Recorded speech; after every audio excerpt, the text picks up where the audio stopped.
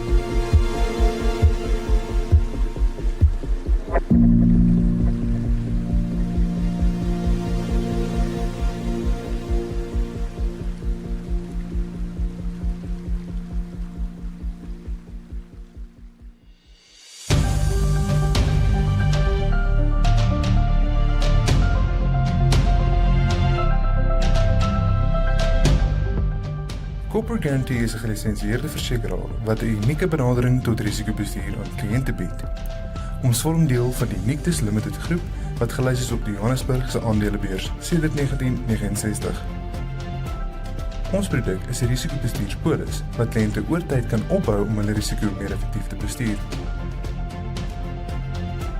Die produk help kliënte om dekking te koop in goeie jare om sodoende 'n veiligheidsnet vir hulle besigheid te skep wat hulle kan ondersteun in die moeilike tye.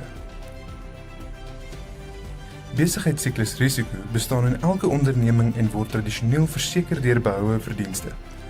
Corporate Guarantee se standaarde produk bied kliënte 120% se risikodekking in katastrofegevalle en gee kliënte dus die geleentheid om meer fondse beskikbaar te stel vir die bestuur van hulle risiko's. Die dekking kan ook vermeerder word na aanleiding van die kliënt se spesifieke behoeftes. Alle risiko's wat met normale korttermynversekering gedek word, kan met behulp van die polis bestuur word. Indien die kliënt nie eis teen die polis nie, bly die polis en polisvoordele steeds in plek vir die toekomstige risikobestuur. Corporate Guarantee het 'n deursigtige kostestruktuur en vra slegs 'n eenmalige onderskrywingsfooi op alle nuwe premies. Daar is geen maandelikse hernuwings of kansellasiefooie nie. Polishouers word ook vergoed vir goeie risikobestuur deur middel van 'n kompeterende geen-eis bonuskoers op die positiewe waarde van die risikobestuurspolis. 'n Groot voordeel van die produk is dat die polis kan dien as sekuriteit vir lening tot 'n maksimum van 90% van die risikobestuurspolis se waarde teen 'n koers so laag as prima minus 2%. Dit bied vir die polishouer toegang tot kontantvloei en geleentheid om meer fondse te herinvesteer in hulle besigheid. Corporate Guarantee gee deur middel van die produk vir kliënte 'n uitweg om finansiëel selfstandig te word en hulle risiko te omskep in volhoubare welvaart. Graan SA-lede kan gebruik maak van die produk teen spesiale tariewe en addisionele voordele. Kontak ons gerus vir 'n afspraak sodat ons kan help om jou risikobestuur te optimaliseer.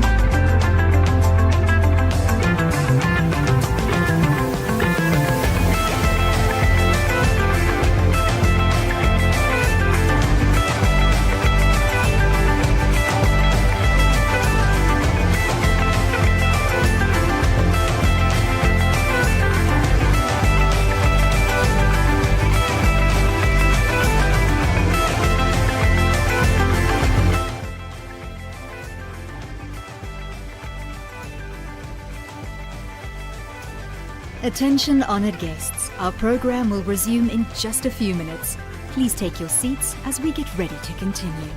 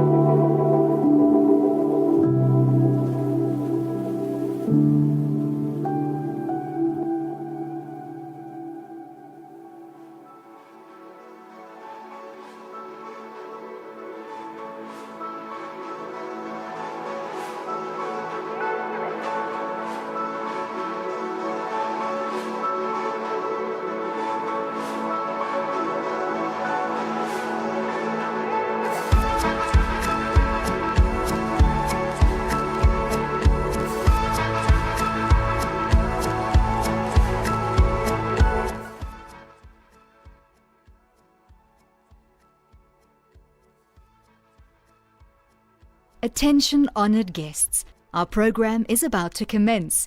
Kindly proceed to the venue and take your seats. We look forward to a great session ahead.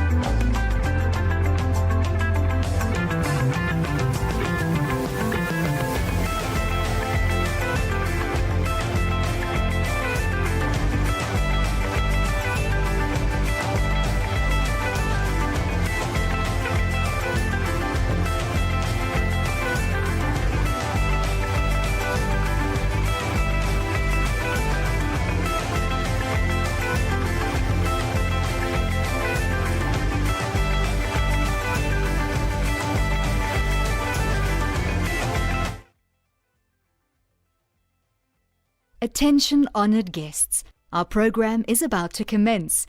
Kindly proceed to the venue and take your seats. We look forward to a great session ahead.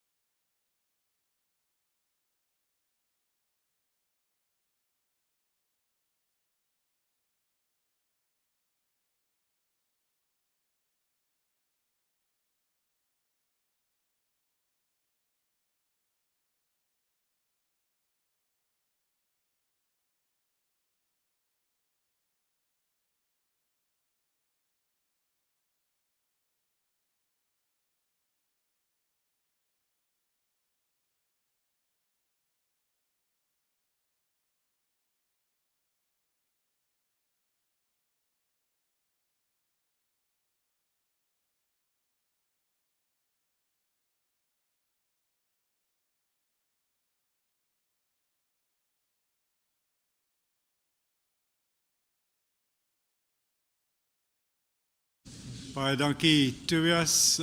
Good morning, everybody. I'd like to ask Dominic Kirsten to open our event. Ons moet altyd onthou, en ek weet, jy sal seker nou al moeg wees dat ek het altyd sê, is, by Glaniesa het ons die gebruik om dit te doen, maar ons is deeglik bewus en ek herinner ons altyd daaraan, ons doen dit nie uit gewoonte of uit plig nie. Ons doen dit omdat ons erken en besef dat ons afhanklik is van die inspirasie, die leiding en die ondersteuning van die Gees. So Dominee, ons luister graag.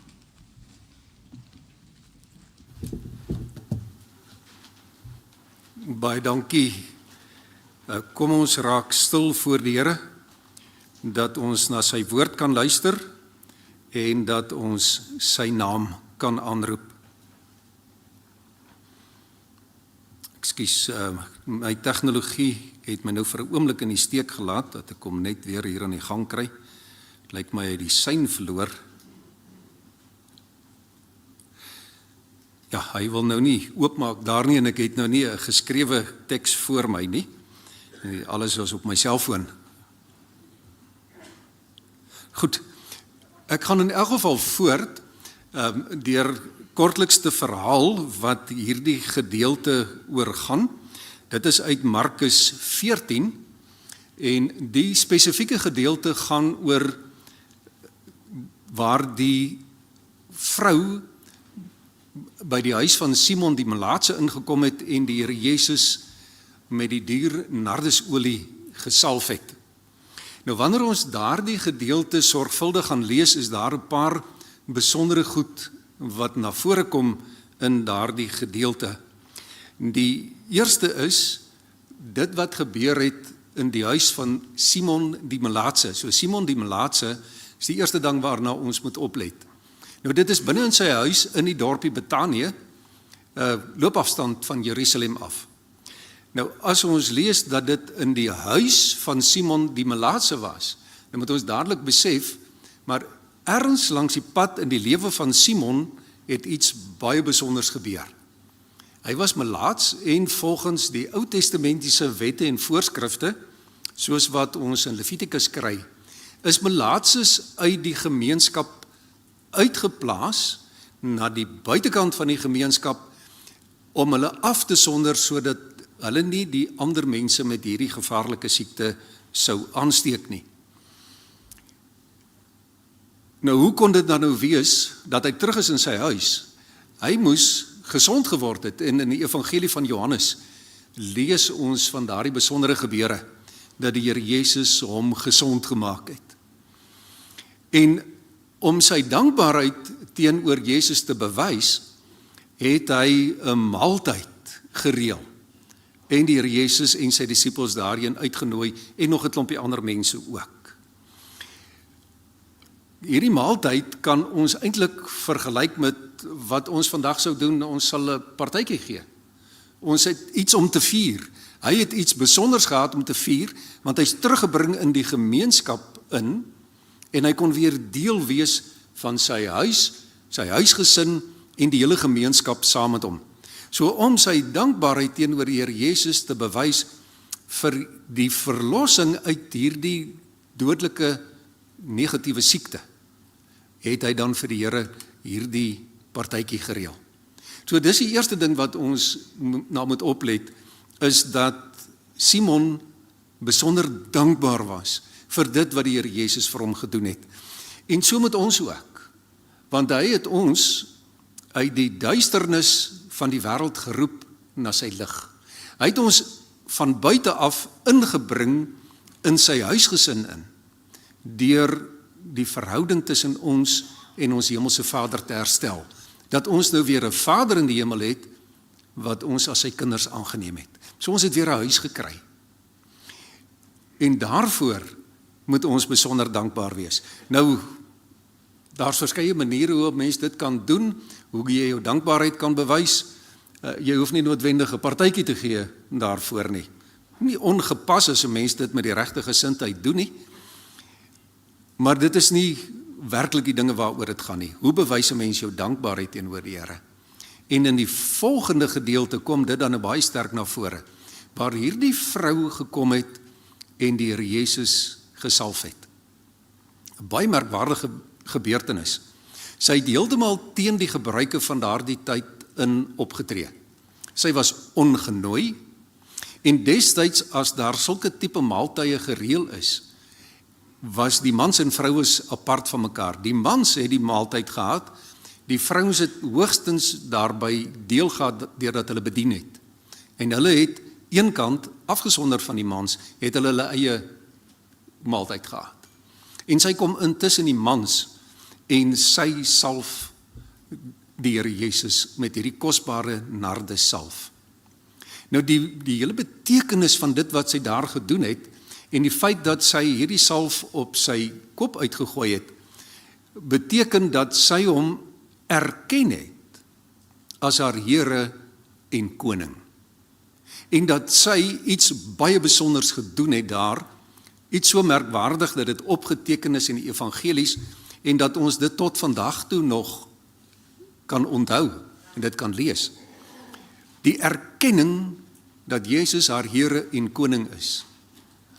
En dan lees ons die Here Jesus se reaksie op dit wat sy gedoen het.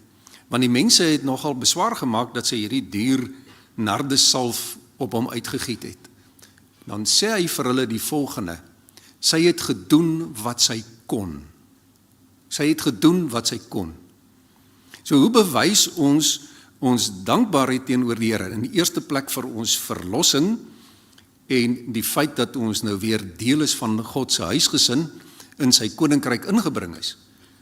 Maar sy het haar dankbaarheid bewys deur te doen wat sy kon. Nou goed, hierdie gebaar van sy salwing is nie iets wat ons vandag kan herhaal nie. Maar wat kan ons doen? Ons kan doen wat ons kan. En ons is vir die grootste gedeelte hier teenwoordig boere en ook heel wat ander mense uit almal op een of ander manier betrokke by die boerdery omgewing. Ons moet doen wat ons kan. In ons boerdery, in ons ander werke, in alles wat ons doen, moet ons doen wat ons kan en ons moet dit so doen asof ons dit vir die Here self doen. En dan kan ons van hom seën verwag op dit wat ons doen. So ons roeping in hierdie wêreld is om ons dankbaarheid teenoor die Here te bewys. Hoe doen ons dit? Deur deel te word van sy huisgesin en dan te doen wat ons kan doen. En ook hier by die kongres is daar bepaalde goed wat gedoen moet word, belangrike sake wat hanteer moet word, besluite wat geneem moet word, verkiesings wat gehou moet word. Laat ons dit dan so doen asof ons dit vir die Here doen. Laat ons doen wat ons kan. En om dit te kan regkry, kan ons vir die Here vra om ons met die Heilige Gees by te staan. Die Heilige Gees wat in ons kom woon het. En die Heilige Gees wat ons harte kom verander het, sodat ons harte op die Here kan rig. En sodat ons met die krag wat hy ons gee, te doen wat ons moet en kan doen. Kom ons bid saam. Ons Vader wat in die hemel is, ons wil u naam aanroep en u naam groot maak en verheerlik. Ja Vader, ons wil aan u lof en eer en heerlikheid toebring, want dit kom u alleen toe. Ons erken u as die skepper van hemel en aarde, maar meer nog, o Vader, erken en aanbid ons u as ons hemelse Vader, deur ons Here Jesus Christus. En ons dank u, Here, dat u al die wonderlike en mooi dinge van u koninkryk vir ons oopsluit, en dat ons kan deel daarin, dat ons deel kan wees van u huisgesin, en dat ons in u huisgesin ware gemeenskap met u en met mekaar kan beleef. En soos wat ons ook nou hierdie afgelope uur of meer mekaar se geselskap kon geniet, weet ons, o Here, kan ons ook in u soveel geselskap geniet, soos wat u vir ons gee. Baie dankie dat ons ook kan weet, dat ons 'n Here en Koning in die hemel het, ons Here Jesus Christus. En ons bid dat u ons deur die Heilige Gees so sal begenadig, dat ons die koningskap van ons Here Jesus Christus oor ons sal erken, en dat ons voor hom sal neerbuig in alle gehoorsaamheid. Dat ons ook, soos die vrou van wie ons gehoor het, kan doen wat ons moet doen. Dankie dat ons kan staatmaak op die krag van u Gees, om aan ons die wysheid en die insig te gee, ook in dit wat ons moet en kan doen. Dat ons alles kan doen, in die naam van ons Here Jesus Christus, en tot verheerliking van u groot en heilige naam. Want aan u kom die koninkryk en die krag en die heerlikheid toe, tot in alle ewigheid. Amen.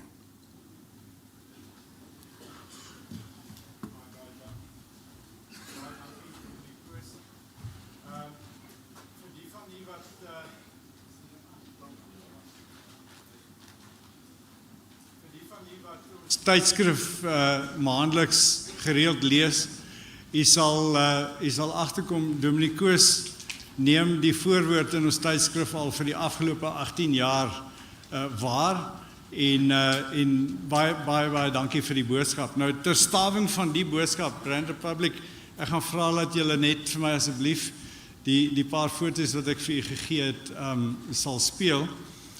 Die van u wat verlede jaar in die saal gesit het toe ek kongres afgesluit het, sal onthou dat ek gesê het, ons sal weer plant. Nou daai is 'n foto van verlede jaar se mielies, en ons het weer geplant. En skuif maar net aan, ons vergeet nou daarvan. Ons het weer geplant, en dis ons sorghums, dis ons mielies, so lyk dit, dis ons grondbone, dis die sojabone toe hulle klein was, dis hoe die sojabone nou lyk, nog 'n grommetjie land, ongelooflike seën, ongelooflike, wat het die dominee sê, iets besonders het gebeur. Ons het baie om voor dankbaar te wees.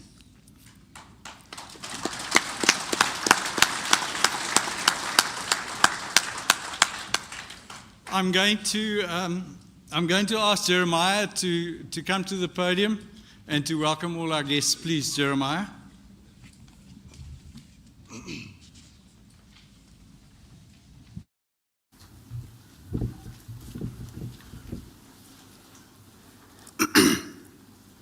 Mr. Chairperson, distinguished guests, ladies and gentlemen, it is my privilege and honor to welcome you to the Grain SA Congress.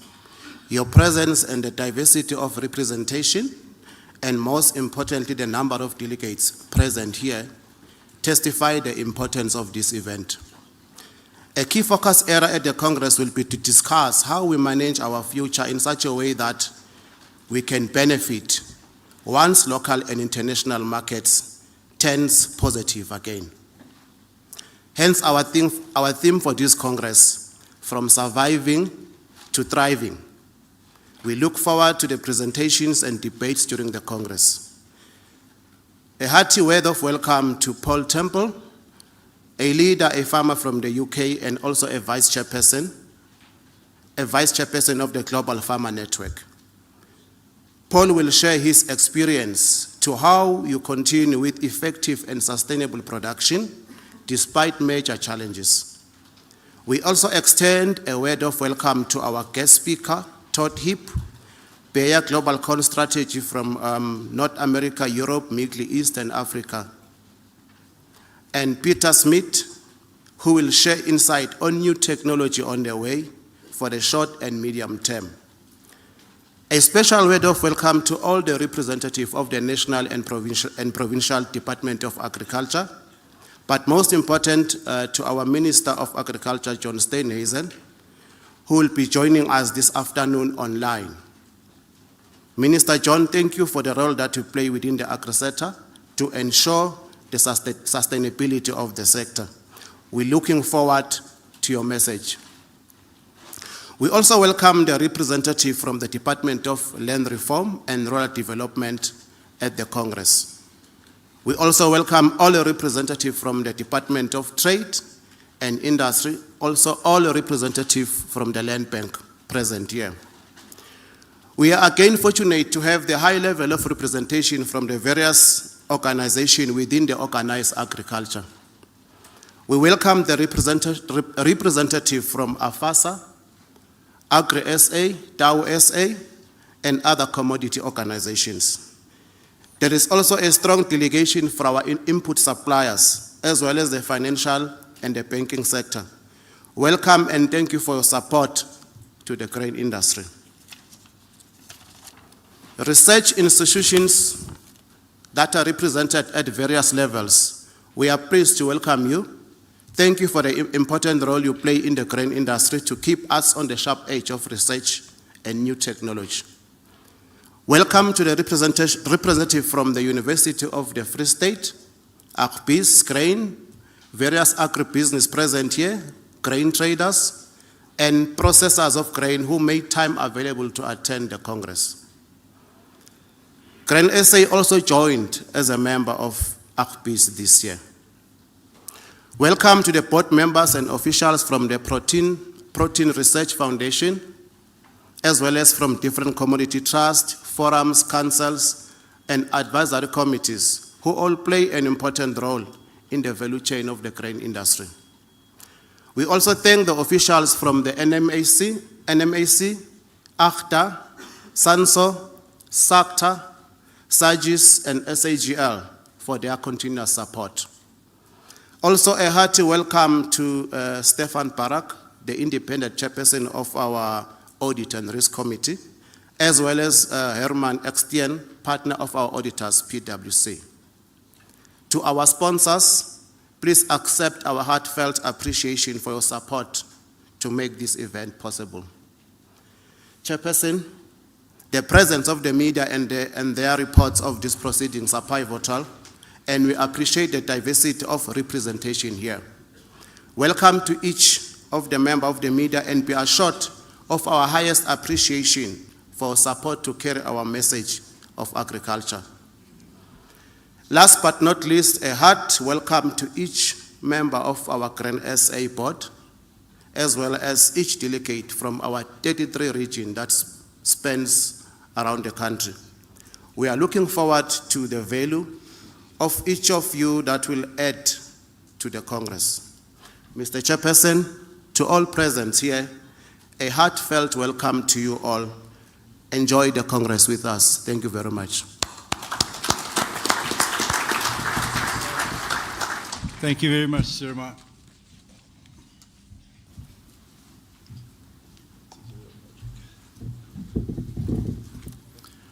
It's my privilege to recognize our sponsors. As you all know, an event like this is not an easy thing to do, and sponsorship in agriculture sometimes can be contentious. You know, we would stand here and we would say we depend on sponsors to do things like this, and then next week we go and sit in the meeting hall and we got to look each other square in the eyes, and we got to do the best for our members. That being said, we need to recognize the people that our partners that tirelessly work together with us to take agriculture forward one small step at a time. Our main sponsor is Absa John Deere Financial, and their particular sponsorship is for the Spitbraai this evening. We really look forward to that. Thank you very much to the Absa and John Deere Financial team, and we look forward to continued collaboration and to continue this journey together.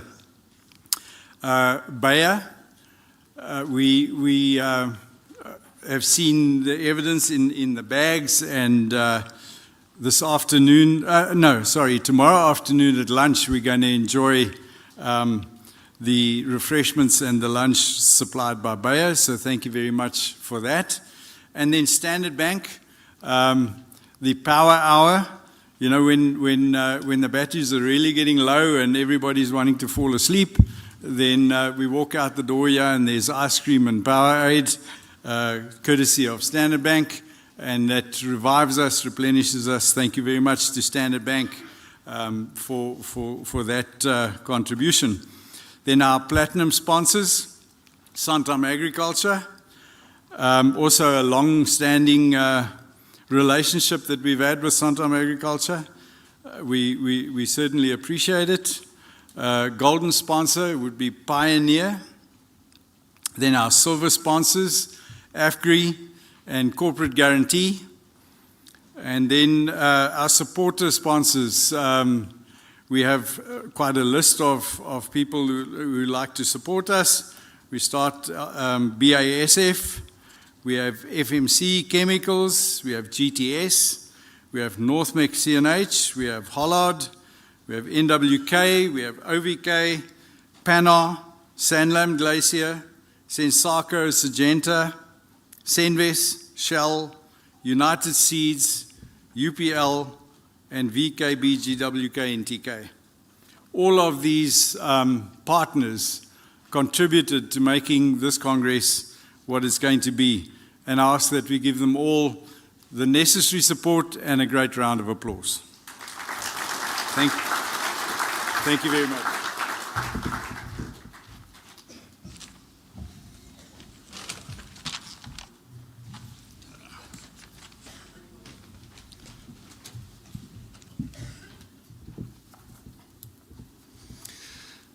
Chair, I have confirmation that we are a quorum. There are sufficient number of paid-up delegates.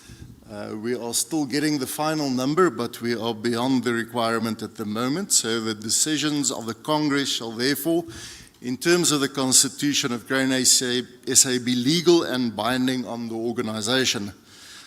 So the composition of the Congress of 376 people requires 189 paid-up delegates, and we are beyond that number at the moment. So immediately, as soon as I have that specific number, we'll dive into that. Let's have some fun. You will see that you registered on Lumi today. There's a voting equipment. Nico, Jay, if you can hold up yours. No, that's a phone. So if you want to vote, I think the chairman has officially announced his resignation, but I think he's subverting the voting process by picking up his cell phone. It's time. So when we start voting, that is the machine that you'll use for some fun and insights and understanding. We're going to use the Vivox app. So you will see the code, or what do you call it, the thingamajobby that you can scan there, the QR code. See if you can get that going, and let's see if we've got the first questions.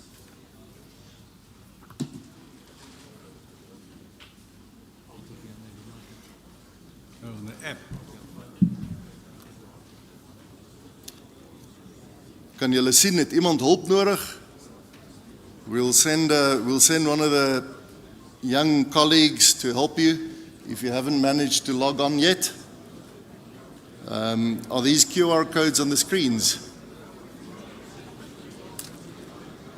This is not a joyful noise. Something is wrong. No, reasonably more. It's supposed to be. We're looking for it.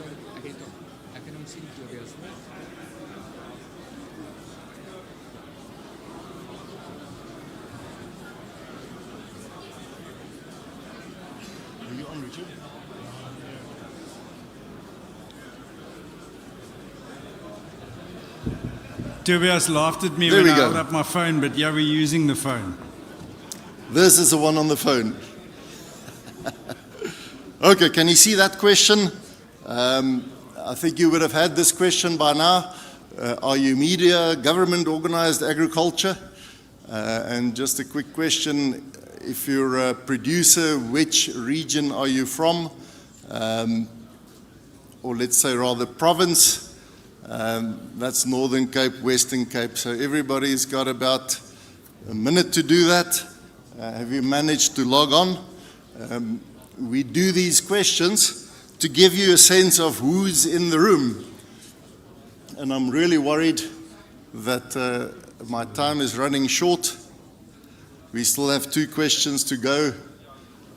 Andre, we have a hard stop at 5 o'clock. That's not to depart from the Congress, but to chat to the minister, and the minister is not here in person, so he'll be online.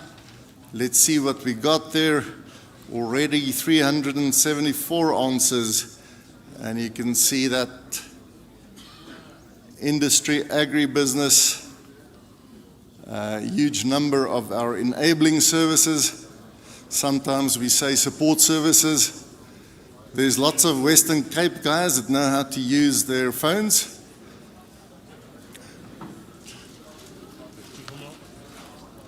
Good. Andre, can you give us an overview? That is the answer there. Lowest number from Eastern Cape. Lots of Vrystaaters kan nie alles wen nie. Producers from Gauteng, few guys from KwaZulu-Natal, lots of guys from the Northwest and Mpumalanga, 9.97%. Thanks, Andre. Let's go to the next question. How old are you? I wanted to compare to see, did you guys grow older from last year? Did we send in some new delegates? And has the profile changed? You'll have to be quick on those numbers now. You've got 5 seconds to go.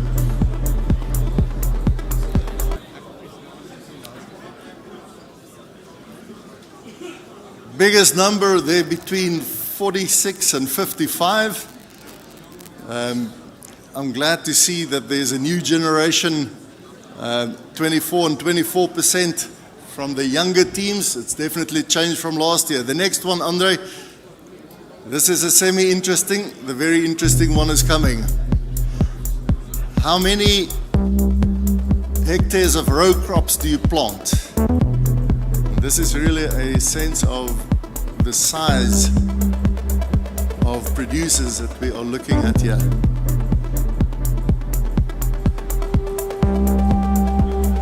Andre, these guys are getting faster and faster.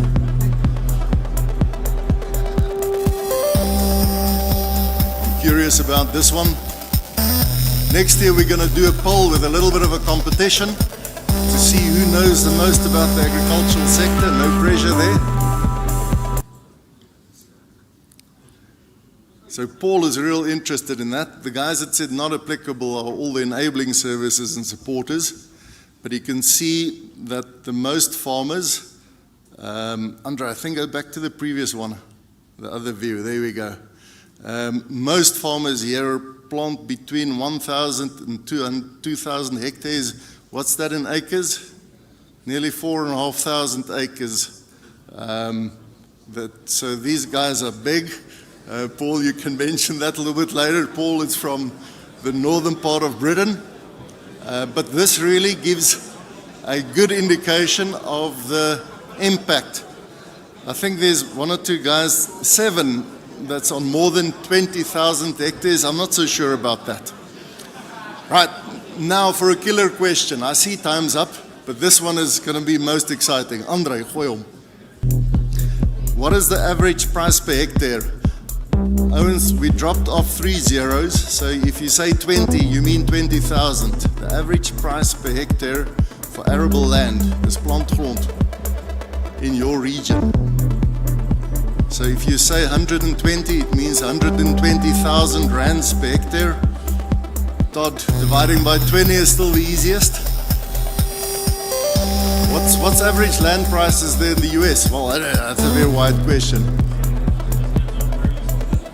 Give me an example.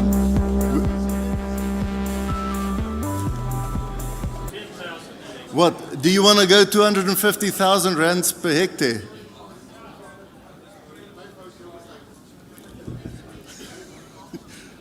Nee man, ouens, as julle sê 165,000 rand vir die Botha Willers, dan moet jy sê 165.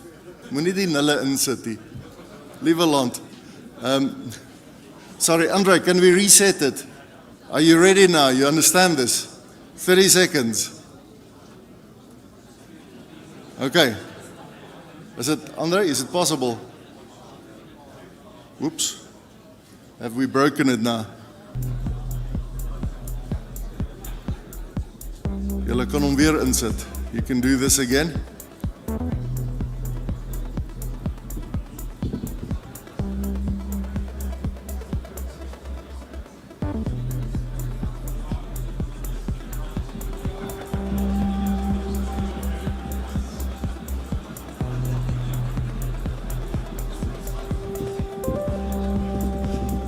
Todd said pieces of Whipstad will go for $2,000 to $10,000 per acre. Wie kan daai wiskunde doen?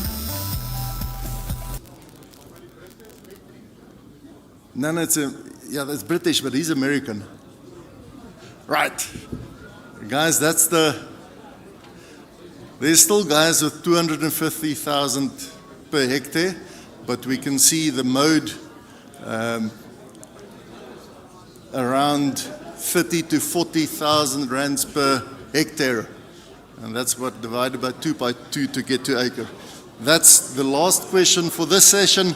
Thank you very much. I'm sure that this is going to create all kinds of very interesting discussions for the rest of the day.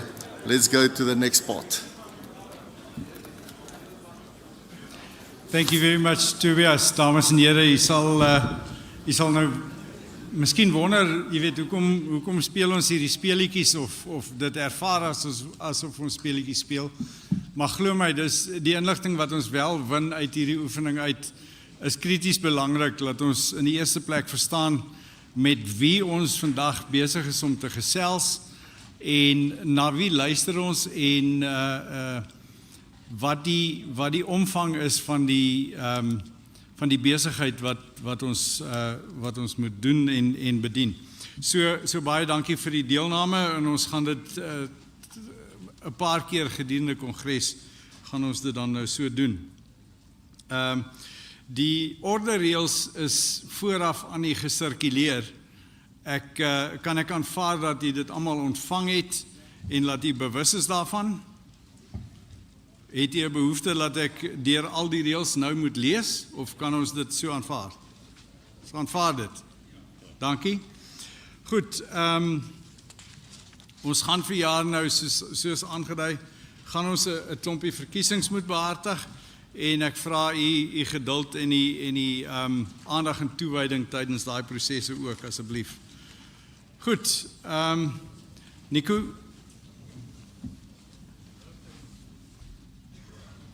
So Derrick, baie dankie. Ons het 'n klompie grondwetwysigings. Ek gaan net vir die span vra om die skyfies op die bord te plaas vir die amendments to the Constitution. Enkele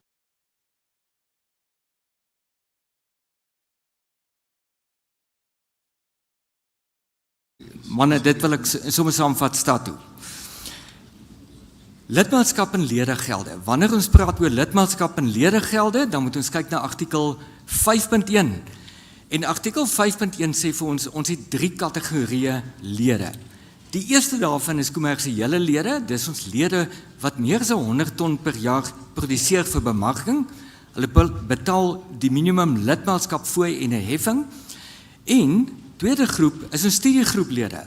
Hulle produseer minder as 100 ton 'n jaar en hulle betaal R50 lidmaatskap per jaar.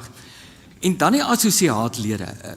Voorstel, dis die lede, kom ons uitgetrede, afgetrede boere, hulle wil steeds assosieer, maar hulle produseer nie meer, maar hulle is nog steeds op ons ledebasis. Wat ons wil byvoeg, voorsitter, is 'n 4de kategorie vir lidmaatskap, en dit is studente lidmaatskap. Voorsitter, dis vir studente wie graad 12 suksesvol voltooi het. Nou wil ek net vir u sê, voorsitter, my beste jaar op skool was die 2de jaar in graad 12. Nou, sulke ouens wil ons graag voorsiening maak om deel van die lidmaatskap te raak. Die persoon produseer nog nie graan nie, maar hy wil met Graan SA assosieer. Hy onderskryf ons doelstellings. Hy betaal die ledegelde wat bepaal word. Voorstel sulke persone, ons wil 'n nuwe generasie lede bou en dit insluit by die begroting. Let wel, daardie persone is nie stemgeregtig nie. Hulle kan nie in enige ampt verkies word nie en hulle woon in kongres bloot by as waarnemers. Voorstel, dis die aanbeveling op lidmaatskap. Ek gaan eers daar vas staan en vir u vra, voorstel in kongres of u dit goedkeur.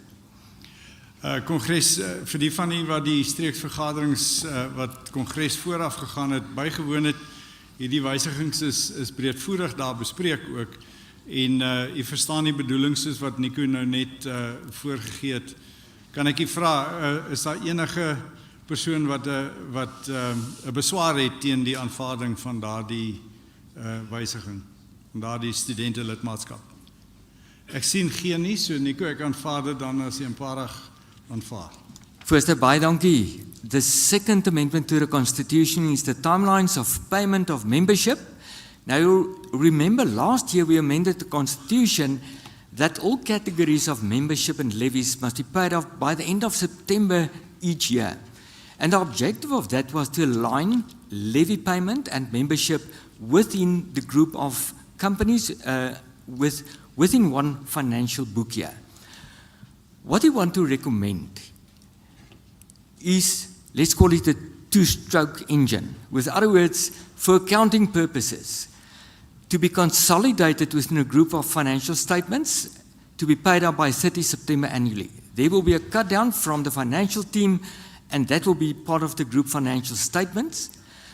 But Chairperson, a lot of delegates to Congress only pay their dues in January and February of the months preceding Congress, during the regional meetings. And for that, for our commercial members, remember, more than 100 tons produced for marketing, membership fees and levies paid in 12 months from February to the end of February preceding Congress to attend Congress as a voting delegate with voting rights. Chair, so that's the second recommendation for amendment.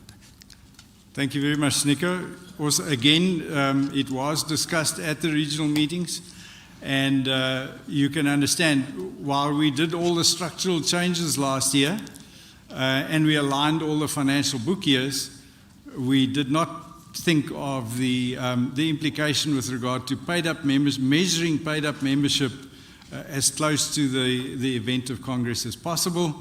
So I ask, is there any objection that we then adopt that addition to our financial years, that we measure Congress eligibility as of 28 February? Any objection to that? Nico, I see none, so that's also unanimously accepted. Thank you very much. Thank you, Chair. Over back to you. Congress, thank you very much. I'm now going to hand the chair to my deputy, Richard Krieger. Thank you, Richard. Dankie, voorsitter. Kongres, goeiemôre. As deel van die inligtingspak wat aan julle versprei is, daarmee saam was die voorsittersverslag. Julle het 'n skakel ontvang waar julle dit kon afgelaai het, en ek wil graag nou vra dat die voorsitter vir ons die jaarverslag nou so sal aanbied. Dankie, voorsitter.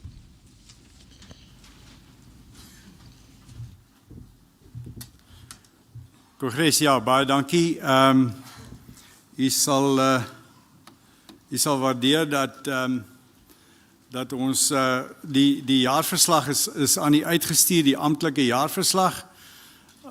Dit is nie net my plig nie, maar ook my voorreg om dan vir u 'n oorsig te gee, normaalweg oor die afgelope jaar, oor dit wat die organisasie die afgelope jaar mee besig was, wat ons bereik het en wat ons nie kon bereik nie.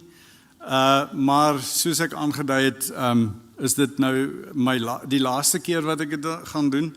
En het ek goed gedink dat ons net bietjie gaan terugkyk oor die afgelope 5 jaar van Graan SA en die pad wat ons gestap het, geloop het, gery het, gehardloop het. Maar the journey that we've been on, let's take a look at the journey of the past 5 years.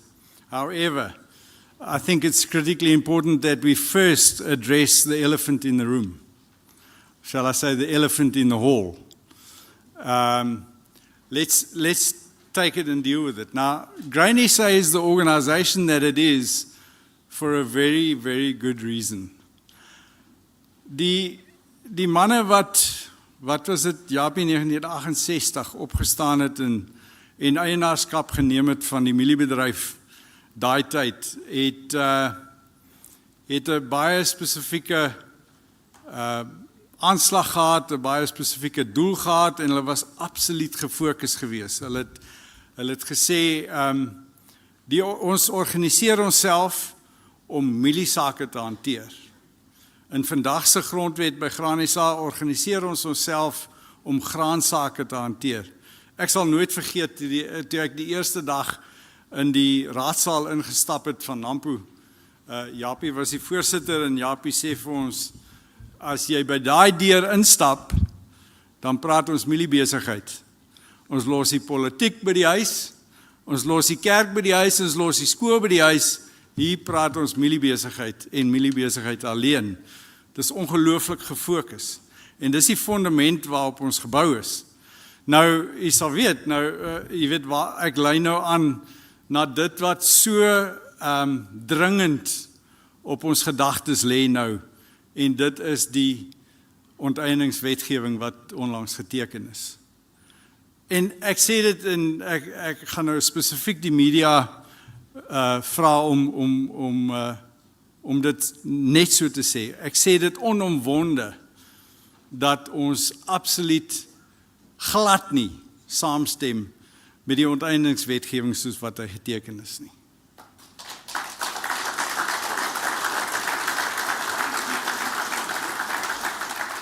Ons het nog nooit nie, en ons sal bly betrokke bly en invloed uitoefen, die invloed wat ons het en kan uitoefen, om seker te maak dat ons die regte uitkoms vir Suid-Afrika gaan hê aan die einde van die dag. Nou, in my amper, ek het nou begin deur Graan SA en die fokus van Graan SA te verduidelik vir die spesifieke rede, om vir u te sê, as ons as organisasie vir u sê, wanneer u ons konfronteer en sê, hoekom is julle so stil oor die onteieningswet, of enige ander van die algemene sake, dan sê ek vir u, dis nie ons besigheid nie. Daarmee sê ek nie, dat dit nie belangrik is vir elkeen van ons lede nie, en laat ons as organisasie dan 'n plig het om seker te maak dat ons die nodige invloed op die nodige plekke kan uitoefen om nog steeds die beste resultaat vir ons lede te kan bewerkstellig.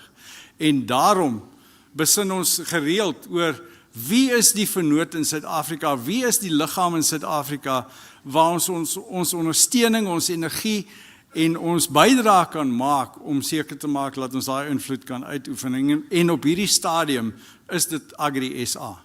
Dis waar ons energie, ons tyd en ons hulpbronne insit om seker te maak dat ons die invloed kan uitoefen. Ons staan hoegenaamd nie weg van ons plig om te sê, jy weet, om 'n standpunt in te neem rondom so iets so emosioneel as grondonteeneming.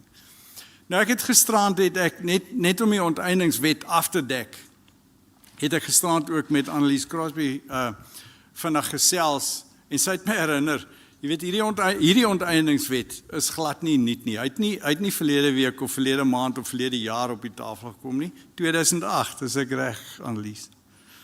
In 2008 al het die gesprekke, het die wysigings, het die hele proses al begin met die onteieningswet. En ek self, waar ek op Agri SA se sentrum van uitnemendheid vir grond deelneem, was ek self in die deel van die gesprekke, deel van die proses, deel van die begrippe wat gevorm is en wat ons gebring het tot by die punt wat ons vandag is. Ek wil die volgende vir u sê rondom die onteieningswet, soos wat hy nou geteken en afgekondig is. Wanneer iemand sê, ons is nie bekommerd oor die eiendingswet, ek dink dis miskien 'n bietjie 'n sagte stelling om te maak, om te sê, ons is ernstig bekommerd oor die gevolge van die onteieningswet. U sal onthou, 2018 was daar 'n massiewe dryf om artikel 25 van ons grondwet te wysig. En dit het nie geslaag nie. Ek sê dit sommer vir laat jy dit verstaan.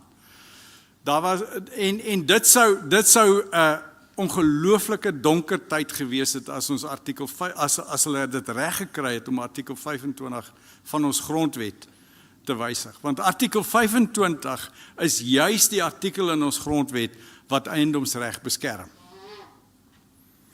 En die onteieningswet soos wat hy nou geteken het, bly onderdanig aan die artikel 25 van die onteieningswet. So as ons vir u sê, die besluit is geneem om te wag vir 'n toetssaak, is dit juis om daai rede. Want voordat ons weet hoe daardie wet soos wat hy geteken is, geïnterpreteer word en toegepas word, kan ons nie sê of dit 'n bedreiging is of nie. En glo my, almal van ons, en as ek sê almal van ons, dan dink ek aan, dis nie net Graan SA. Graan SA sal doen wat hy kan, sal hy invloed uitoefen waar hy kan om almal bymekaar te maak, want ons het almal 'n gemeene doel om seker te maak dat ons eiendomsreg beskerm in Suid-Afrika. Ons sal almal bymekaar maak, saam met Agri SA, om seker te maak dat ons daardie toepassing van die onteieningswet volgens artikel 25 kan toets. So ons sal hoegenaamd glad nie terugstaan om die regte ding vir Suid-Afrika te doen nie.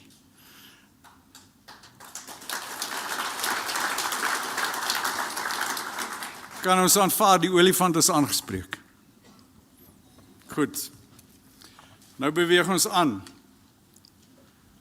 Die afgelope 5 jaar, 2020, Maart 2020, ek dink die 2de of die 3de Maart 2020, vergader ons in hierdie saal, en dis die jaar wat u dit goed gedink het, om my te vra om leiding te neem van Graan SA. 'n week later, toe maak hulle hierdie land in die wêreld toe. Toe is dit COVID. En ons kan nie vergaderings hou nie, ons kan nie mekaar in die oë kyk nie, en 'n hele klomp goed gebeur, en ek en Richard, ek weet nie, was dit vanoggend of gisterand gesels daaroor, wat het gebeur? Almal is op telefone en rekenaars, en jy weet, ongelooflike hoeveelheid tyd, wat ons nou interaksie met 'n masjien het, met 'n device het, soos die Engelsman sê. En was daar 'n aankondiging van 'n Soberban differentiaal, en het een van ons lede, nie verkose hoofbestuurslede, het 'n gesprek begin, en daai gesprek het letterlik ontplof, en dit het 'n groep begin, en die groep se naam was Anti-Div. Nou, ons kom toe net uit 'n kongres uit, waar ons 'n spesifieke mandaat en 'n besluit geneem het oor die liggingsdifferentiaal. En Anti-Div is toe lijnrecht teen die mandaat wat ons nou net gekry het. Jy weet, so ons as organisasie kon glad nie vereenselwig met Anti-Div. Anti-Div het toe naderhand sy naam verander na Basis-Div toe, en ja, soos ek sê, dit het ontaard in 'n massiewe sosiale media gesprekveldtog en so aan. Soveel so dat dit verdeeldheid dit gedreig het om ernstigste verdeeldheid binne Graan SA te bewerkstellig. Nou, jy kan verstaan, wat is die implikasies? Ons kan mekaar nie in die oë kyk en hierdie goed uitsorteer nie. Dis als aanlyn, maar en dis 'n ernstige ding. En hier's iets wat ek nog altyd baie trots was oor Graan SA. Hierdie organisasie was nog altyd en sal altyd baie groter as enige individu wees. Die organisasie het daardie tydperk oorleef en sterker aan die kant uitgekom. Goed, dis nou kort na kongres en dis aanpassing by COVID, virtuele vergaderings. Zoom het skielik baie, jy weet, ons moes eintlik aandele gekoop het in Zoom 6 maande voor COVID gebeur het. Dit net ongelooflike verandering wat in die wêreld gebeur het, nê. Besef ons, okay, dis nou volgende stap na kongres is NAMPO. Nou kan ons nie NAMPO hou nie. Nou wat nou? En hier's nou 'n pleintjie vir ons, die span mense wat vir ons werk. Wat ons glad nie gaan lê nie. Ons besluit, ons kan nie aanvaar dat ons nie NAMPO gaan hou nie. So wat moet ons doen? Die hele wêreld is nou virtueel en ons hou reël en hou, ek wil sê suksesvol, 'n virtuele NAMPO. Laat dit nie aan ons vereistes voldoen het of ons verwagtinge voldoen het, is 'n ander gesprek, maar ons het dit suksesvol reg gekry. Ons het deelname gekry van ons uitstallers, ons het dit reg gekry om nog steeds ten spyte van COVID, 'n NAMPO te kan hou.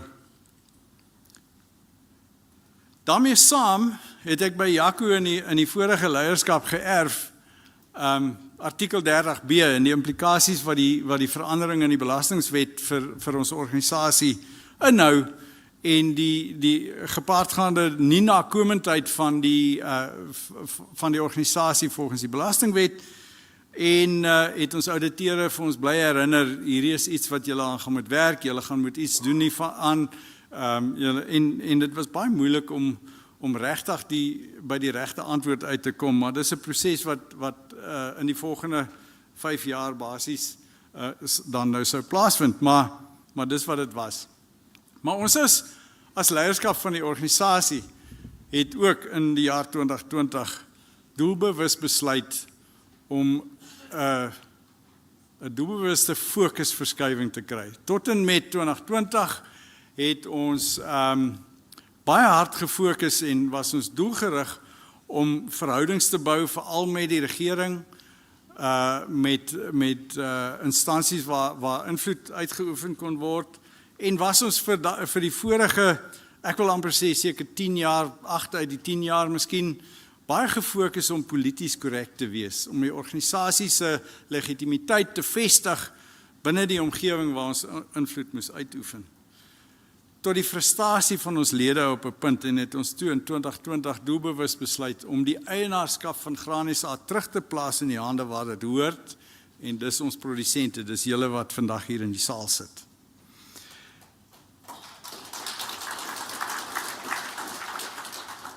Goed, Nico, Nico is nie nou hier nie, het ons al 'n getal, Nico?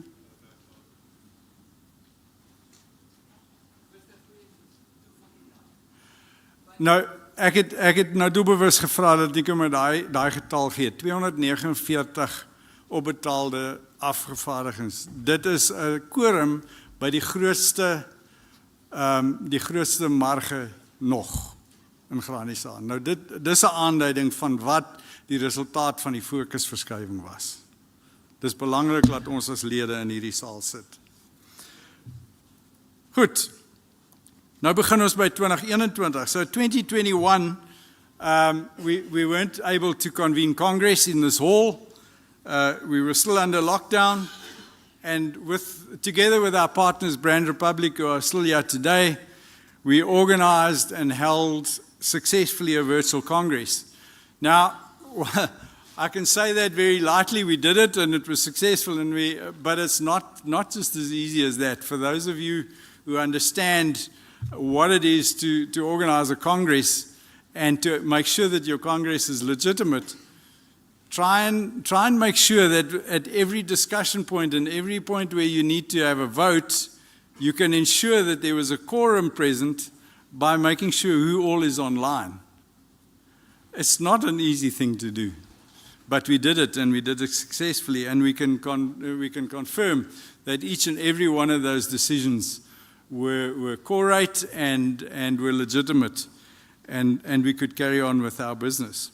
The focus for 2021 was market transparency, that it is critically important for our markets to function properly, and in order to function properly, the information needs to be available readily, real time, to everybody, and that's how free markets operate.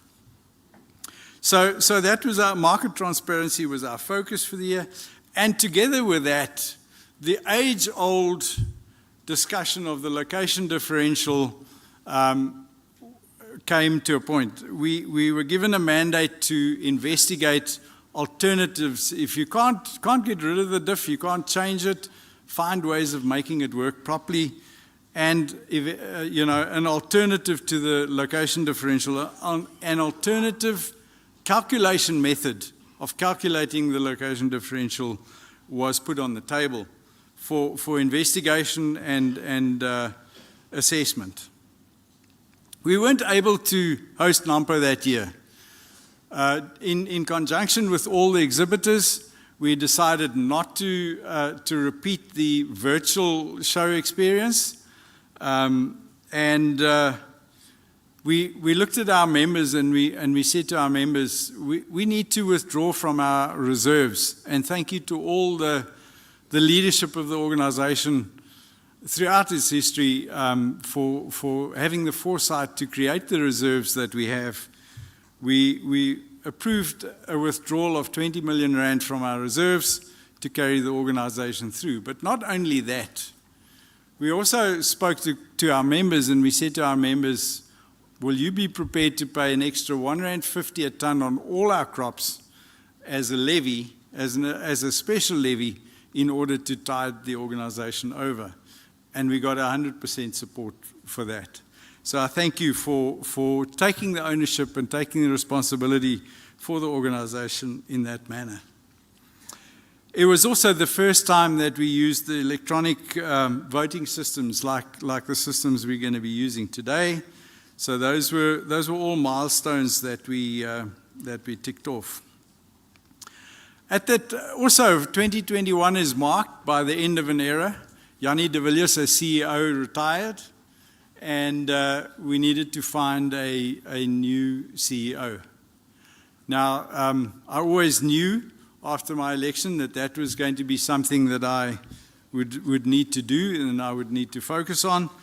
And after a thorough talent search, a thorough process that we went through, we employed Dr. Peter Taljat as our new CEO to write that chapter of Grain SA.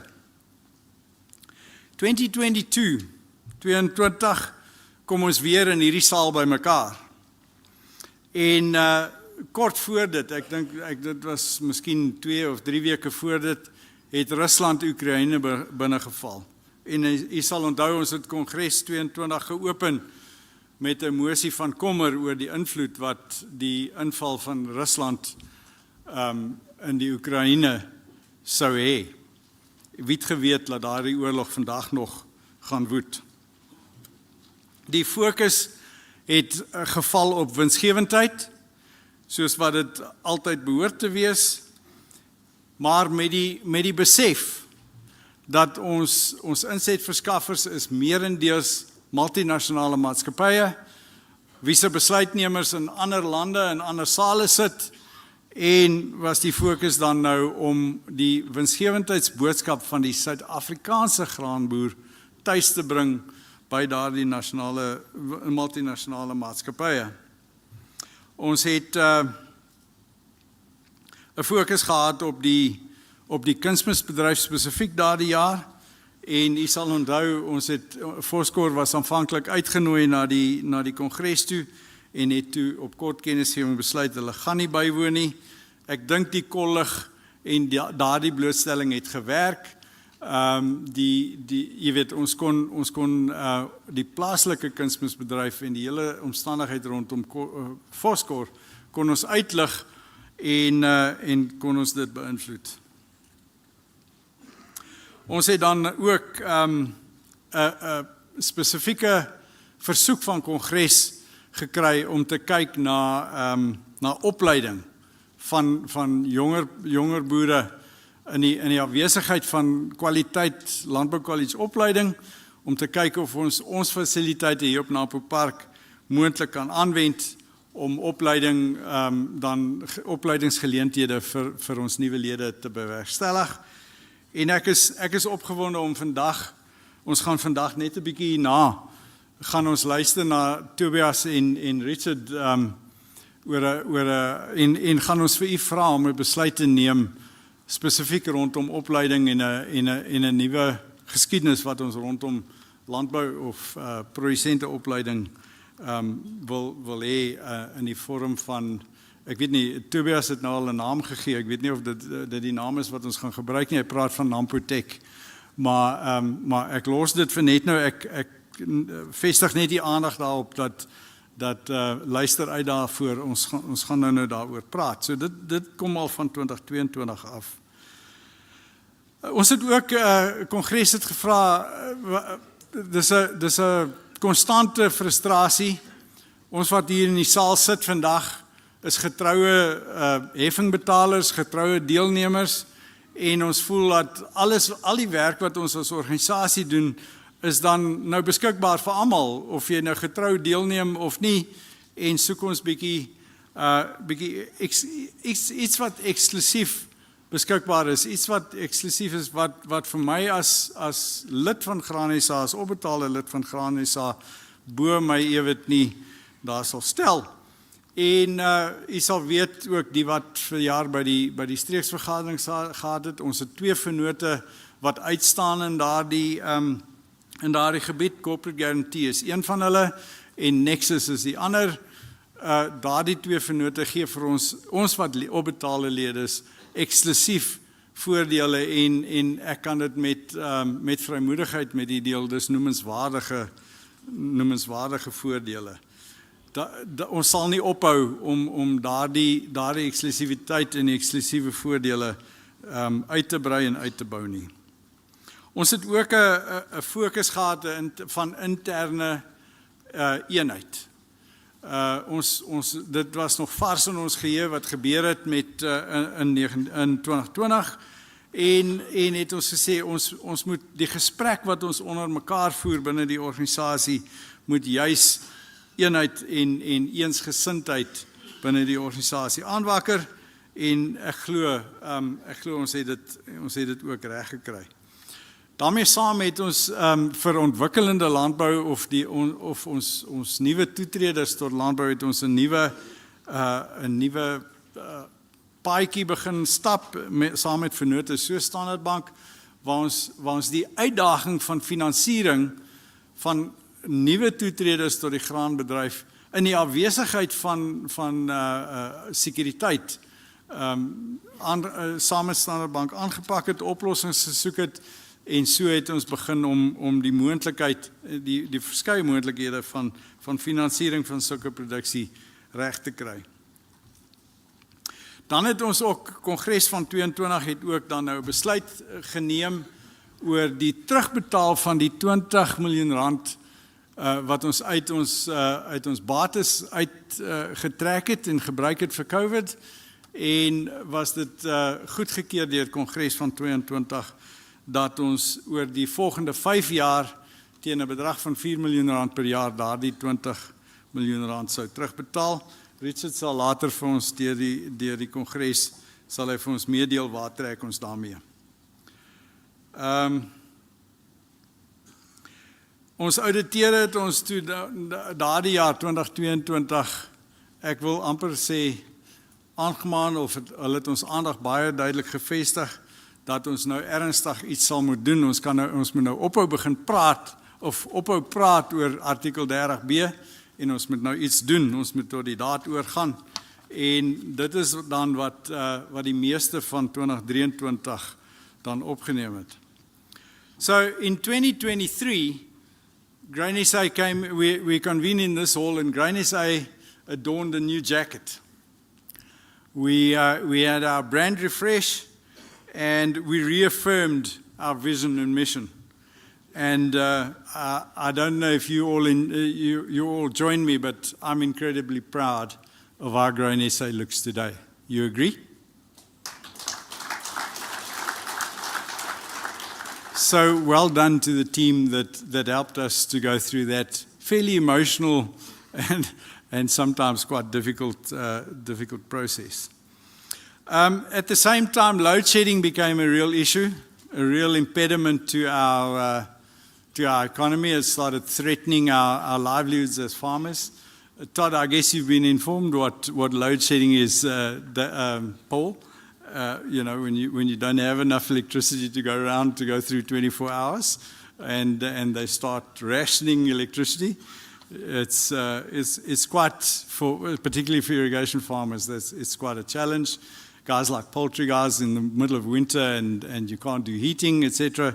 So it became a focus area for us in 2023, and we tried as best we can to influence that situation. We then also placed a focus on the chemical industry. Now I'm sad to say that I'm standing here today and I don't think we've broken that we haven't cracked that shell open. We still cannot, we can benchmark our prices against international prices for the active ingredients, but we cannot get to the bottom of how the local prices are structured and how they're determined.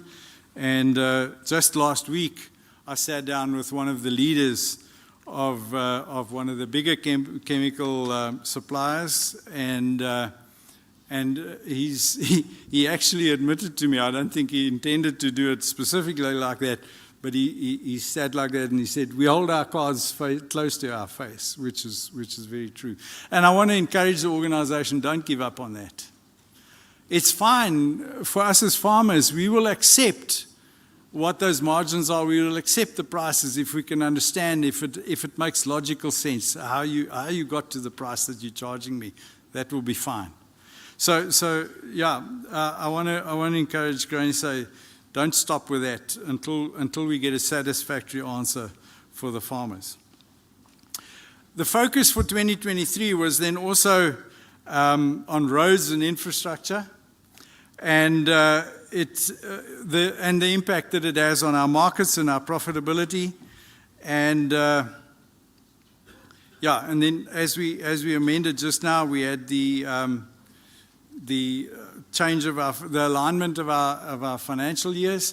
We also finalized the structures, the 4 entities: Grain SA non-profit organization, Nampo Pty Limited, a taxable entity, commercial entity, PGP, a non-profit company, public benefit organization with the necessary tax benefits, as well as then our Commercial Producers Trust. So the 4 entities, Congress approved that. We finally went into implementation, and after today, when we've discussed the last step, we can actually tie a bow on it and say we've actually successfully completed that, and we will start writing the new chapter of Grain SA. The focus remains on profitability. We also then, in January 2023, we after 5 months, Peter Taljat in July 2023 announced to us that he'd been offered a position in Canada, and him and his family were going to be relocating to Canada, and that left us as an organization without a CEO for no less than 5 months. I can't tell you how many people tried to encourage me, you better do it quickly, you've got to, and thank you to all the support of the leadership of the time, particularly of Richard and Jeremiah, of standing with me in the principle of saying it is more important to employ the right person than what it is to employ a person now. And that brought us after the end of 5 months to making Tobias Dwyer, Dr. Tobias Dwyer, the offer, and we're very happy to have you as part of the team, Tobias.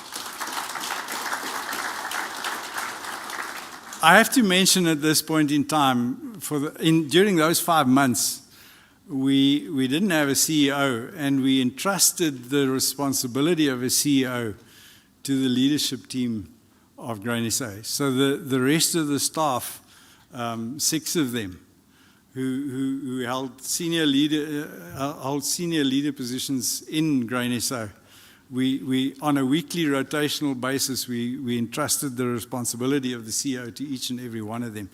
And I'm extremely proud of the way they did that.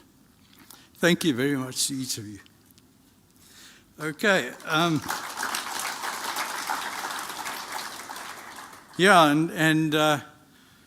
Then Tobias joins us in January of 2024, and immediately with a no-nonsense approach and a very, how shall I describe it, a very strong sense of leadership, managed to rally the entire team around him.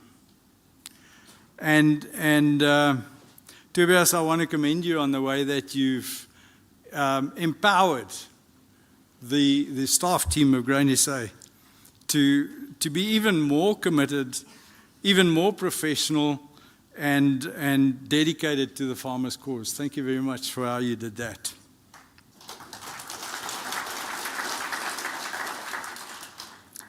Right, so 2024 is marked by something in the world that was quite unique. No less than 60 different countries in the world had elections that year, South Africa being one of them. Can you remember all the uncertainty that went ahead of 2024's election? We didn't know everybody thought that the governing party was gonna get a hiding, but I don't think anybody really understood what the outcome was going to be. Even better still, after the election result, what was going to happen. And today we enjoy what we call a government of national unity. And long may it live, because I don't see really a better way of South Africa being governed, a better way of holding whoever is in power to account in South Africa going forward. Together with that, we have a new Minister of Agriculture. Now I've always enjoyed a very good relationship with the Minister of Agriculture from the first time that Toko was a minister, and then the other, some of them less efficient than others, and then again Toko Didiza just prior to last year's election, and then our new Minister of Agriculture. And I can really honestly say to you, so many people asked me shortly after the announcement, what do you think of John Steenhuisen as Minister of Agriculture? And I said, well, he doesn't know anything about agriculture, but that's a good thing. It really is. It really was a good thing, because we could teach him on condition that he was prepared to listen. This I will say of John Steenhuisen. That man has an unbelievable ability to listen and to listen to hear you. And on top of that, he has a memory of an elephant. He will remember a conversation that you have with him. And John, we appreciate that. We appreciate that you would have been in the hall today. But, who knew that our budget speech was going to turn out the way it has? And we understand that you're not with us in person. We know that you would have been here. And we appreciate very much the fact that you are going to join us online. We applaud you for the respect that you are showing us as grain farmers by making sure that you do attend our event and you do address us. So thank you very much for that, John. And we can proudly call you our Minister of Agriculture.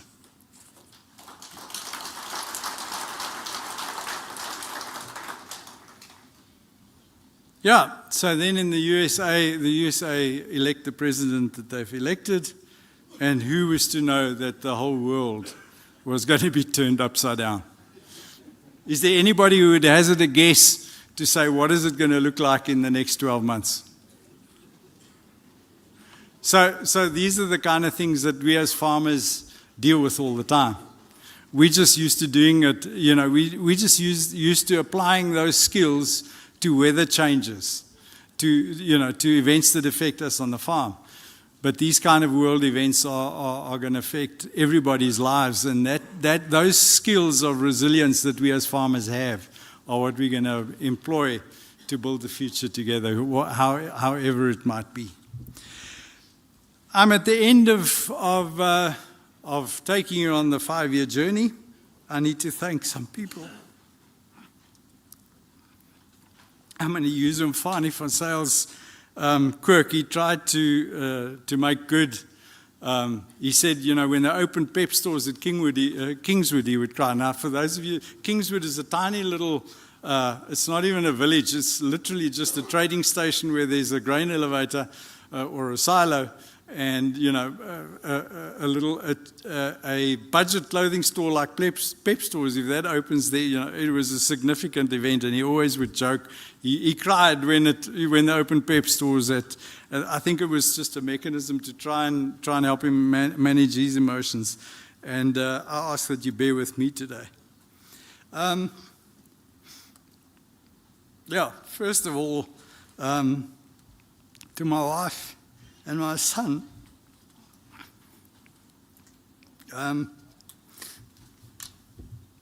you as Congress, you as grain farmers of South Africa, owe them a debt of gratitude for allowing me to do what I did.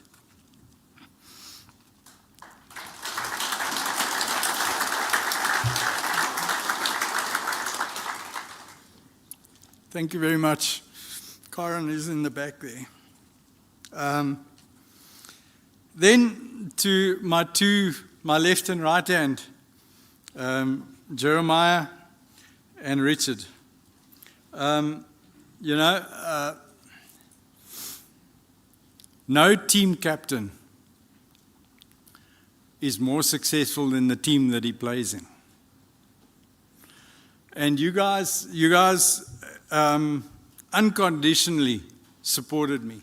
That doesn't mean to say that we're going to sit in meetings and we're always going to agree with each other. How many times, Richard, did you give me a phone call and say, "Hey, Derek, I think you should pay attention to this because, you know, you might be, you might create some kind of impression or some kind of perception out there." Jerry, how many times didn't you say to me, "This is what our new farmers are, this is what's bothering them, this is the approach that they are seeing, or this is the perception that is being created," and you made it possible for me to address those and to also foster a sense of ownership with all our members across the board. Then to the staff and the team of Grain SA, an incredible bunch of people. Incredible bunch of people. I'm involved in a number of organizations, both in agriculture and not, and I tell you unequivocally, nowhere have I served with any team of people as professional, as competent, and as dedicated as each and every one of the staff of Grain SA.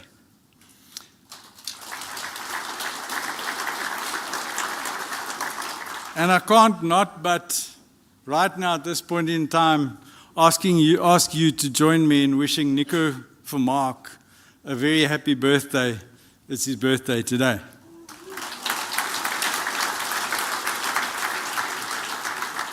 Furthermore, Nico this year has served no less than 30 years in service of the farmers. Nico, thank you very much for the journey that you and I have been able to accompany each other on as well. With that, the last thanks that I need to express is to each and every one of you for the privilege that you've awarded me to serve you the last 5 years. Thank you.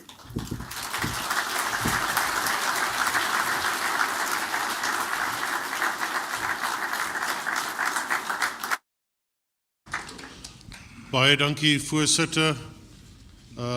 Kongres, soos aan julle gedeel, die jaarverslag is aan julle gesirkuleer. Die voorsitter het nou die voorsittersrede aan julle gelewer. Is julle almal ooreens dat ons die jaarverslag sowel as die voorsittersrede so kan aanvaar asseblief? Net 'n inligting, die van julle wat nog nie die jaarverslag gelees het, lees dit maar. Versprei dit asseblief onder julle lede. Ons sal dit ook na die einde van die week toe onder die lede versprei. Dit is letterlik die handboek van die organisasie en sy bedrywighede oor die laaste jaar.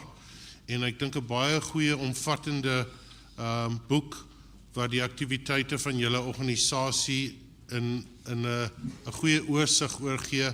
En ek dink julle kan dit almal gebruik om ons organisasie verder te bemark en bekend te stel aan boere in julle streek en aan julle lede daar waar julle vandaan kom. Baie dankie, ek handig die stoel terug na die voorsitter. Thank you very much, Richard. Brand Republic, I think there is an audio visual that is scheduled to be played in now, which supports the chairman's and the annual report. Please, Brand Republic.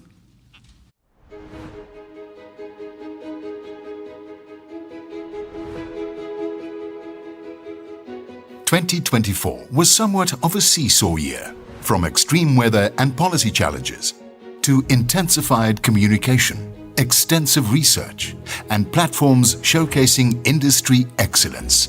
It was a year pointing to efficient collaboration as the only way forward." Starting off with the summer crops, it was a pretty tough production season. We could see the guys from the west especially had a very tough time.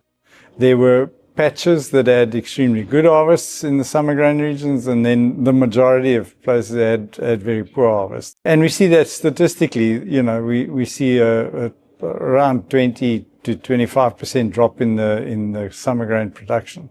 The winter production was under substantial pressure, just like the summer production. Now, a key challenge here was exactly the other way around in the summer production, was that this time we had lots of rain in different times. Then it was too wet, leading to all kinds of diseases, quality challenges, and sometimes too dry. But the biggest challenge is really the pricing challenges, on the international prices that are under pressure, and then also the tariff mechanisms that didn't kick in when they were supposed to kick in. And I'm pleased to say that we have consensus in the industry. The mills, the trade, everybody agrees that automating the tariff implementation system is an absolute imperative. Grain SA, together with Sakota, has an application currently at the ITAC Centre for this announcement methodology to be revised, which could be a huge help for the wheat industry as a whole. Ultimately, local self-sufficiency lies in a long chain of engagements.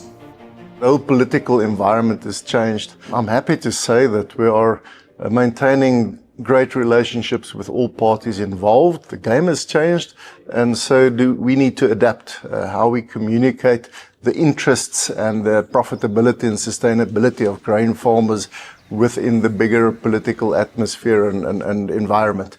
So one of Grain SA's core focus areas is policy. We need to be able to create the policy that is conducive for grain and oilseed production in South Africa. This links to Grain SA's increased role in the policy and regulatory working group of the AAMP. And some of the highlights there would be the whole review of Act 36 of 1947, that's agrochemicals and fertilizer and animal feed registration. So we're going through a phase where we are re-looking and revisiting many biochemicals, whether they are beneficial to the environment, not dangerous to the people that are using and applying them. And some of these chemicals have question marks. Now, before we replace and take those away, we need to come up with new solutions, and that puts a lot of strain on the regulatory system where the guys need to approve it as soon as possible. Grain SA has therefore put a lot of effort into government and industry engagement, while assisting members with registrations required to apply chemicals identified for restrictive use only. At the same time, the amended maize grading regulations on discolored and water-damaged white maize kernels last year again came into the spotlight. So in the new reporting period, it's sad to say that government, Grain SA and SAGRA has been taken to court with regards to these changes. I think it's just important for our members to know that this is something that Grain SA would contest. Other policy focus points ranged from the petroleum bill to electricity and VAT on sorghum. So to enhance the sorghum industry and to tackle some of the issues that the sorghum industry is facing, we've launched the Sorghum Cluster Initiative. So the first area is the removal of the VAT on sorghum. Sorghum is a staple food in South Africa, but because of the VAT levied on sorghum, it's not competitive with other staples such as maize. With regard to the location differential trials on soya, great results were obtained in 2024. We saw that new market participants came into the market. And just to throw in some statistics, in 2023, only 84 silos took delivery of soybeans. And the growth that we saw went to 130 silos that took delivery in 2024. The Breeding and Technology Levy continues to benefit producers, a prime example of successful industry-government interaction. Similarly, collaboration remains foundational to research projects. Within research, we're looking at a vast amount of different topics that we coordinate in terms of the research. But I think plant health is a very important part, and we've seen the different diseases that started in the grain industry. And it's important for us to know what these diseases is, but also to manage them better so that we can take them up in the future and manage our biosecurity better. Last year also saw specific emphasis on sclerotinia and weed resistance. There's a lot of wheat resistance, and we know the chemical industry is changing, which means that in the future this will be even more of a problem. So workshops is a very important part of the work we're doing, getting everyone together, making sure that everyone understands the problem from a producer perspective, but also to tackle the problems in terms of an integrated approach right through the whole chain with all the stakeholders. Expert input and industry partnerships also lie at the heart of the Bahama Grain Pakama program. And in 2024, the visionary Jane McPherson returned as head of this result-driven farmer development initiative. PGP not only addresses poverty through productive use of arable land, but creates an integrated industry from subsistence all the way through to commercial scale. And when it comes to event platforms, NAMPO remains a star. Be it the buzzing Harvest Day in Bothaville, the colourful NAMPO Cape, or action-packed NAMPO Alpha. NAMPO in essence is always for us a highlight in the calendar, but I think what was very important for us last year is we had yet again new numbers, or in terms of record numbers. We had a very large component of exhibitors that was of good quality with a large waiting list. The secret lies in excellent coordination and brilliant communication. Dis een van die grootste landbou-expos in die suidelike halfrond en vir dekades reeds kom mense van heinde en ver om die nuutste landboutendense eerstehands te beleef. Grow for Gold was another media attention grabber, with cutting-edge technology driving yields. Yields is our sustainability factor for the future, and this competition helps the producers to stretch the boundaries and see what yields we can achieve, but most importantly to learn from one another, to see what we can change in the future. Shared learning and growth also marked the 2024 Day of Celebration, a vibrant showcase of the tremendous achievements resulting from the Bahama Grain Pakama program. In turn, the Grain SA Syngenta Grain Producer of the Year again represented producers that are in every way ambassadors for the industry. The South African farmers are the best in the world. I have been overseas, I have studied with different farmers, and I agree with them. There is no farmer like a South African farmer. And it starts in your own office, with your neighbor, with your local farmers union, and then all the way top to Grain South Africa. We cannot do without organised agriculture in South Africa. And as a new chair will be taking over this year, we look back on the dedication and impact of industry stalwart Derek Matthews. It's been a big part of my life. It's been something that I've always been immensely proud of. And there's certain things about Grain SA that historically, from Sampi, NAMPO, which became Grain SA, that have stood out. The ability that the organisation has always had to adapt to current circumstances and to find solutions has been phenomenal. My wish for the organisation really is that that they will keep that we will keep that as an organisation, and that we will always remember that the organisation is far greater than any individual can ever be.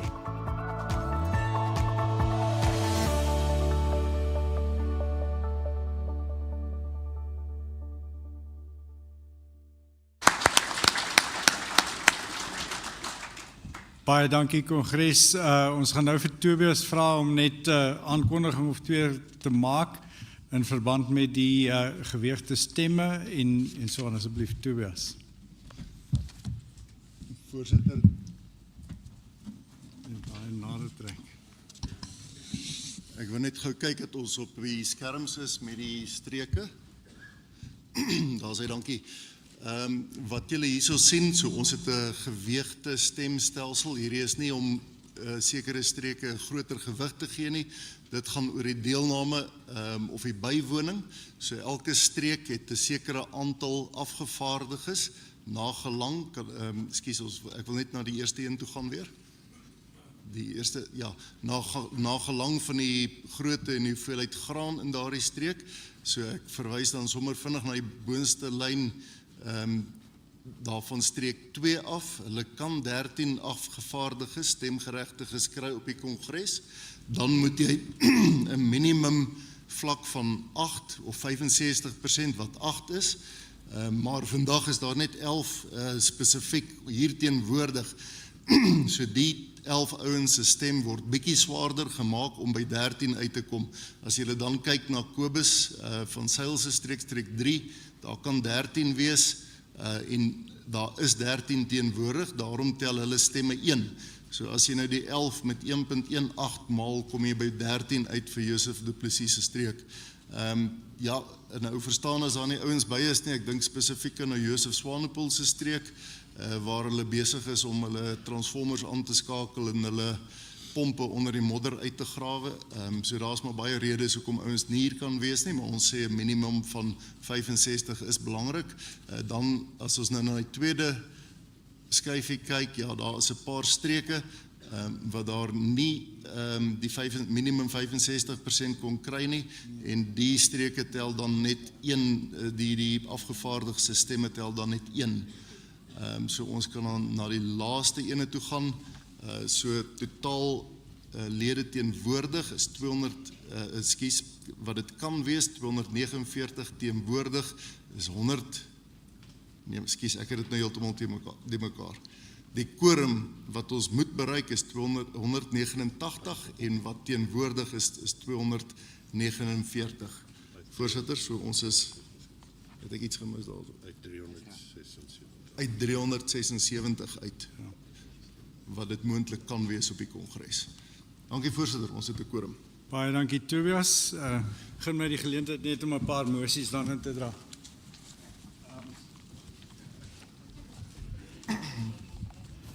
Kongres, ek vra u om 'n mosie te oorweeg van medelee en a motion of condolence to all those of our members, not only the members but also their workers, their staff, and the staff of Grain SA and the associates of Grain SA who have lost loved ones in the past year.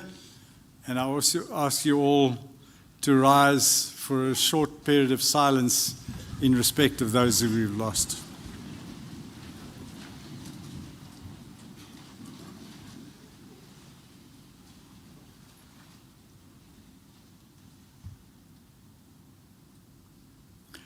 Thank you very much.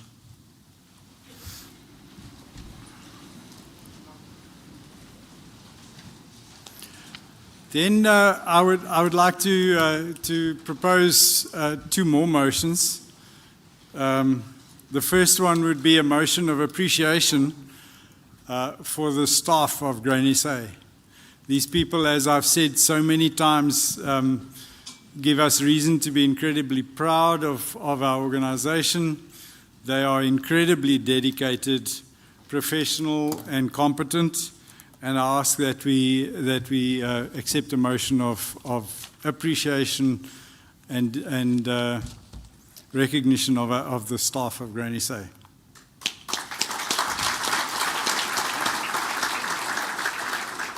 And then the last motion that I would like to propose is one of a group of people who are so often forgotten.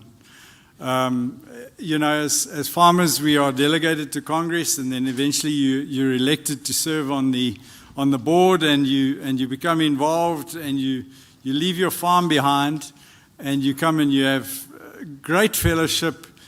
You enjoy the company of your colleagues and the team, and you really enjoy it. All the while, there's a group of people at the back there that are making it possible for you to do that.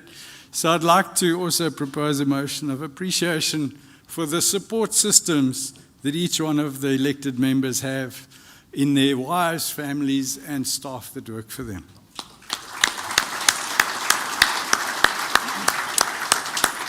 Thank you very much. And then I would like to give opportunity if there are any motions that anybody would like to propose from the floor.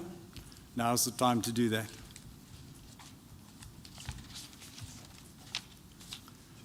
If there's none, then we can. Is there one? Sorry, the light is. You're at the microphone. Thank you, Mike 4. Please just state your name. I'm assuming, Dale, that that's you. Please state your name and the region you're from. Dale van den Aardweg from Region 14 in Natal. I, at this stage, just want to say that I'm the only guy from Natal, and there are mostly reasons for it, and I also speak with emotion for my fellow farmers in Natal. And I want to place this motion at the outset and say, are we, as an organization, doing enough for the farmers on the ground? And I'll explain why. And my second motion is big business really doing enough for the agricultural industry when it comes to the politics of the country? I'm going to explain why. In Natal, we've got 172,000 hectares of restitution claims. They came in 5 forms. That excludes the land claims. That's just restitution. At the moment, when that proposition is delivered to you, you immediately stop with any growth on your farm. So, thinking about this and what we were told this morning, that we have these other entities that support us, my question is, do they really know what's going on the ground? Because the production in Natal has been badly affected. 118 farmers, 172,000 hectares, 25,000 hectares has been handed over to the people in Natal, which has gone to subsistence. Now, I have a right to talk because I'm the only one here. And therefore, this is a precursor of what could happen in our country if this bill of nil compensation carries on. I've been in those court cases, and the claimants are totally confused because they are basically canvassed to be in court to testify. And when they testify of areas that fall outside of the restitution claim. We currently have 13 witnesses, and it's taken us 2 weeks at 1.5 million rand to hear 2 of them. So where are we going with this thing? And that's why I am standing here today and appealing that the question we need to ask ourselves, are we doing enough? Are we monitoring what's going on the ground? I battled to find the statistics. I went to different lawyers to find out the statistics that I'm releasing to you today. Because farmers work independently and municipalities work independently. But who is actually monitoring what's going on? And secondly, it's time that big business stands up and starts voicing their opinion. Where are the banks? Because when I can't pay back my loan because of a restitution claim and the Expropriation Act that's coming in, it seems as though the Expropriation Authority is going to be these cadres that we've been dealing with. You leave your farm when they tell you to. What about the crops that I've got to harvest? What about the bank loans that I've got to honor? And it's time that we became serious about this. And I'd speak to you from my heart. And that we as a group must stand up, even though we want to push politics aside. The questions that you need to say is, did you do enough when this proclamation was brought in 2008 or whenever? So my motion is, let's stand up for the farmers of South Africa.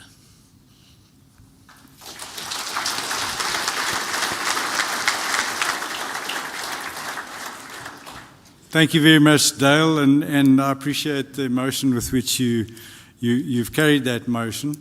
By the applause, I trust that Congress agrees that the motion carries, that we stand up.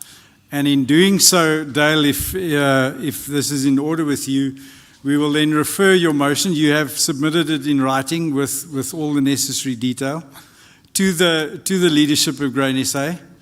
And the message that I understand from you is that it is now time that Grain SA uses its influence to rally the troops behind the collective effort. And when I say rally the troops, I mean we then go out and we intentionally collect big business. We collect all the various organizations, and we collect one common voice to address the issue of the bill currently on the table. Is that what your intentions were, Dale? Congress, is that in order with you?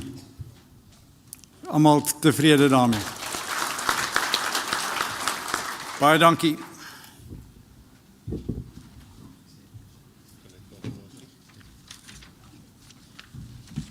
Richard?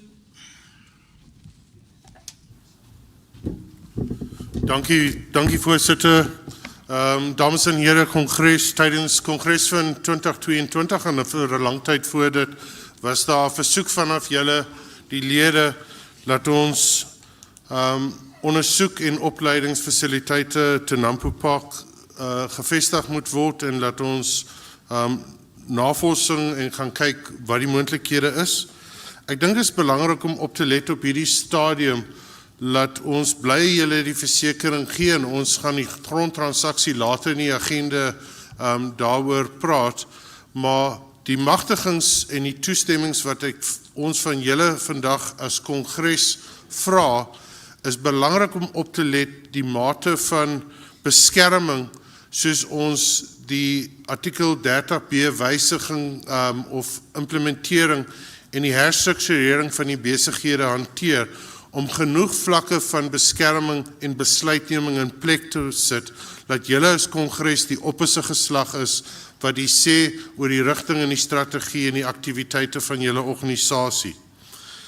Die besluit geneem is, lees dat Graan SA in samewerking met verskeie insetverskaffers kort kursusse by Nampo en die nuwe generasie produsente fasiliteer. Die aangeleentheid word na die hoofbestuur verwys om geleentheid verder te ondersoek vir die aanbied vir kort tegniese kursusse by Nampo Park. Nou gesprekke en ek dink ek kan dit deel. Gesprekke met verskeie belanghebbendes sedertdien plaasgevind en moontlike vennootskappe te vestig vir die aanbied van kursusse en opleidingsgeleenthede te Nampo Park. Daar word aanbeveel in Kongres 'n mandaat van die Graan SA Raad gee om die volgende te doen. En dit baie duidelik om terug te kom waarna ek verwys het. Ons het 'n mandaat nodig nou van julle as Kongres om aan te gaan met die beplande opleiding op Nampo Park, dat ons daarbey betrokke raak. En dit is die mate van seggenskap wat julle as lede het by Kongres as die opperste gesag van die organisasie. Dat geskikte rolspelers identifiseer vir die aanbied van opleiding en of kursusse te Nampo Park, om voort te gaan om ondersoeke te doen vir die vestiging van Nampo Tech, dat die raad gemandateer word om die mees geskikte entiteit binne die groep te ondersoek vir die bestuur van opleiding en kursusse te Nampo Park en of 'n nuwe entiteit stig. Enige vrae of onsekerheid op hierdie stadium? Verder, sou Nampo Tech binne Nampo Pty Limited as entiteit plaasvind, bepaal die akte van oprigting artikel 1.2 van die Graan SA Kongres, dat die Graan SA Kongres althans goedkeuring moet verleen dat die nuwe besigheidsinisiatief deur Nampo Pty Limited geneem kan word. Almal nog by. Dankie. Goedkeuring word dus as volg vanaf Kongres versoek, voorsitter. Sou die Graan SA Raad na die oorweging en goedkeuring besluit op Nampo Tech binne Nampo Pty te bestuur en die direksie van Nampo Pty Limited die dienooreenkomstig aanvaar dat die Kongres goedkeuring verleen vir sodanige besigheidsinisiatief en dit dienooreenkomstig implementeer kan word. Voorsitter, dit bring my na die einde van my mosie. Baie dankie. Dankie Kongres, het Richard gehoor.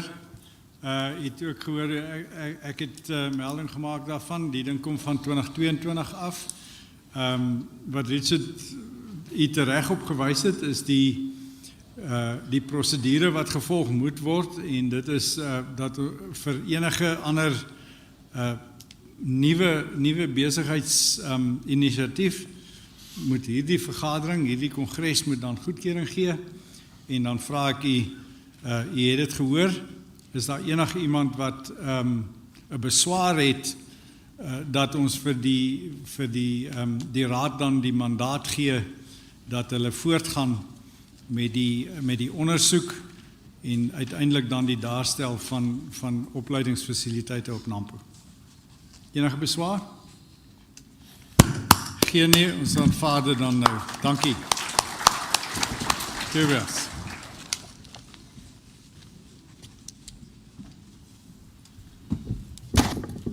Dankie voorsitter. Andrei, sal jy asseblief daai vraag vir ons opsit? Ons werk op baie verskillende vlakke. Elke dag vir u as produsent. Hierdie vraag wat nou op die skerm gaan verskyn, verwys spesifiek na die beleidsomgewing. Andrei, as ons hom op die skerm kan kry, kan ons maar oor daai ene spring, ons sal ander dag. Ok, sê gou wat jy produseer. Daar is hy. Dis die ene wat ek nou vergeet het, nou roep Andrei my tot orde daarso.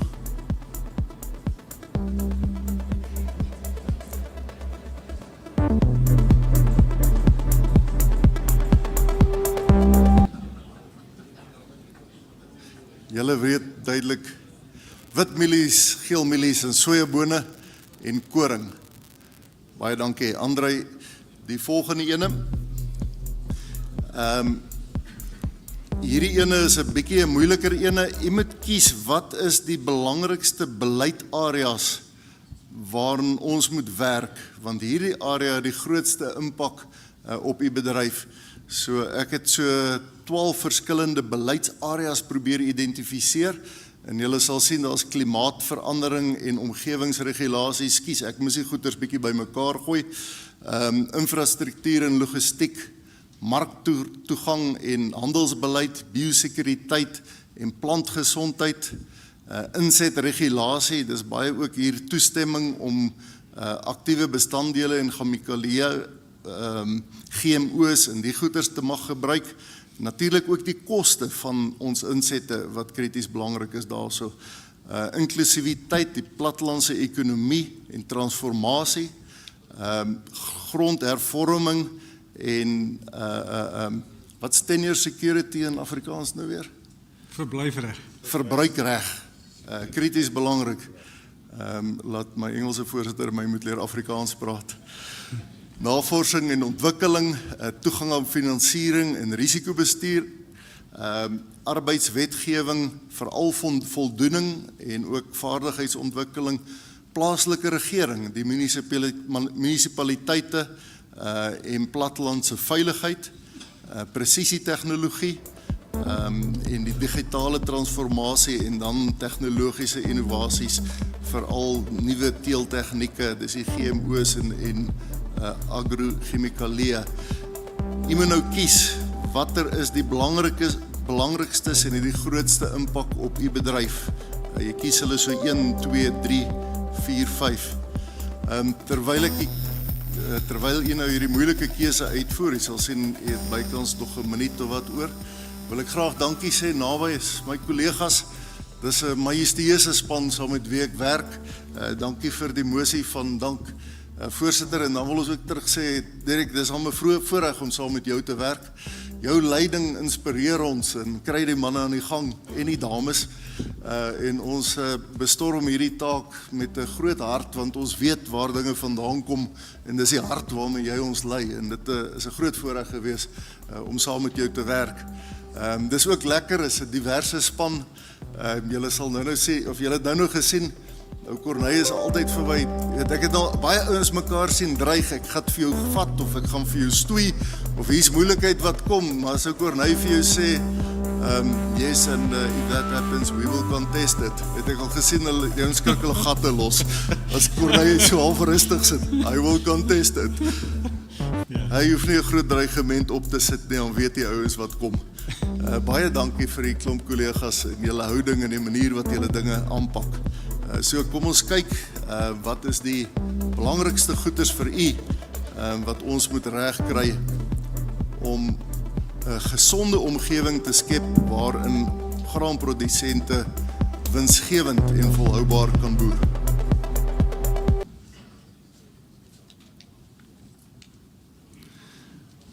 Infrastruktuur en logistiek heel bo, 'n direkte impak selfs op die vervoer diferensiaal. Verbruiksreg en grondhervorming, krities belangrik. Duil, daai ene wat jy gesê het, hoog op die lys. Insette en kostebestuur, klimaatverandering en regulasies, marktoegang. Kongres, u het ons die leiding vir ons gegee. Baie dankie, ons neem hierdie ter harte. Baie dankie Kongres. Ons gaan binnekort breek vir verversings. Ek gaan vir Nico vra om vir ons 'n paar aankondigings te maak, maar net voor dit wil ons net ons waardering en dank aan Beyer betuig vir die verversings wat ons nou binnekort gaan geniet. Nico, ons luister graag na jou. Voorste, baie dankie. As mens nie kan goed Engels praat nie, dan vra jy vir iemand om dit vir jou te doen, so ek gaan vra vir 'n stemopname. Baie dankie. Congress, please note the following in terms of the voting procedures. Only delegates whose membership and levies were paid up by end February received nomination papers at registration. A nomination letter must be completed and signed off by the nominee, the proposer, and the seconder. All must be paid up members. All nominees must declare their interests with regard to their production and marketing of grain and oilseeds and/or their involvement in the grain and oilseeds value chain. An election committee will evaluate the nomination letter to verify membership and to consider if any declared interests may disqualify a nominee. If needed, the election committee may revert to the ad hoc committee, comprising the following members: Joseph Du Plessis, André Kirsten, and Wessel Hatting. After the verification process, an announcement will follow before the election proceeds. A clear, absolute majority is applicable to all voting processes. If only one valid nomination was received, the person will be elected unanimously. Uitstekend, voorsitter, Kongres. Daar's die reëls van die spel, die reëls vir die verkiesing wat volg. Voorsitter, ek wil dan uit my hart uit baie dankie sê vir die verkiesingskomitee en aan my linkerkant vir die harde werk agter die skerms om seker te maak die quorum is in plek, die geweegde stemme is korrek bereken en dit is dan ingevoer in die rekenaar en daarmee gaan ons dan vir die res van die kongres stem. Voorsitter, ek gaan vra vir nominasies. Nominasies doen ons skriftelik. U kan kyk na die nominasiebriewe wat u in die stukke het, opbetaalde afgevaardigdes het ontvang het en op bladsy 1. Page 1 is a nomination for the chairperson and we are going to ask for Kom ons gee net aandag asseblief. We are going to ask for the nomination papers directly after the break. Voorsitter, dan ons gaan aanstonds breek vir ons teebreek en ons sê baie dankie vir Beyer daarvoor. Let asseblief op die perskonferensie, ons mediavriende, as ook die leierskap van Graan SA in die auditorium. Ek gaan vra Paul Tempel dat jy by my aansluit, as ook Resou vir die aksie net na die breek. Afgevaardigdes, voorsitter, geniet die breek. Baie dankie. Nee. Dankie.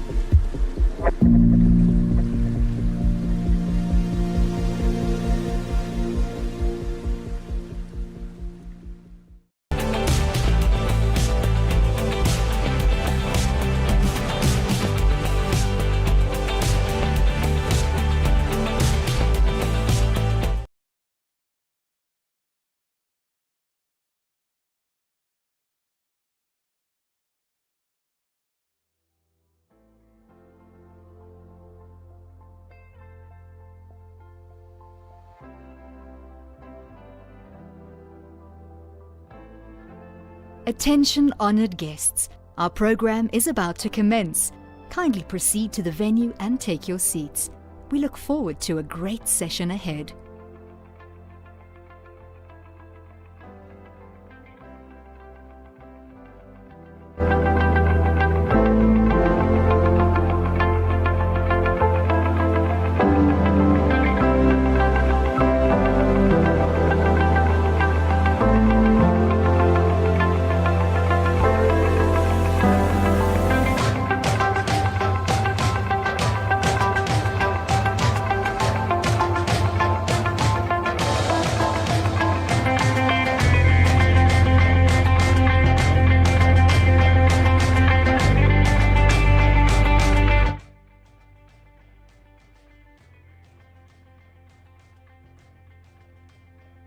Attention honoured guests. Our program is about to commence. Kindly proceed to the venue and take your seats. We look forward to a great session ahead.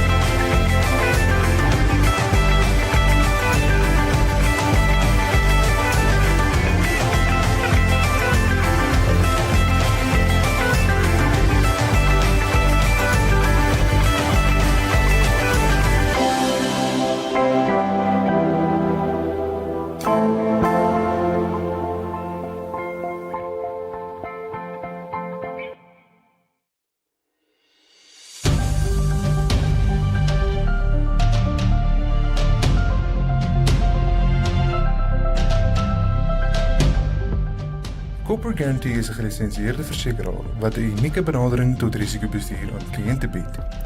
Ons vorm deel van die Nictus Limited groep wat gelys is op die Johannesburg se aandelebeurs sedert 1969. Ons produk is 'n risikobestuurspolis wat kliënte oor tyd kan opbou om hulle risiko meer effektief te bestuur. Die produk help kliënte om dekking te koop in goeie jare om sodoende 'n veiligheidsnet vir hulle besigheid te skep wat hulle kan ondersteun in die moeilike tye. Besigheidssiklus-risiko bestaan in elke onderneming en word tradisioneel verseker deur behoue verdienste. Corporate Guarantee se standaarde produk bied kliënte 120% se risikodekking in katastrofegevalle en gee kliënte dus die geleentheid om meer fondse beskikbaar te stel vir die bestuur van hulle risiko's. Die dekking kan ook vermeerder word na aanleiding van die kliënt se spesifieke behoeftes. Alle risiko's wat met normale korttermynversekering gedek word, kan met behulp van die polis bestuur word.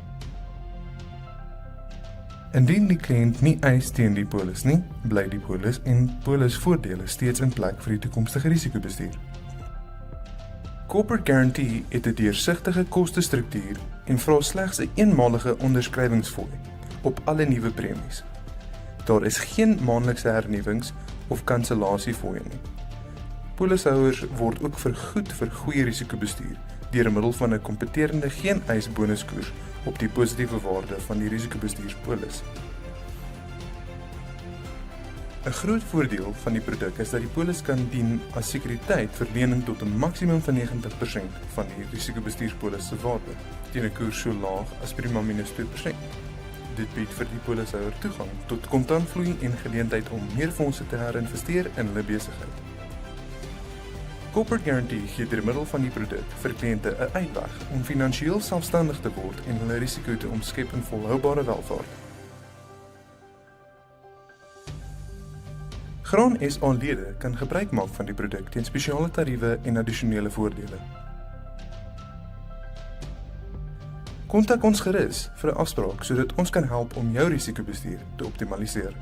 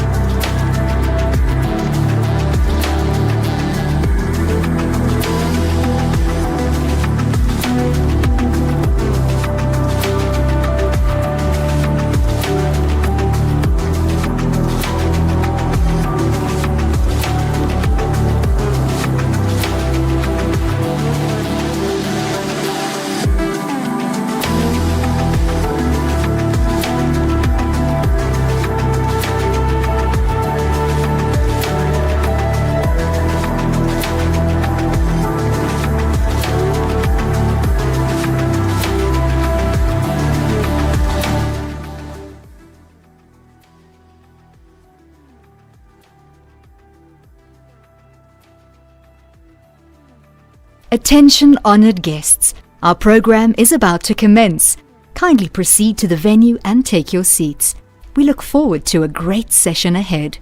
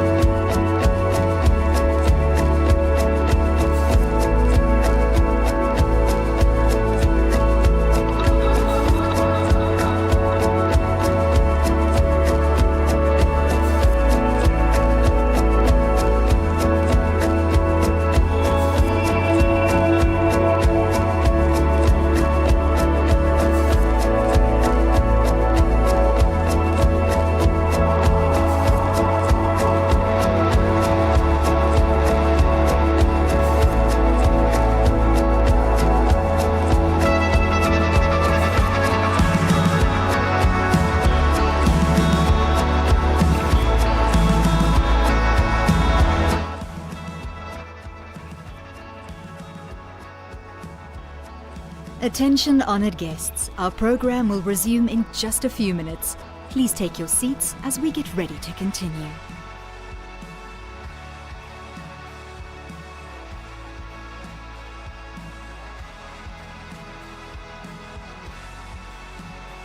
Attention honoured guests, our program is about to commence. Kindly proceed to the venue and take your seats. We look forward to a great session ahead.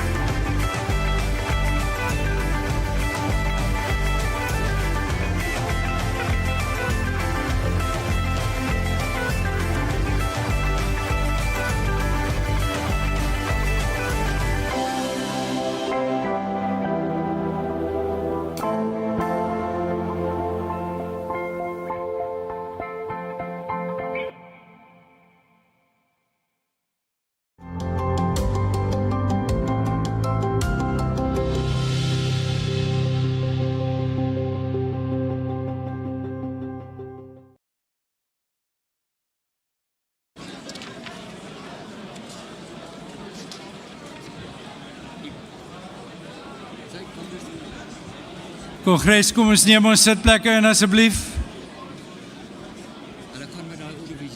Let's make a start. Brand Republic, you can run the audio visual, please. We forgot that motion about Region 8.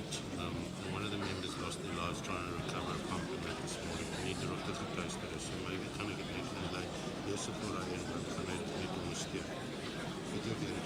Attention honoured guests, our program is about to commence. Kindly proceed to the venue and take your seats. We look forward to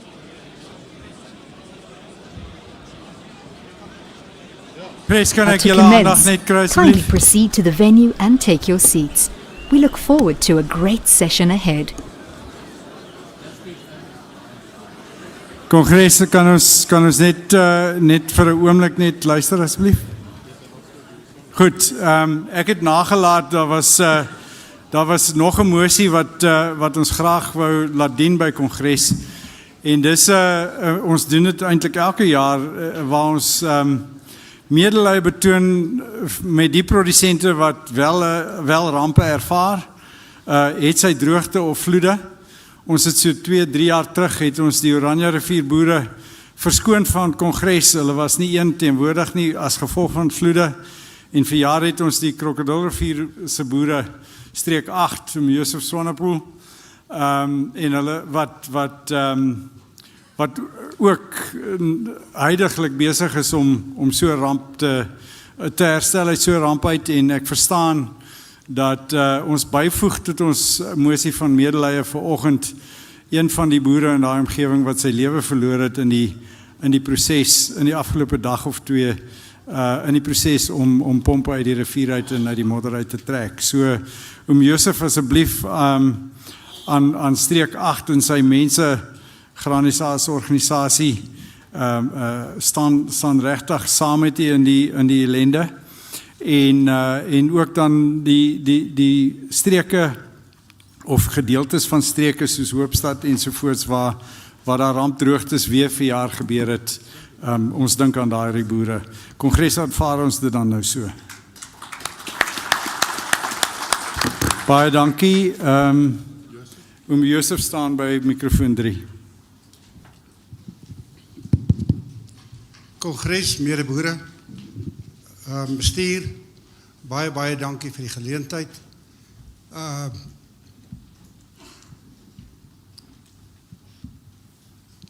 Derek, vir jou uit my gebied uit, I want to say from my heart as person, thank you for everything you've done for us. And you meant a lot when you came and visited us in our meetings. We really appreciate what you did for us and for the farmers in this country. Thank you very much.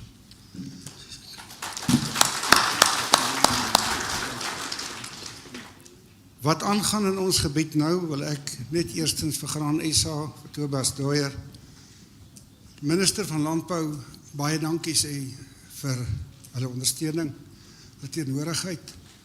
'n Man wat vir ons so goed gesind was, Louis Keepers, een van ons topboere is vanoggend dood. En hy het net 'n circuitbreaker, stroombeker aangesit wat onder water was. Hy het verbrand en hy is vanoggend oorlede. Ek wil vir julle vra, as dit ooit met julle gebeur, moenie nat goed aansit nie. Ons het gedink dit is droog, dit is nie. Daar is so tussen 15 en 17.000 hektaar by ons weg, wat klaar begin, ons het begin stroop. Die huise is weg, die toerusting is weg, ons pompe is weg. Daar is so 2800 kubiek water in 'n golf daar deur ons. Dis nou 'n maand wat die water nog net uit die walle uit is. Ek sê vir elkeen wat gebel het en elkeen wat vir ons bid, baie dankie. Ek gaan nie lank by die kongres bly nie, maar ek sê vir elkeen van julle vir julle ondersteuning, baie dankie daarvoor. Baie dankie. Dankie Josef.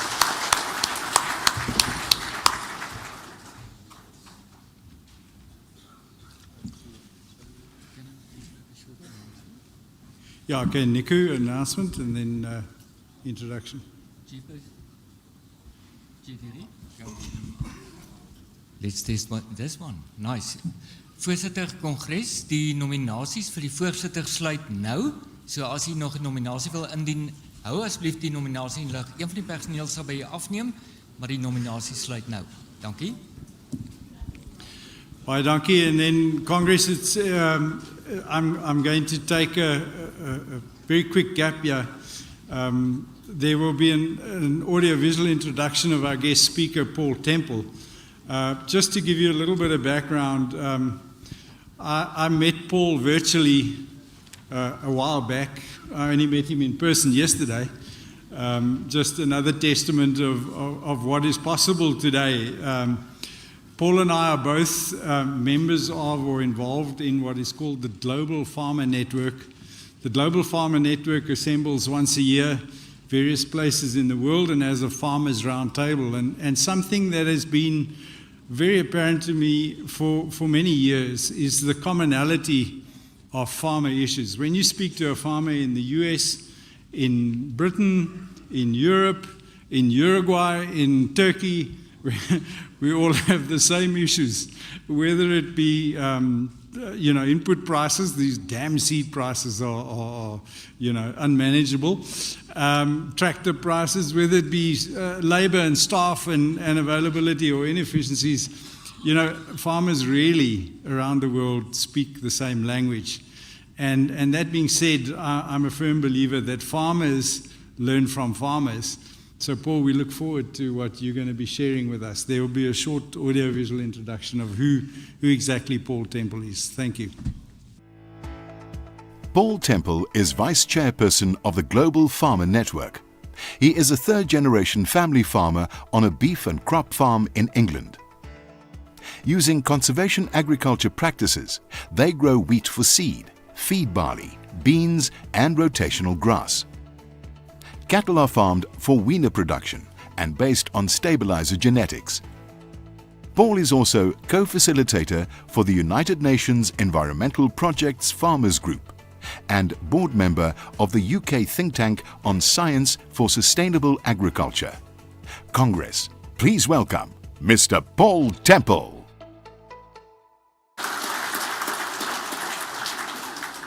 Well, thank you very much, Congress. It is an absolute pleasure to be here today, not least of which it's snowing at home, so I'm seeing some sunshine. I'd particularly like to thank Derek for asking me, and it's a real pleasure to be here on behalf of the Global Farming Network, because what we try and do is link farmers across the world that can communicate the importance of trade and the adoption of science. And that has never been more important than it is at the moment. So what I've been asked to talk about is a little bit how I've adapted to Brexit and some of the way our thinking and the way I have to work is going to change. Some of it might be relevant and some of it won't. What I am aware of is we don't have the kind of problems that you do. So, adapting to Brexit, I'm not going to make any references to cricket or rugby because that hasn't adapted to Brexit at all. So, from the outside, it's going to look the same. We've got the tractors in the field, we've got cattle and sheep, and everything goes about. But we are now farming in the UK in an entirely different world. And what I want to do, for a start off, is just put a little bit of European history and context behind how we came to the decision. In 1975, it took a referendum to take us into what was the EEC, the European Economic Community. And that took me, as a farmer, or I wasn't very old at the time, but it took farming, UK farming, into the Common Agricultural Policy. And it is fair to say that we gained substantial benefit from the power and the might of the French and German farming industry. And it radically changed farming in the UK as a result, and we have followed several agricultural policies that have determined our farming through the years, that have gone from full market management through to effectively shifting it into the environment. Now, Margaret Thatcher was a very strong-minded Prime Minister, but she was European-minded, and she powerfully gained a rebate from Brussels because we were paying too much in.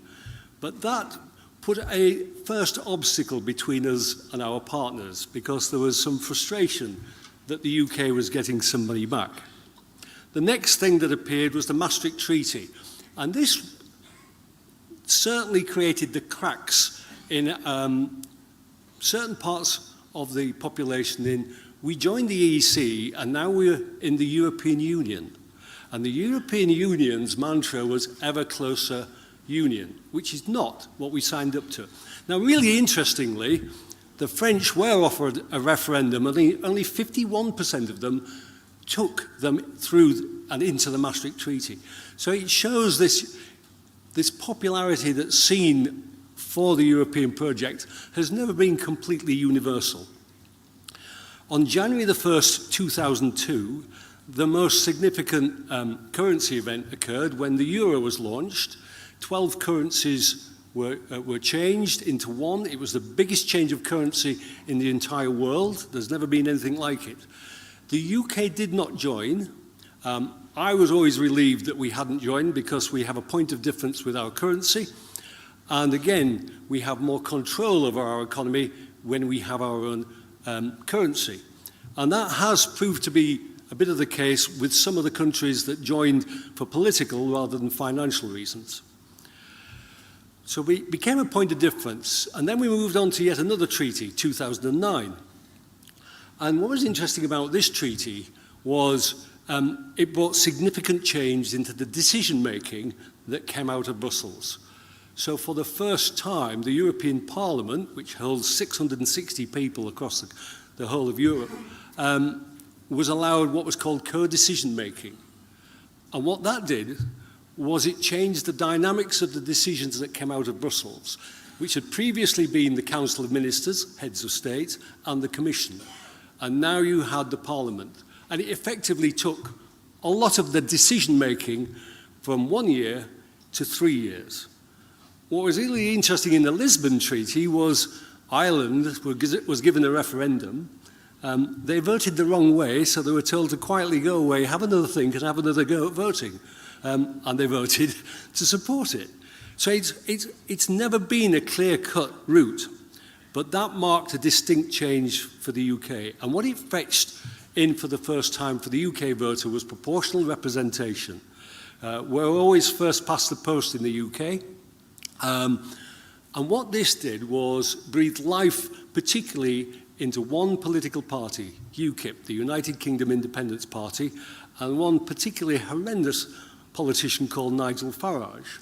And because of that, it created a platform that he then pressurised the Conservative Prime Minister of the time, Cameron, to offer a vote to the UK. Now, in one of my roles, I covered the UK cereals and oilseeds industry and took in Wales, Scotland and Northern Ireland.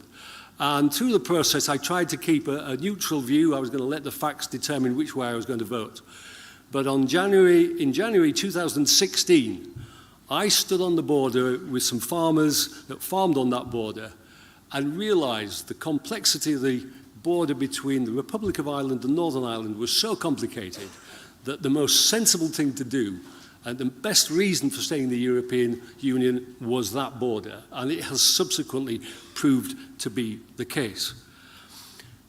The European Union didn't think we'd vote out, and they didn't help the Prime Minister in any way. And on June 23rd, 2016, the UK voted out. Now, I was part of an interesting household because my wife was a vehement Brexiteer and I was a vehement Remainer. But it proved you can live side by side after such things. And the one thing it taught me was to appreciate when democracy happens, you have to accept the decision and move on. And the one plus of this is we have now moved our politics that was increasingly blaming Brussels for our regulation to effectively we blame ourselves. And that actually is proving to be really useful. So, I knew the support system that I had enjoyed for years was going to change. I was not going to get the subsidies that I had received. And I also knew the market access that I had into Europe was going to change, and that actually we were now going to be seen as a third country. So we would be in competition with other countries. And that simply meant to me, I had to change. Now, a lot of my farmer friends took the decision that they were going to wait and see what happened. But to my mind, the trajectory of what was going to happen was fairly obvious. So I took two major decisions. We have always been a high cultivation operation on our arable side, ploughing, power harrowing, cultivator drilling. We get high yields, it works reasonably well, it manages weeds, but it consumes a huge amount of power. And I didn't feel that as the years going forward I was going to be able to afford that level of investment. So we shifted to conservation agriculture, which in a maritime climate isn't very easy. But it actually shifted my thinking into soil in a way that I'd never thought of before. So biology has become really important. The other significant change was we had to decide whether we were going to stay in livestock and work cow-calf or get out. And if we were going to stay in, we had to get bigger. And so we decided we were going to stay in and get bigger. And we've used an American composite called stabilizers as our core herd. They're easy carving, they've taken the labor out of it, and they can manage a lot of the landscapes that we farm in. They were both significant change. They required investment, but I was looking for the long-term future. Now, what the government told us was it was all going to be about supporting the environment and not agriculture. Public money for public goods. And this is one of my Labrador dogs looking at one of our cover crops that we get paid to put in the ground over winter. We are also paid not to use insecticides. I am receiving a small amount for being no-till.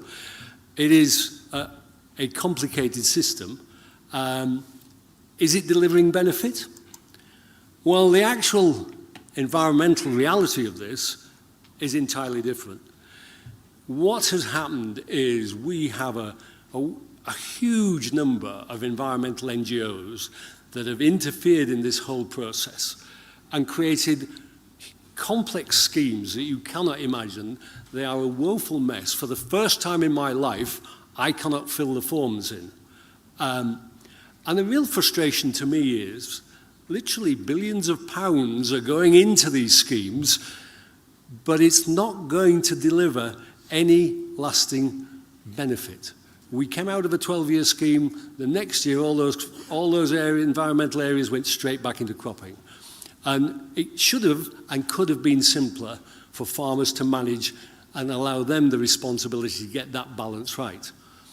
Now, increasingly, I find myself, as I travel around the world, screaming, just get real, and particularly in the UK. We have 70 million people on a small island. I think we're about a sixth of the landmass that you have. We haven't even managed meaningful water management. If it wasn't for the fact it keeps raining, we would run out of water remarkably quickly. And then we face constant hypocrisy. And the hypocrisy is where we suffer legislation that takes products away from farmers and denies us modern genetics, and yet we're allowing imports in that use those same technologies. It's hugely frustrating, and all we're asking for is consistency rather than offshoring environmental responsibility. I am also hugely aware of, as we've shrunk back to what I would call island thinking, that we have to be really careful as a country and farmers in the country about throwing stones in greenhouses. Now, the quote that you can see there came from a friend of my father's who'd spent a lifetime in palm oil plantations, and when I last saw him, he was mapping out 100,000 acres of virgin jungle into palm oil. And he said, when I said to him, this doesn't look exactly environmentally friendly, his line was really simple. Don't tell us not to chop our trees down when you chopped yours down 300 years ago. Put your trees back first, or pay us to keep ours. And that was such a simple message that gave me a clarity as to how we should really face the environmental challenges we know are there. We can have any environment you require, but somewhere along the line, it has to be paid for. Now, what I'm aware of is when it comes to carbon accounting, you fortunately don't seem to be wrapped up in the fervour for net zero that we seem to be in Europe and particularly in the UK. Now, I'm not saying carbon accounting hasn't got a purpose, but it lacks credibility. And when you engage in these discussions, my constant plea is you stick to what is genuinely measurable. You know, the power, the fuel, the electric, the passes you make, the productivity you have. Those can be mended. The fact that we have 76 measuring systems in the UK alone highlights how complex this is, but the fact that others are constantly looking to make money out of our industry whilst doing nothing. Now, the line that I've put there came from a meeting I had in Monsanto's headquarters. And as a European, you're often challenged to the protectionist view that we have and the anti-science. And they put it to me really clearly. As a European, you talk climate change, but you don't do it. We don't talk it, but we do it. And what they were really simply getting over was the point that by adopting technology, you're reducing your carbon footprint. By talking about it, you're doing nothing. And the final actual environmental reality that we face in the UK is a government, a new government, saying it's going to build 1.5 million homes on some of the finest land on the planet. And it's just extraordinary that nobody's holding them to account. In addition, I think virtually every airport is recommended to get extended. So, what have I got to do as a farmer? I've got to learn these two crops, particularly in the global marketplace. And here we have a crop of wheat. These pictures were taken just a couple of weeks ago as we're coming out of our winter. I'm relatively pleased with these. Our winter wheat crop's there for 11 months of the year. We have a high yield anticipation. You can be up to 4 fungicides, 200, 250 kilograms of nitrogen, and we aim for 10 to 12 tonne a hectare if we were capable. The winter barley, is 10 months of the year, and we use it for animal feed. I am aware that I have to go these, in many ways, in competition with cereal farmers across the world. And the line that makes most sense to me in how I approach this is sustainable intensification, which I've used for a number of years. It remains, to my mind, the only plausible reality for the mass consumer base we're all serving. Now, I mentioned it, island mentality post-Brexit, I think, is a barrier to thinking. When we were linked into Europe, I was constantly working with the French and the Germans, and you were aware of the competition and what they were doing, and we are not to that extent. And we have that danger of saying we're the best farmers in the world, but I know we're not. We are good in parts, and that's what we've got to focus on, how we get better. So it's about the ability to change, which is really critical, and it's why when you haven't got the technology, it's really frustrating. We also have the challenge, I think, increasingly of where information comes from. Now, in the past, there was a huge amount of government expenditure on information, and that has rapidly disappeared. What we have learned, though, is through COVID as a disruptor, is we can communicate in ways that we never imagined. So as Derek mentioned, I met Derek virtually, and that, to my mind, is a really exciting proposition, that we can touch out the farmers in real time and learn what they're doing in a way we never could. The line that I've put here came from a crop lecturer, and I am increasingly reminded of it. 90% of profit comes from good husbandry first, the last 10% is management.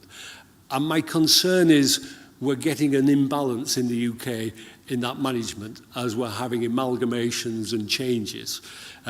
Husbandry is still at the core of what we should be doing, and I always try and look through my entire 6-year rotation.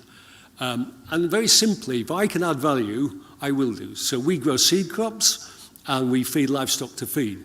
And if you look at the NAFs in the UK now for feeding cattle, it's phenomenal. 85p of barley produces £3.10's worth of meat. So in that 6-year rotation, I have break crops. They're really vital to my wheat crop, which underpins everything. Winter oilseed rape used to be our main break crop. It struggles to beat flea beetle. Again, I haven't the technology that I know exists. Grass layers are back in our arable rotation. And the main one really should be protein crops. In our case, we're growing winter beans. They have a whole lot of potential, but they come with a but. They're a great break crop, but they're having inconsistent returns. So this year, they produced a margin of nearly £1,500 a hectare. Last year, it was £400 a hectare. And we have limited market options. But the problem is, with our beans, is the static genetics. And I watch in envy when I see you're adopting soya, and soya attracts incredible investments into the genetics and has taken its productivity up in incredible steps. The big plus for beans is that they're spring sown, and that has environmental benefits, and it flowers, and we do have bees on the farm. But I do smile when and we come across a lot of strident vegans in the UK. I look at these beans occasionally and think, well, I wouldn't eat them, but if you want to, you're fine. And we can grow world-class vining peas. Unfortunately, because of no-till, it cuts me out of it. It's just too inconsistent. But we can actually do vining peas well. And it's where farmers have actually worked together. We created a group of 52 farmers, full equalisation, one set of machinery, half share in a freezing plant. It's a great example of if farmers think outside the box and look at the marketplace, you can change things. And the last line, it came out of listening to the USDA's Market Outlook Forum. It really hit home.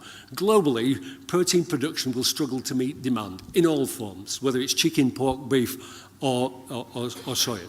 So I think that shows huge opportunity, which you're obviously making the most of. The marketplace. I've not really got a clue, despite the fact I've spent years looking at the statistics. But when I look at what's happening now, the noise of tariffs, the weather, speculation, food scarce, conflict and algorithms, it's really difficult. And week 24 was a wake-up call. if I hadn't sat on the combine myself, I would have struggled. But these crops were looking reasonably good and falling 2 ton a hectares behind what I expected. And we had the lowest yield since 1983. So I've lost my certainty. But I stay positive because I know there is a growing requirement for what we are all growing. And in the UK, we have marketing opportunities that we will have to adapt to, but it's on our doorstep with a wealthy population. And I am fully aware that our retailers are far more effective than government at working with. That's, I sense, on every level, whether it's local or the nationals, where our future lies. Supply integration, whether we like it or not, will be an increasing reality. And particularly for one reason, it's managing risk. And the line there came from a French farmer, Jean-Jacques Boymore, typical French farmer, 76 years old. When he stood up in a meeting, you got 20 minutes of, it's not fair, we need protection, and we want more money. But when he retired, and I asked him when his favourite period of farming was, I thought it was the 70s and 80s, he said, now. Why? Because now you'll see who the good farmers are, they will manage risk. And he was right. And that's what I'm trying to do. The beef market in the UK, I think, should be seen as a warning sign. We are just having incredible prices. But we knew it was going to happen because we saw the decline in the herds, both the beef and the dairy herds in the UK, in Europe and North America. And it's come to reality. And for many, it should be seen as a warning sign. And it is always a sense of frustration that we all try to do our best and produce the most, but it's the public that enjoys that success. We tend to benefit from failure. I'm going to touch on a bit of bureaucracy quickly. Just for the arable crops, I have to be farm assured, I pay for it. I have to have my sprayer tested, I pay for it. Moisture meter tested annually, I pay for it. As a sprayer operator, I have to be registered, certificated with annual training. Every load of crop has a passport. I'm limited to when I can put manures on and fertiliser. Hedges, I can only cut between certain dates, and I can't remove them unless I have planning permission. And so the list goes on. The working hours regulations is crazy. We have to sign out of, if we want to work more than 48 hours, you have to sign out of it.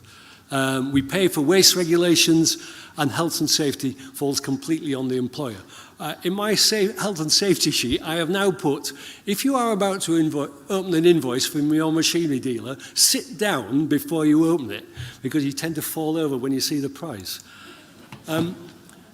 Demographics, I think, will be agriculture's biggest challenge. And it was great to see the slide there, to see you have, I think, a really good spread of ages and of younger people. And I'm looking forward to meeting the 6 people who are older than me. But we are an industry that embraces boomers to Gen Z. But especially in Europe and the US, we have to look around. We have to be smart enough to enable the next generation in what is a high capital industry that requires incredible skill sets. And why do we bother with students when they break things and cause hassle? This came from a student, and it was basically because I like the challenge to keep learning, how I push information over, and I like to see the thinking of young people to challenge what I'm actually doing. So I think we're going to have to look at business structures that make sense for young people and the work-life balance they want, and think about share capital. So when it comes to making sense of it all, it seems ridiculously simple, but the European farmer, the UK farmer, has got out of the habit of using a calculator. And in a global world and a global market, you can't do that any longer. You look long term, I mean, it's incredible. The UK absorbed 728,000 migrants last year. And whilst we talk about profit, which is obviously important, managing capital has an equal importance when we're looking at the values you've got. And it was quite really interesting to see your land values. You know, it's significant amount of money, and that's what we're managing. Valuing labour is going to be a real challenge. We are always learning. And that's something I hadn't appreciated when I was younger. The line given there was from a lecturer that said, we don't aim to teach you everything. We aim to teach you how to ask the right questions and know where to look for the answers. And that has never been more relevant as I'm going through the Brexit process. And these last two things, I was really struck with the disruption that COVID caused to everybody's lives, especially young people, and the way smartphones have taken over. And what I have fully appreciated after COVID was that ability to talk to people. And I think if you talk in whatever walks of life, wherever you are, it's much better than GPS for keeping you in the right place. And it is genuinely exciting. We have so many means to share farming information in real time. The social media platforms that are out there are fascinating. They can be a bit compulsive and time-consuming, but you can find out things there in a way that I would never have imagined 5 years ago. So finally,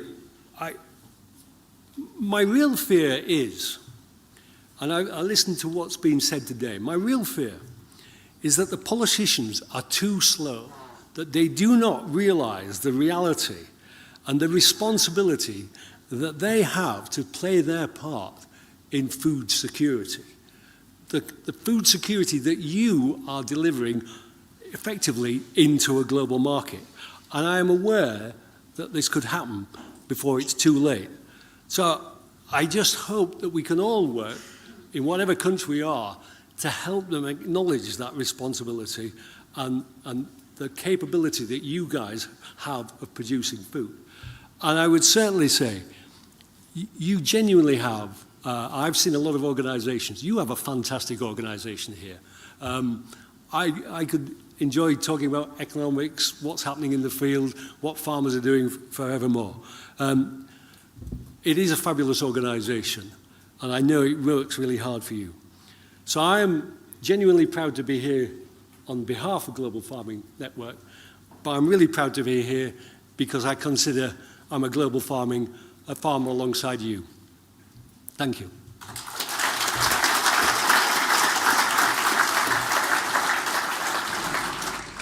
Thank you very much, Paul. Congress, I'm going to give opportunity for anybody that might have questions you'd like to ask Paul before we wrap up. Richard? Yeah, Chair, thank you. Paul, do you see climate change or weed resistance as a greater problem? Climate change or weed resistance? Which do you see as a greater problem? Weed resistance. Weed yeah. Weed So, resistance. the wheat industry is genuinely, I was fascinated when I worked in Brussels to see the size of the wheat industry across Europe. In Europe, we are pretty good producers. We have relatively high yields because of our climate. And we have previously relied on the export market to manage our surpluses. That has become more of a challenge as the years have gone by. And I have to be now, as a wheat producer in the UK, more aware not just of the production that's on my doorstep, but I have to be aware of your production, of Australia's production, of Argentina's production in a way that I hadn't done before. And it's why, possibly because I understood the mechanics of the economics, I realized that I had to take as much cost out of growing wheat as I possibly could. And that's one of the reasons why we went to no-till. Yeah, I think, Paul, you missed the question a bit. Weed resistance, black oats and rye, etc. Weeds. Herbicide resistance, as opposed to climate change. What is the greater risk to your farming operation of those two? So I do apologise because my hearing is a bit dubious on occasions. But so you're talking about the weed problems. Yeah, herbicide resistance and the threat to profitable grain production as opposed to climate change. Yeah, how do you see the two and how do they compare to one another? The climate change issue is one that I have been involved in a lot of years. I've sat on the DEFRA Committee for Climate Change, And I see the distance between the reality that I'm farming with and where politicians and civil servants are. And it's a real challenge. Managing our crop through climate change, it's not climate change, I think it's the extremes, it's the number of extremes that we're having to cope with. And it's why actually I extol the virtues of the crop protection products that we have. So we are so dependent on the quality of our herbicides, our fungicides, our growth regulators. And we are increasingly aware now of how we carry out our nutrition into these wheat crops to make them cope with either extreme drought or extreme wet. In our case, we tend to see more wet events than we do dry events. I'm aware that drought is usually the limiting factor.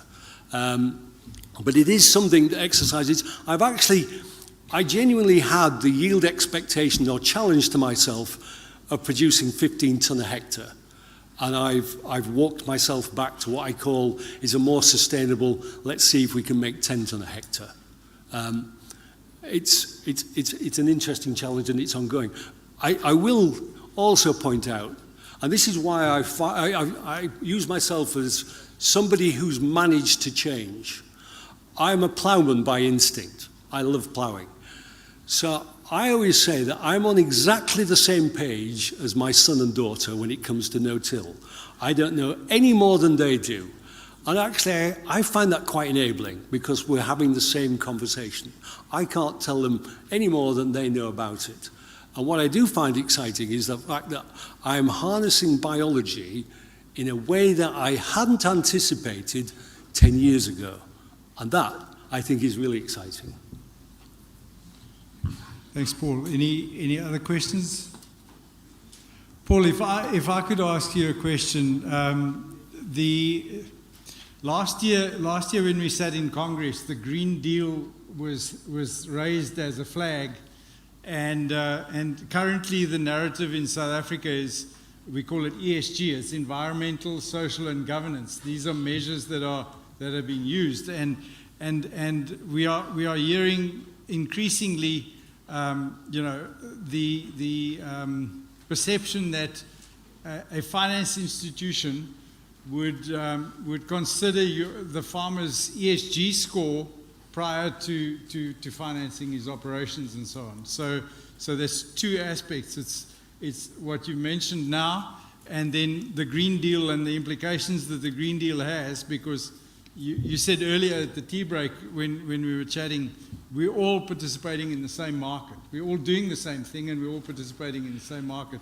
So it's inconceivable to think that we are not going to be impacted by these kind of decisions. Yeah, I think, and this comes down to the communication aspect. Sometimes we are a little bit reluctant to be on the front foot and actually point out the reality of how good we are at managing the environment.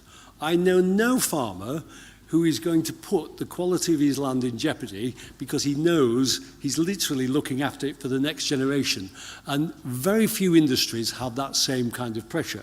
The Green Deal was hugely frustrating, but we sort of stepped out of it.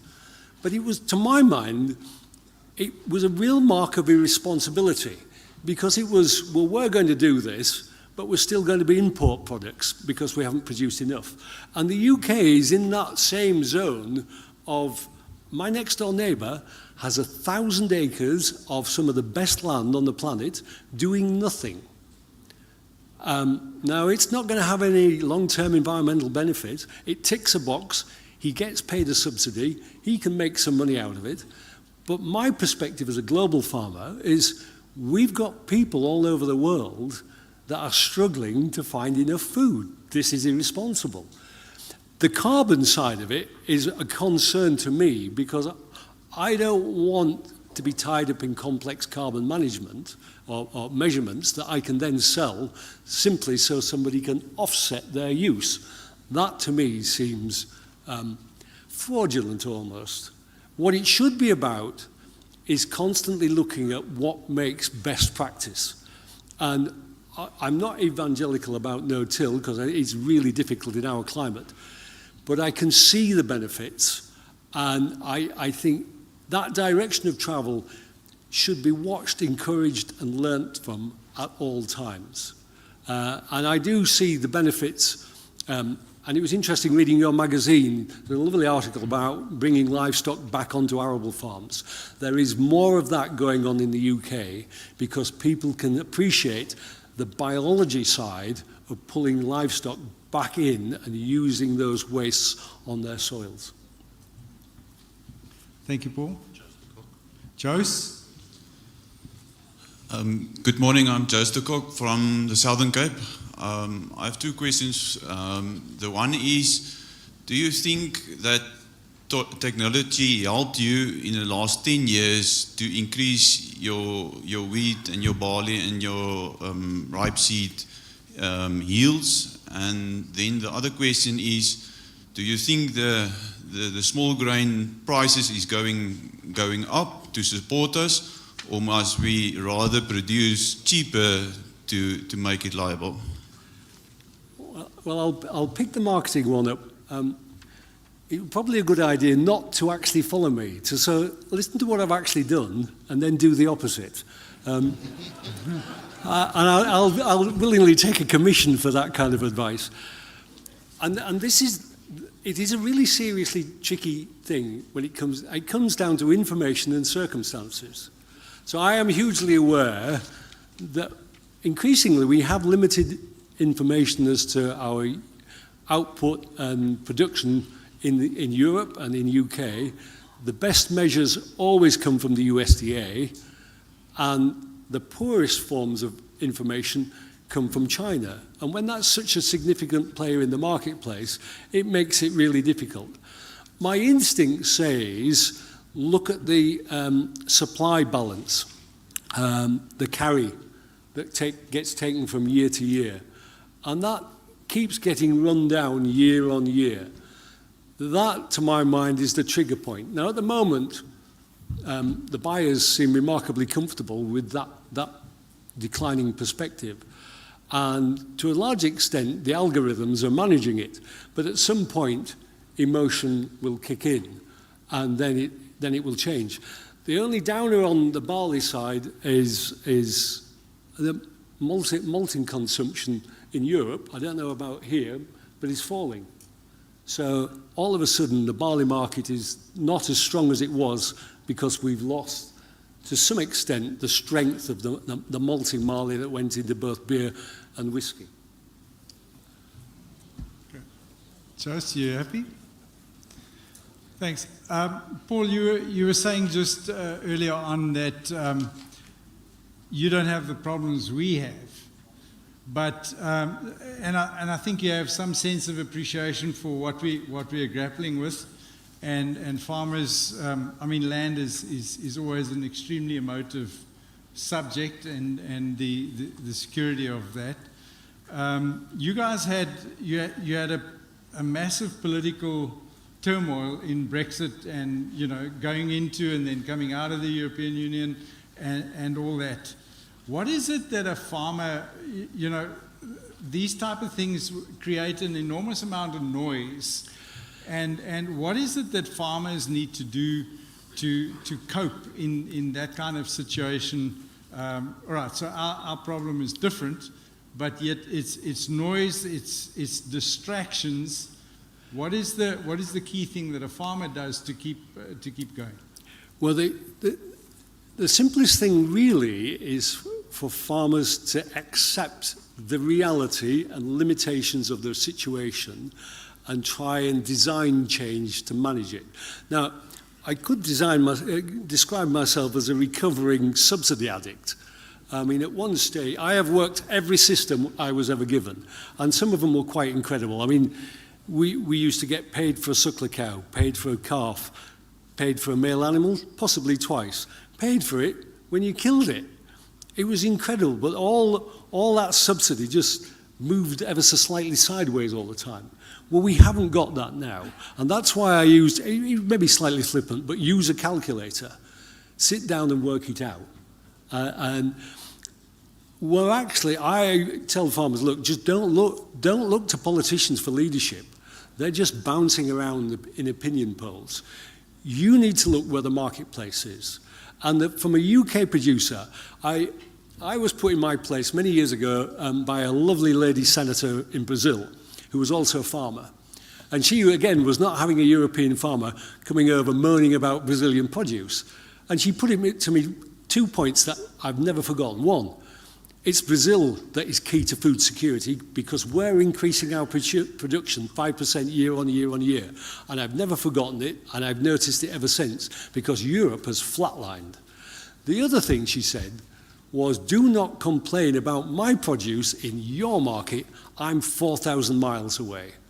And I really did think that is such a relevant thing to think about. You know, from a UK producer, we are massive net importers. And it's why I genuinely believe the smart future will rely on how we work both uphill and downstream to those that supply us and those that we supply. There should and there needs to be more of a partnership. And I think we will get there because the retailers are smart enough to know that they will demand the best farmers, but they need farmers to keep those shelves filled for their customers. Thank you very much, Paul. Any other questions? There you go, Dale. Paul, I just wanted to find out, South Africa at the moment is going through a bit of a transition when it comes to the chemical industry. A lot of the chemicals that we have been used to using for many years have been withdrawn by the registrar, and as a result now we have maybe no replacements, or there are replacements that are coming in at maybe fourfold the price of the old ones. How have you as farmers opposed this sort of tendency? Because as a farmer we tend to think this is just a money-making business rather than maybe a real issue. No, you're absolutely right. It is a really serious issue. Some politicians get it and some people don't. I have expended over the years a huge amount of energy on protecting products, and it is very, very frustrating when you see them removed, not entirely based on what I would call sound science.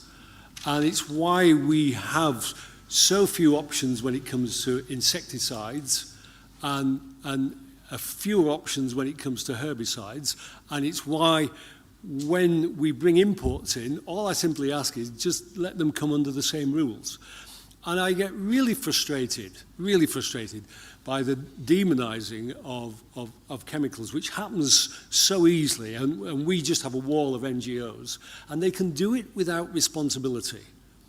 And that is hugely frustrating. What we have to do is make constantly the economic case. If we get this wrong and you lose this production, we're holding you partially responsible.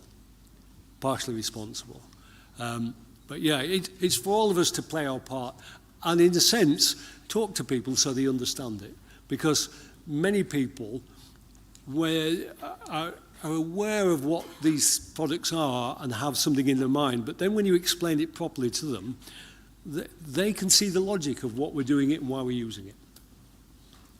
Thank you very much, Paul. Will you join us at the table? Tobias, you take us through the interactive questions from Congress, please. Chair, if okay, I'm going to do it from here. Andre, I can use this one. Let's do some questions. Thank you very much, Paul, for that very insightful presentation. You got us all thinking. Some quick questions. I saw the new varieties of cows that you've got running there, and livestock is obviously quite an interesting challenge to us nowadays. And the question that we had from the team's perspective is, how should we engage on livestock? So, Andre, are we ready to go?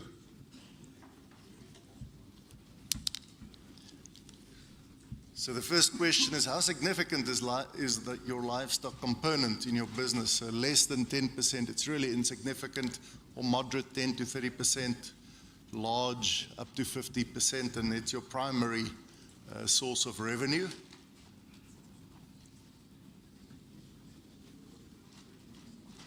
Good. So it's about 10 to 30% for most of us, and relatively small for a large, about a third of the farmers. Right, the next question, looking at what kind of livestock do you primarily farm with? Beef, dairy, sheep, poultry, pigs, or others?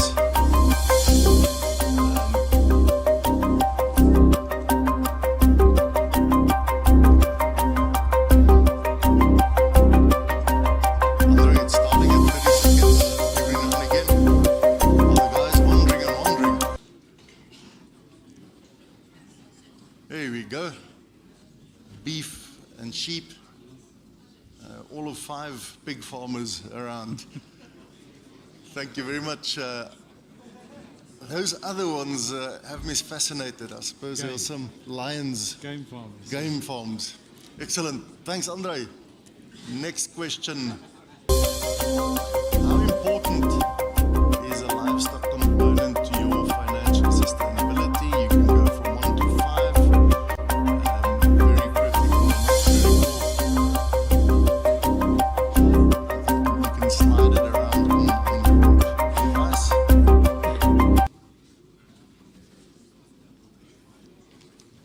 So that gives it slightly above average. So it is an important part of risk management. Thanks, Andre. Next question. Why do you do livestock farming, and why do you integrate it into your grains operation? Is it diversification of income, utilization of residues, soil health, access to additional markets, new to milk?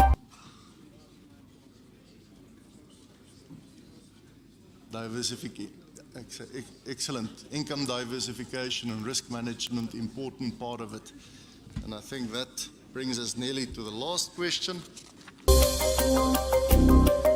you going to expand or stay as it is? So the protein market is a very interesting one. We use it to manage our diversification and risk management.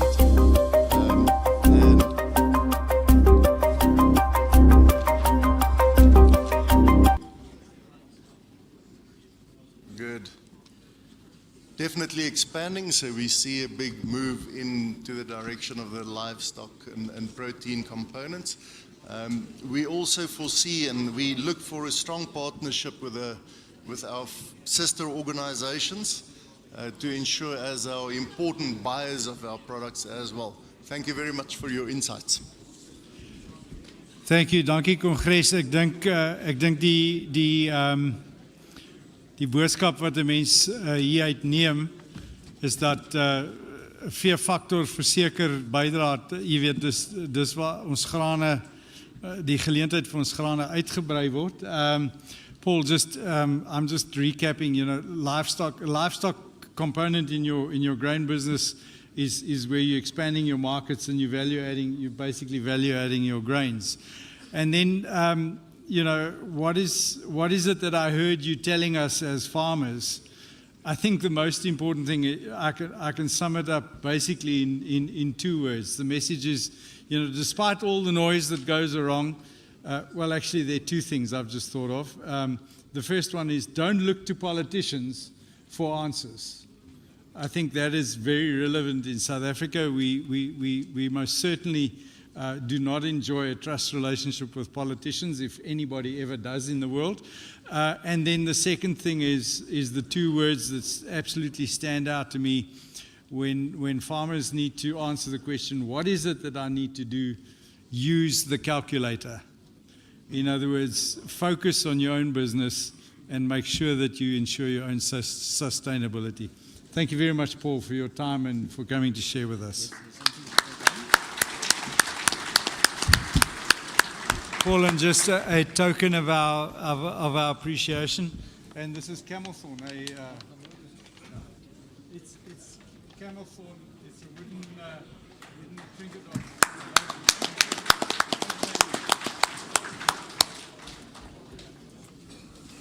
Let's go to the presentation, please.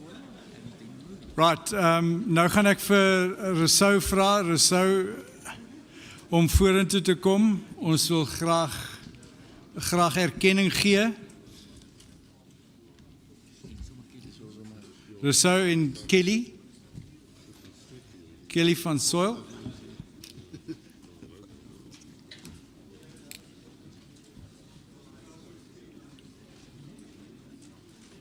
Oeh, dis ligte.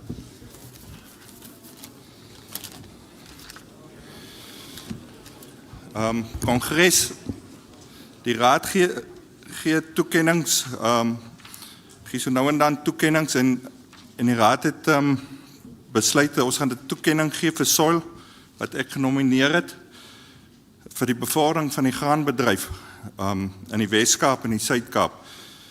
Nou die rede hiervoor is Soil is die opnemer, die koper, die stoorder en die verwerking van canola. So hy skep die mark vir ons as produsente. Hoekom is canola so belangrik vir ons in die Wes-Kaap? Dit is 'n alternatiewe gewas. Dit gee vir ons rotasie, vir die verbetering, dit is 'n alternatiewe gewas. Ons kry rotasie uit hom uit, beter rotasie. Onkruidbeheer word toegepas, veral grasbeheer, en dan dit verhoog die opbrengs van die opvolgende gewas. En canola bied ook goeie waarde met continuous cropping, wat die graanbedryf verbeter. Al nadeel van canola is, hy kan nie stikstof bind, soos die soja sê. So, net agtergrond oor canola, in 1990s het daar behoefte ontstaan vir alternatiewe gewas, en SSK, Sentraal Suid Koöperasie, het die leiding geneem, deur 'n akkerboukundige Nico de Kok, om navorsing te doen, en om proewe te plant oor canola. SSK het in 1995 besluit om 'n verwerkingsaanleg op te rig. En die doel en die opdrag was om 12.000 ton te verwerk. En daai jaar was die produksie 8.000 ton. Hulle het begin, 'n moeilike tyd het vir Soil gekom, wat amper nie eens besaansreg geregverdig het nie, maar met volharding, uithou vermoë, deursetting en genade van bo het Soil staande gebly. Bietjie agtergrond oor Soil. Soil word besit meerderheid deur die boere, deur die produsente, hoofsaaklik deur SSK se aandelehouding daarin wat 'n koöperasie is. En dan Be Well is die handelsmerk van Soil wat op die rakke gesien word. Soil het 690 personeellede. Hulle het 2 verwerkingsaanlegte in Swellendam en Moreesburg. En dan Soil het 5 maal skepe gelaai om canola uit te voer in 'n totale tonne van 172.000 ton om die surplus te verwyder van canola, sodat die mark in ewewig kan bly vir ons produsente om 'n goeie prys nog te kan ontvang. Okay, Soil het vandat hy bestaan het hy 110.000 ton opbergingskapasiteit geskep om canola op te berg. En laas jaar 2024 is daar 290.000 ton canola geproduseer in die Wes-Kaap. En Soil neem als in. Dis nie net dat hy tot op 'n punt vat nie. Hy maak 'n punt daarvan om als in te neem. En Soil se verwerkingskapasiteit is 250.000 ton en hulle is wel besig om dit te verhoog na 400.000 ton toe. So Kelly, baie dankie vir Soil wat jy doen vir ons graanprodusente.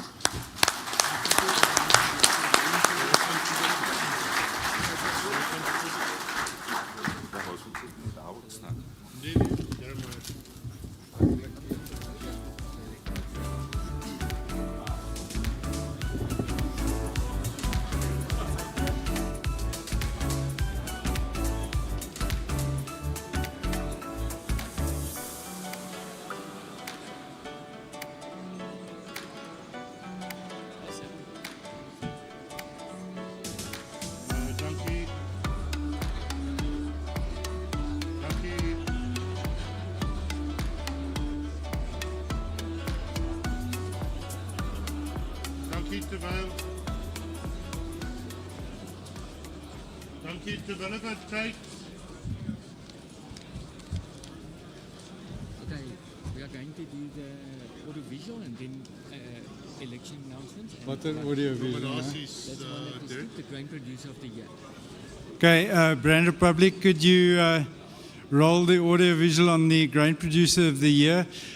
Kongres, hierdie wat ons nou net beleef het, is een van 2 onlangse baie groot suksesverhale in die graanbedryf in Suid-Afrika.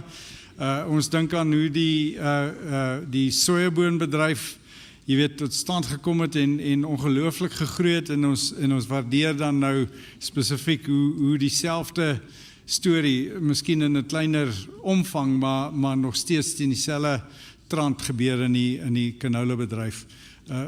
Verseker bewyse dat die graanbedryf in Suid-Afrika dinamies is en aan die groei is. Brand Republic, asseblief.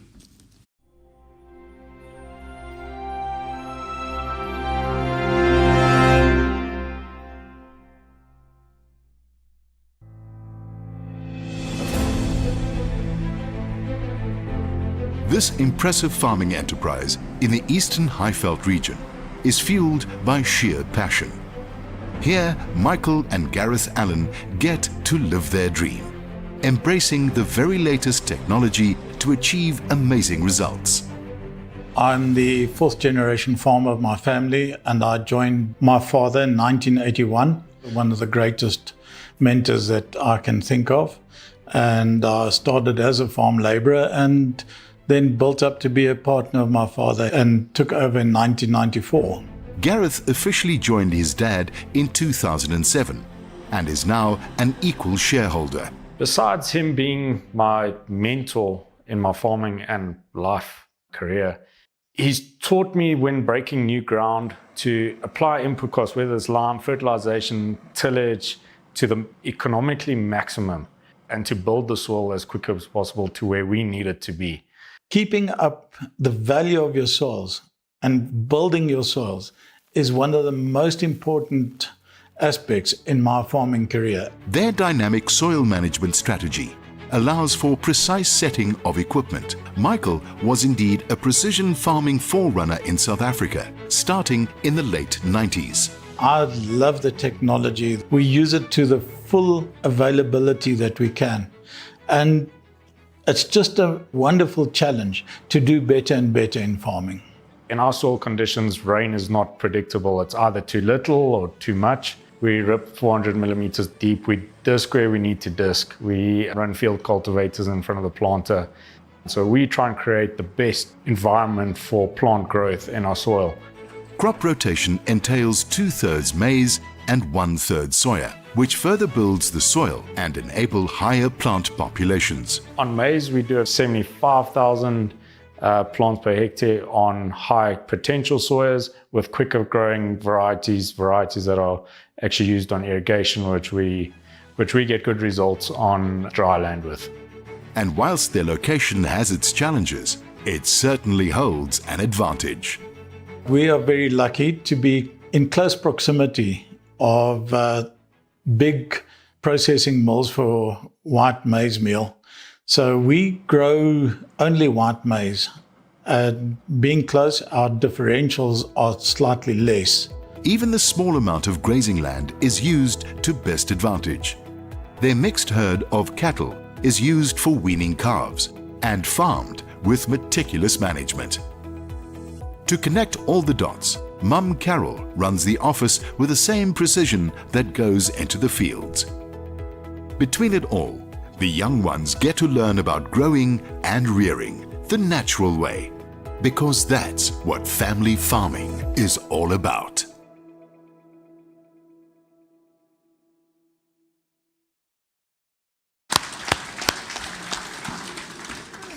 Ek gaan nou vir Nico vra om 'n paar opwindende aankondigings vir ons te maak asseblief. Voorste baie dankie. Kongres, ek dink ek het die voorreg gehad, een van die min personeel wat nog saam met Giel van Sail gewerk het. En Giel het 'n sêding gehad. Hy het vir ons geleer, come is the time, come is the man. Voorste, ek wil met die deel, ons het een enkele wettige nominasie ontvang vir die voorsitter van Graan SA vir die nuwe termyn, en ek kondig dan graag af, baie geluk, Richard Krieger.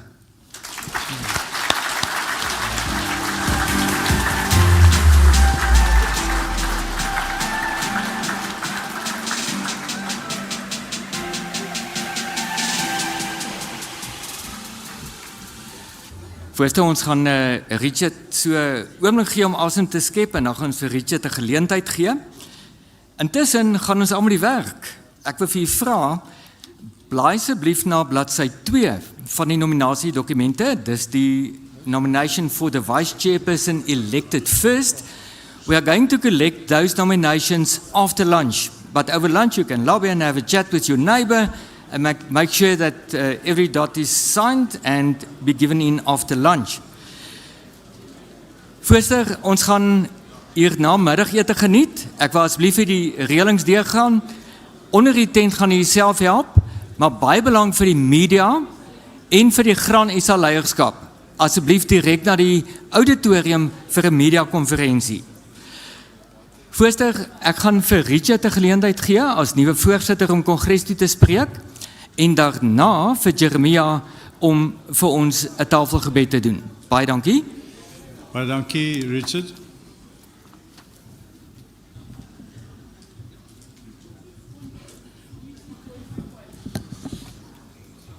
Dankie voorsitter.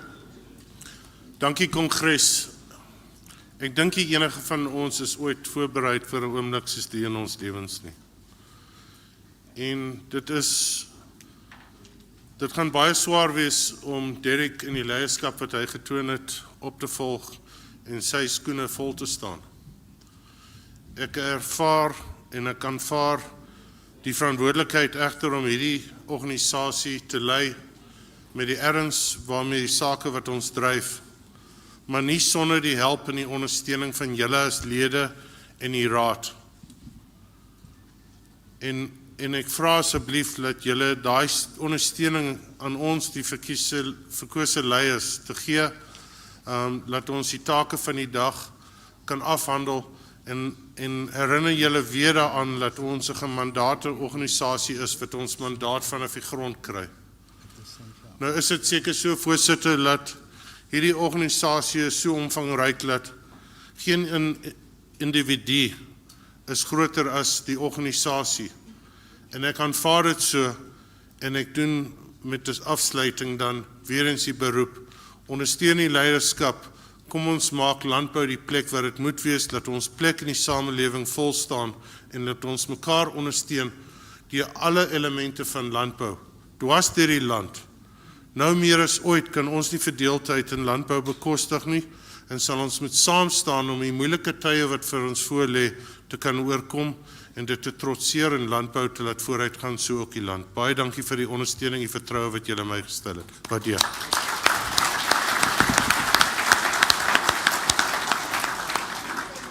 Jeremiah, if you would say grace for us, and just before that, an announcement: there will be vegetarian dishes available. Nico tells me close to the sunflower pot, whatever that means.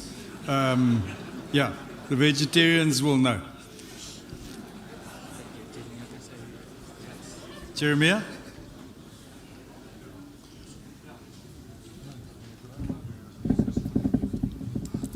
Can we bow our head and pray? Father, we thank you that you have kept us up until this far. Thank you for your wisdom. Thank you for your guidance. Thank you for this gathering of our meeting. As we are about to receive our food, we would like to thank you, Father, for the food that we are about to receive. Bless those who prepared it and bless the producers that produces. In the name of our Lord, amen. Amen. Thank you very much. Enjoy your lunch.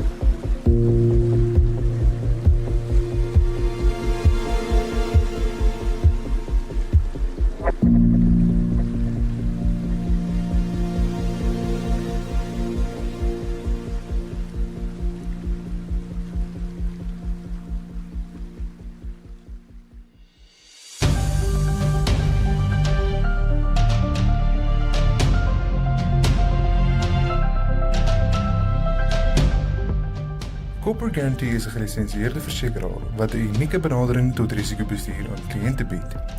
Ons vorm deel van die Nictus Limited groep wat gelys is op die Johannesburgse aandelebeurs sedert 1969.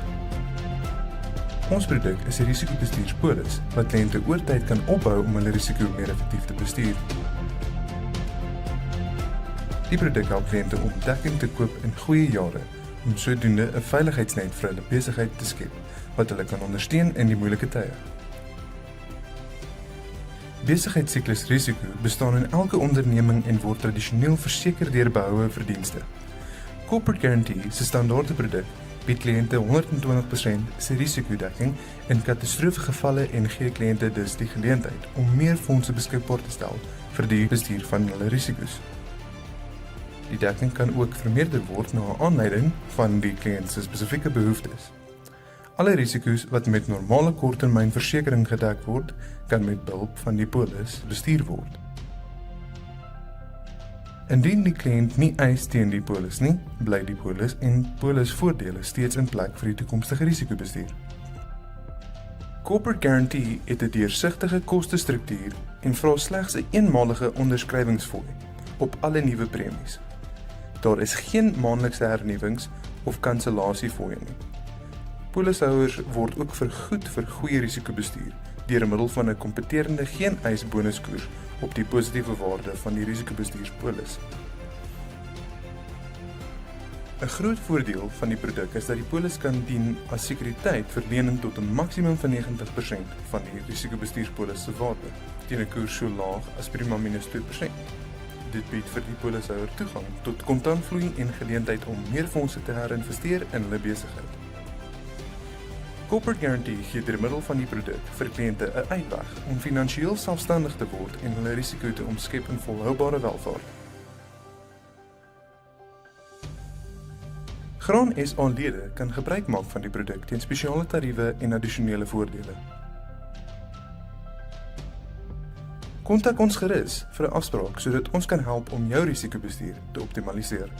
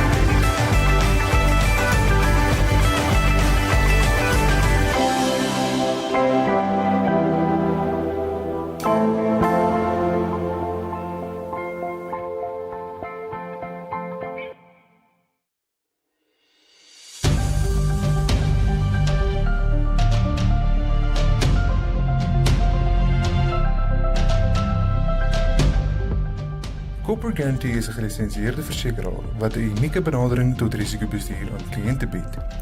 Ons vorm deel van die Nictus Limited groep wat gelys is op die Johannesburgse aandelebeurs sedert 1969. Ons produk is 'n risikobestuurspolis wat kliënte oor tyd kan opbou om hulle risiko meer effektief te bestuur. Die produk help kliënte om dekking te koop in goeie jare om sodoende 'n veiligheidsnet vir hulle besigheid te skep wat hulle kan ondersteun in die moeilike tye. Besigheidssuklisrisiko bestaan in elke onderneming en word tradisioneel verseker deur behoue verdienste. Corporate Guarantee se standaarde produk bied kliënte 120% se risikodekking in katastrofegevalle en gee kliënte dus die geleentheid om meer fondse beskikbaar te stel vir die bestuur van hulle risiko's. Die dekking kan ook vermeerder word na aanleiding van die kliënt se spesifieke behoeftes. Alle risiko's wat met normale korttermynversekering gedek word, kan met behulp van die polis bestuur word.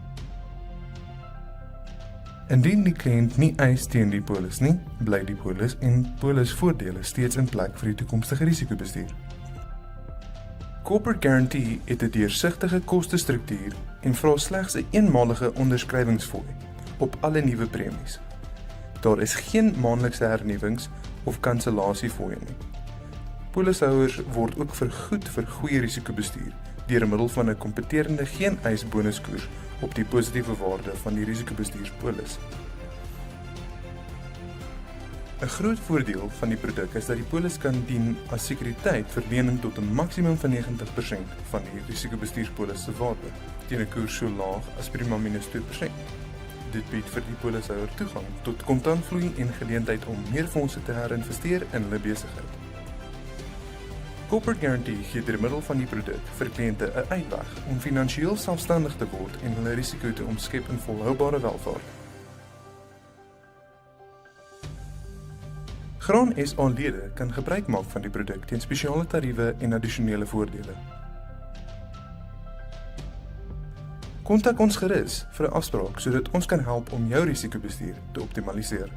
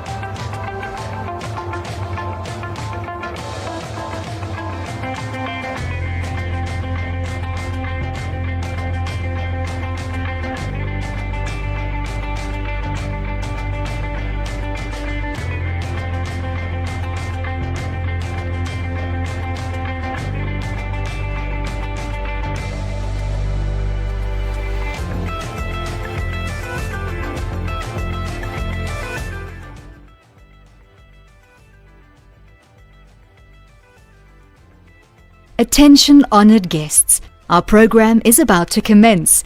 Kindly proceed to the venue and take your seats. We look forward to a great session ahead.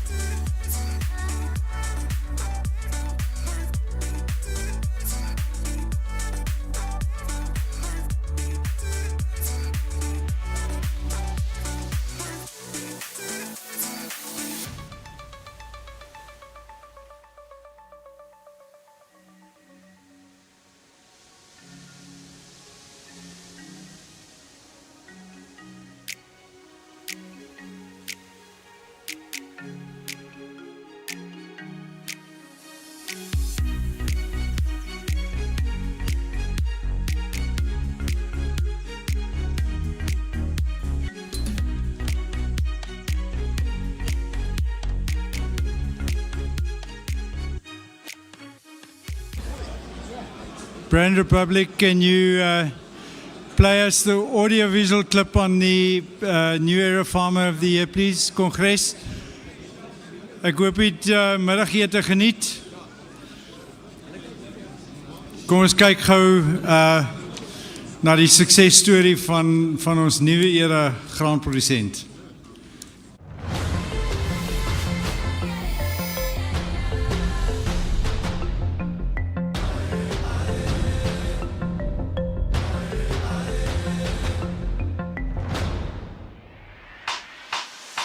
Between the crowned mountains of the Eastern Free State, Pietrus Tsotetsi is continuing his father's legacy as a stalwart in the Kestel community. He firstly taught me discipline, courage, and you must always be patient and love what you are doing. The original family tractor stands as a reminder of the hard work that lay the foundations of this successful mixed farming operation. Community engagement has always been characteristic of the family, and Pietrus believes that this is a key aspect of farming, also applying to organized agriculture. He joined Grain SA in 2009 and has since seen great strides in his farming enterprise. From planting under 50 hectares, he now plants over 250 hectares. I've been involved because there was the only company that helped us with training, farmers' days, and to give us the tools to be a successful farmers. Pietrus has since geared himself with equipment and, through discipline and strong leadership, he's able to take the farm through tough times, such as the past season's drought spell. Beginning of January until March, we didn't receive any rain and we struggled to maintain the weed control. He persevered and managed a maize yield of 5.7 tons per hectare and a soya yield of 2.3 tons on the hectare. Marketing is done on fixed contracts with VKB and AFGRI. On the Tsotetsi farm, all is well, with an extra spot of green added by the workers' lovely vegetable gardens. And this kind farm owner is ready to expand, hoping to obtain more land nearby. Here in Kestel, Pietrus Tsotetsi is keeping the family name right up there.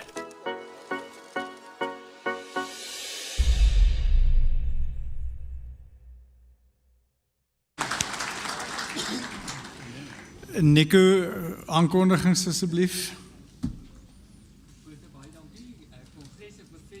Die Kongres, baie dankie. Ek bevestig die nominasie vir die visievoorsitter wat eers verkies word, sluit nou. So as jy 'n nominasie nog wil indien, hou dit in die lig, van die personeel sal dit by u kom opneem. Baie dankie, voorsitter, terug na u. Baie dankie Nico. Dan gaan ek vir Tobias vra. Tobias gereed om die vrae te hanteer en dan die paneel aan ons voor te stel asseblief. Voorsitter, ek gaan eers sê baie welkom terug na middagete. Ons tema, soos julle weet, ek gebruik heeltyd Corwyn Botha se woord van gedei. Nie net om te oorleef nie, maar om te gedei. Want graanboere wat goed doen is goed vir Suid-Afrika, is goed vir Suid-Afrika se omgewing, se verbruikers en vir plattelandse gemeenskappe. So die groot vraag wat ons het, wat het ons nodig, wat moet ons in plek hê om seker te maak dat graanproduksie gedei in Suid-Afrika. Julle kan solank julle fone in die hande kry, ek gaan nou 'n vraagie of twee vra, maar kom ons kyk gou na die inleiding tot ons paneel wat gaan gesels oor hoe loop ons hierdie pad na gedei toe.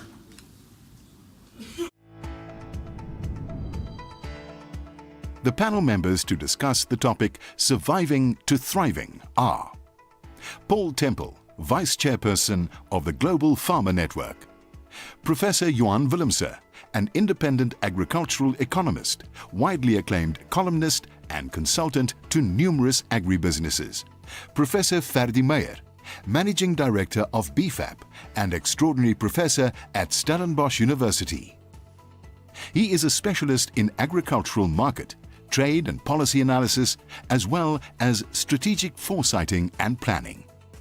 Pieter de Jager, a farmer from Albertina in the Southwestern Cape and Grain Producer of the Year 2023. The introduction will be handled by Dr. Tobias Dooyer. The panel facilitators are Dr. Dirk Strydom and Corneille Lou.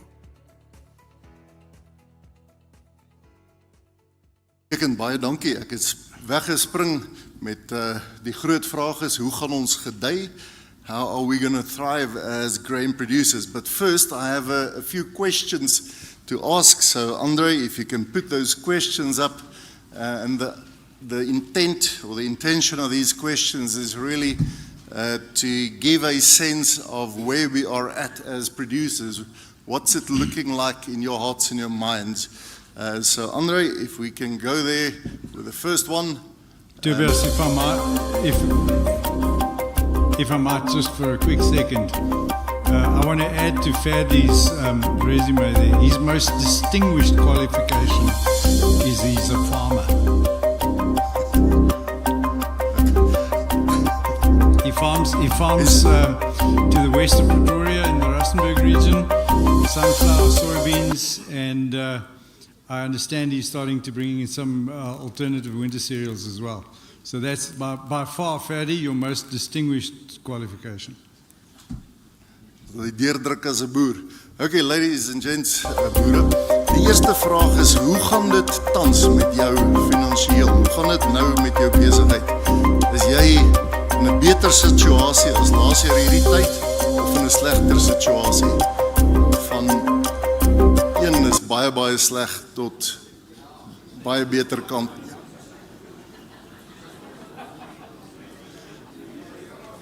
So in die gemiddeld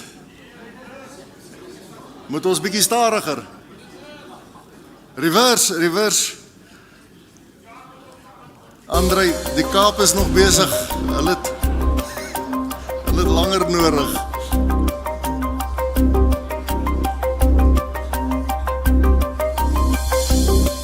Ek sien ons is nou al op 220.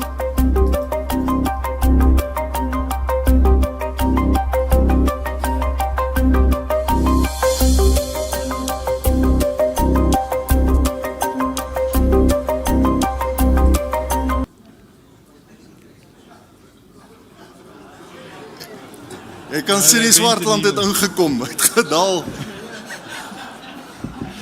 Dit was die Kaap wat die Engels verstaan nie. Andre, sit die volgende ene op, maar moet nie die timertjie opsit nie. Wow, pause hom bietjie, laat ek vir die manne vertaal. As jy hulle het wyn, maar hulle het nie Engels nie. Hierdie is om te vra, jou sentiment is bietjie, hoe lyk die oes nou? Maar as jy dink na 'n jaar vorentoe, as ons volgende jaar weer hier by mekaar kom, hoe gaan dit dan finansiëel met jou gaan? Wat is jou verwagtinge? Gaan jy beter, baie beter, maar dieselfde of slegter wees? Right, ek hoop hulle het hom, jy druk daai tyd, laat ons gaan, 17 sekondes.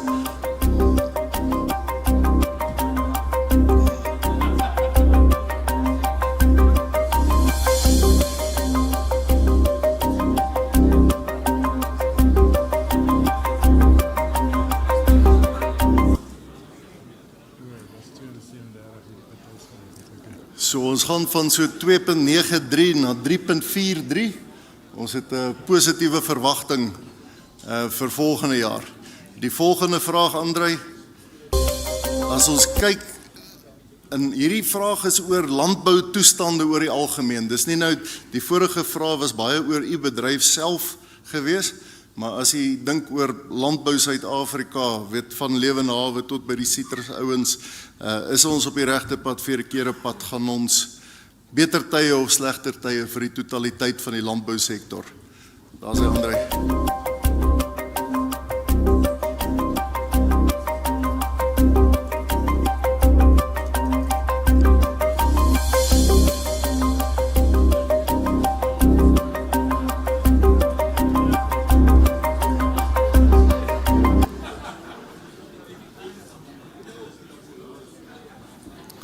Paneel, het Dit lyk vir my die ouens reken,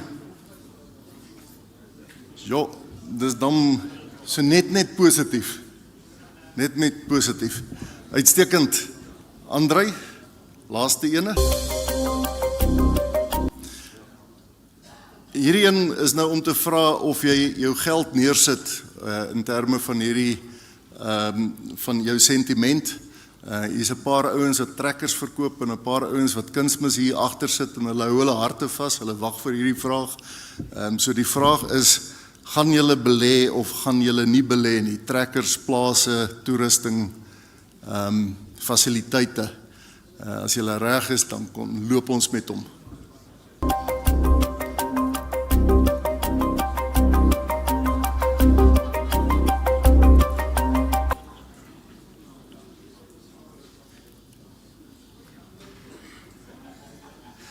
Ek gaan niks sê nie, ek gaan dit vir die paneel los. I'll leave that to the panel. Andre, I see that that one is not clear. I don't know if Brand Republic can help to put this one on that screen as well so that the guys can speak to it a little bit. So we are investing with caution. So Antoine, as jy so 5% afsit op jou John Deere's, gaan hulle dalk koop. Corneille, Dirk, geniet het. I'm looking forward to this panel discussion.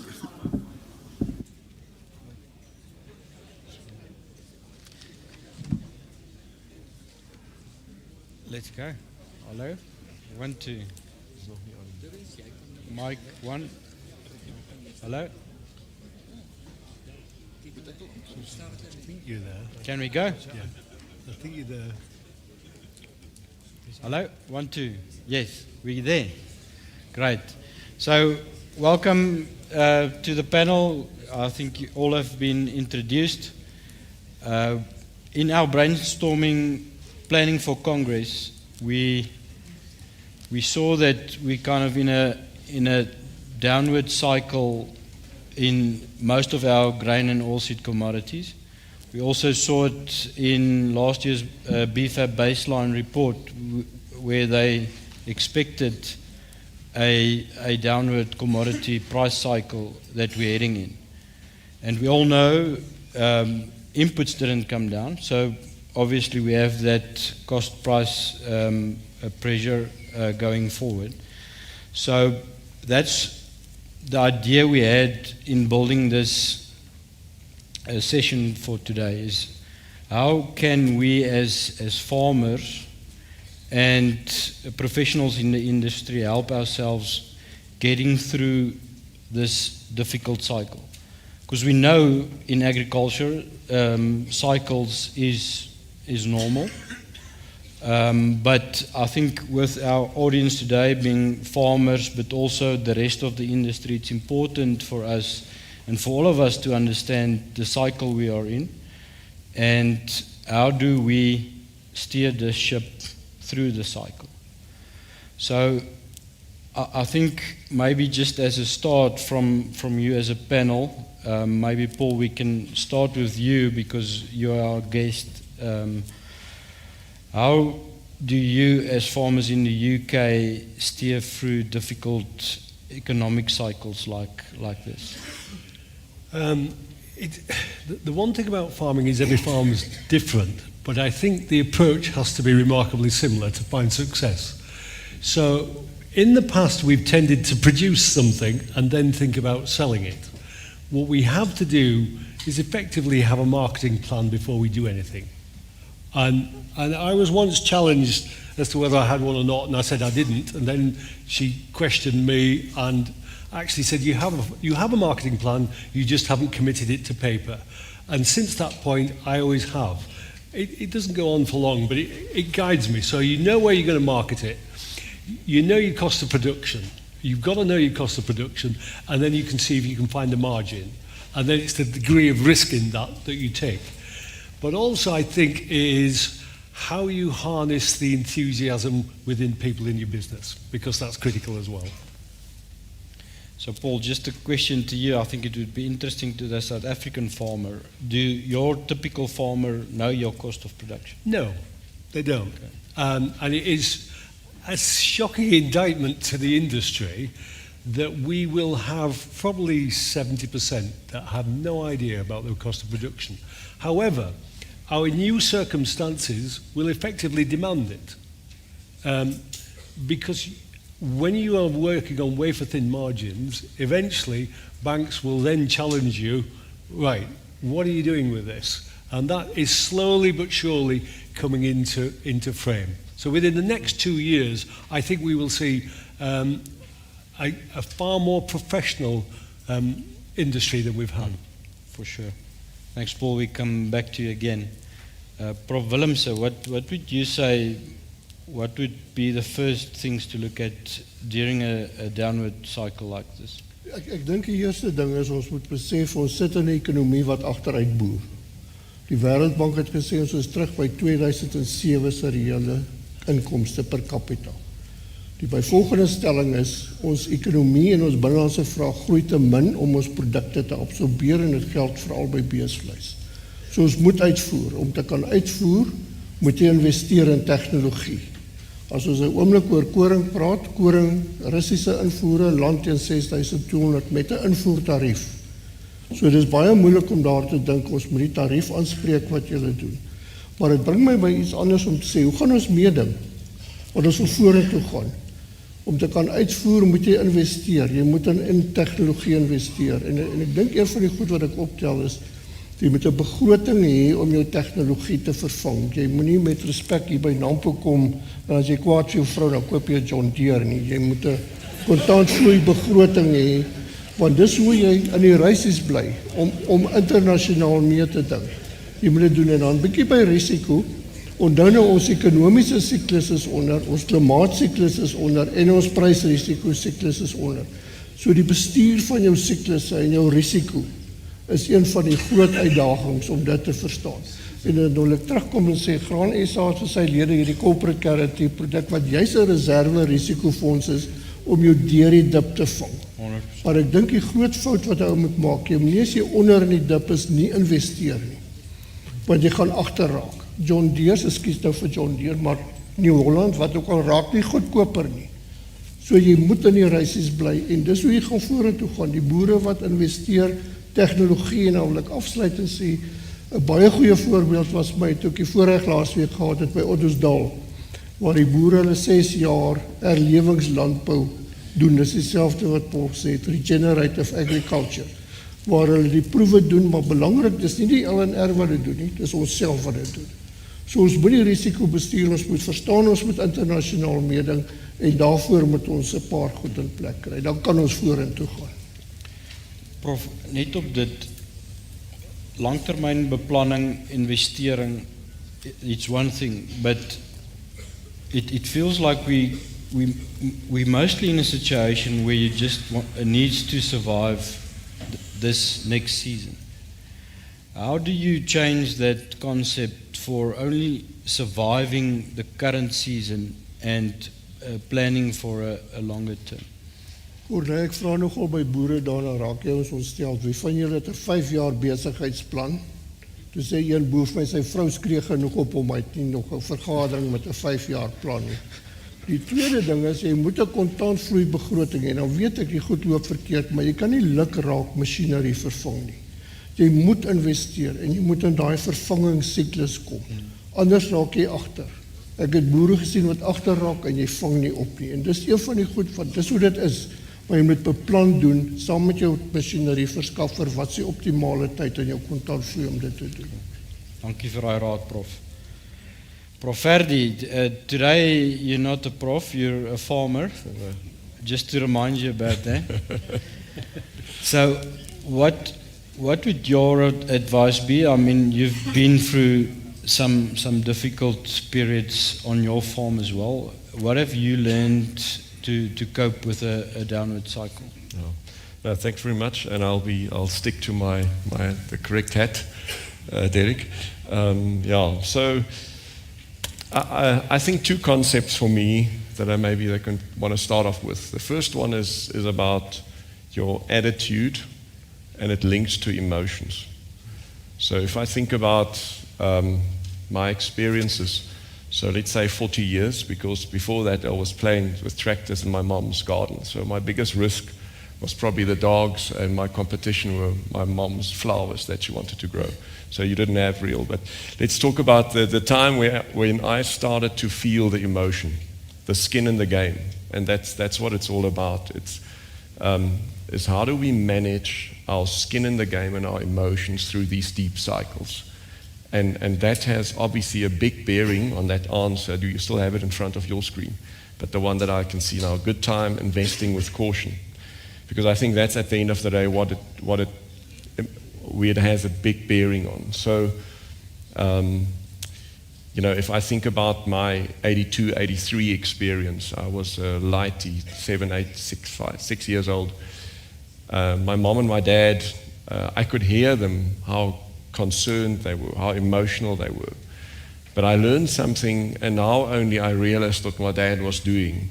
I heard their discussions at night in the office about how are they going to survive this. The next morning, my dad would be a different person, going flat out. It's that attitude of saying, where do you manage your emotions? How do you traject and project them? And how do you take actions into it? And the 91, 92 drought came. Paul, interesting, that's where we got the last payment from government. It was a big drought, couldn't plant at all, and we got a payment. And then the next one was that's when I started getting involved in the farming operation, maybe more interested when I started studying. And then South Africa went through this amazing phase of deregulation, extremely fast, Paul, almost like a bit of reflection what you just told us about now, but going completely from regulated to deregulated, open market. I mean, we have amongst the lowest subsidies in the world, let's say 2%, almost nothing that you can talk of. And we had to get into that space, and I heard my dad and I started having discussions. So my first drought, where I had skin in the game and this intense emotion of what are you going to do, what's the implication for your farm workers and their families, what's the implication for the society around you, was in 15, 16, and then last year. What have I learned out of these is, again, how do you manage your emotions? And as an organization also, and as organized agriculture, what do we project to the outside world? Because people are listening. So, and that's my perception as a farmer. Sometimes, you know, what we just recorded now in terms of our investments and how positive there's a lot of positive attitude in this room. You want to go for it. But there are major concerns. How does the outside world, what's our message to the outside world? Are we very concerned because your credit guys in the banks are listening, outside investors are listening, but if we look at agriculture, yes, it's very volatile, but we've outperformed the rest of the economy. If we look at our last 30 years, we grew by 3% on average annual growth rate over the last 30 years, and the economy grew by 2, or by, let's say, 2.8. So we are faster than the rest of the economy. It makes sense to invest in agriculture compared to the rest of the economy, but it's extremely volatile.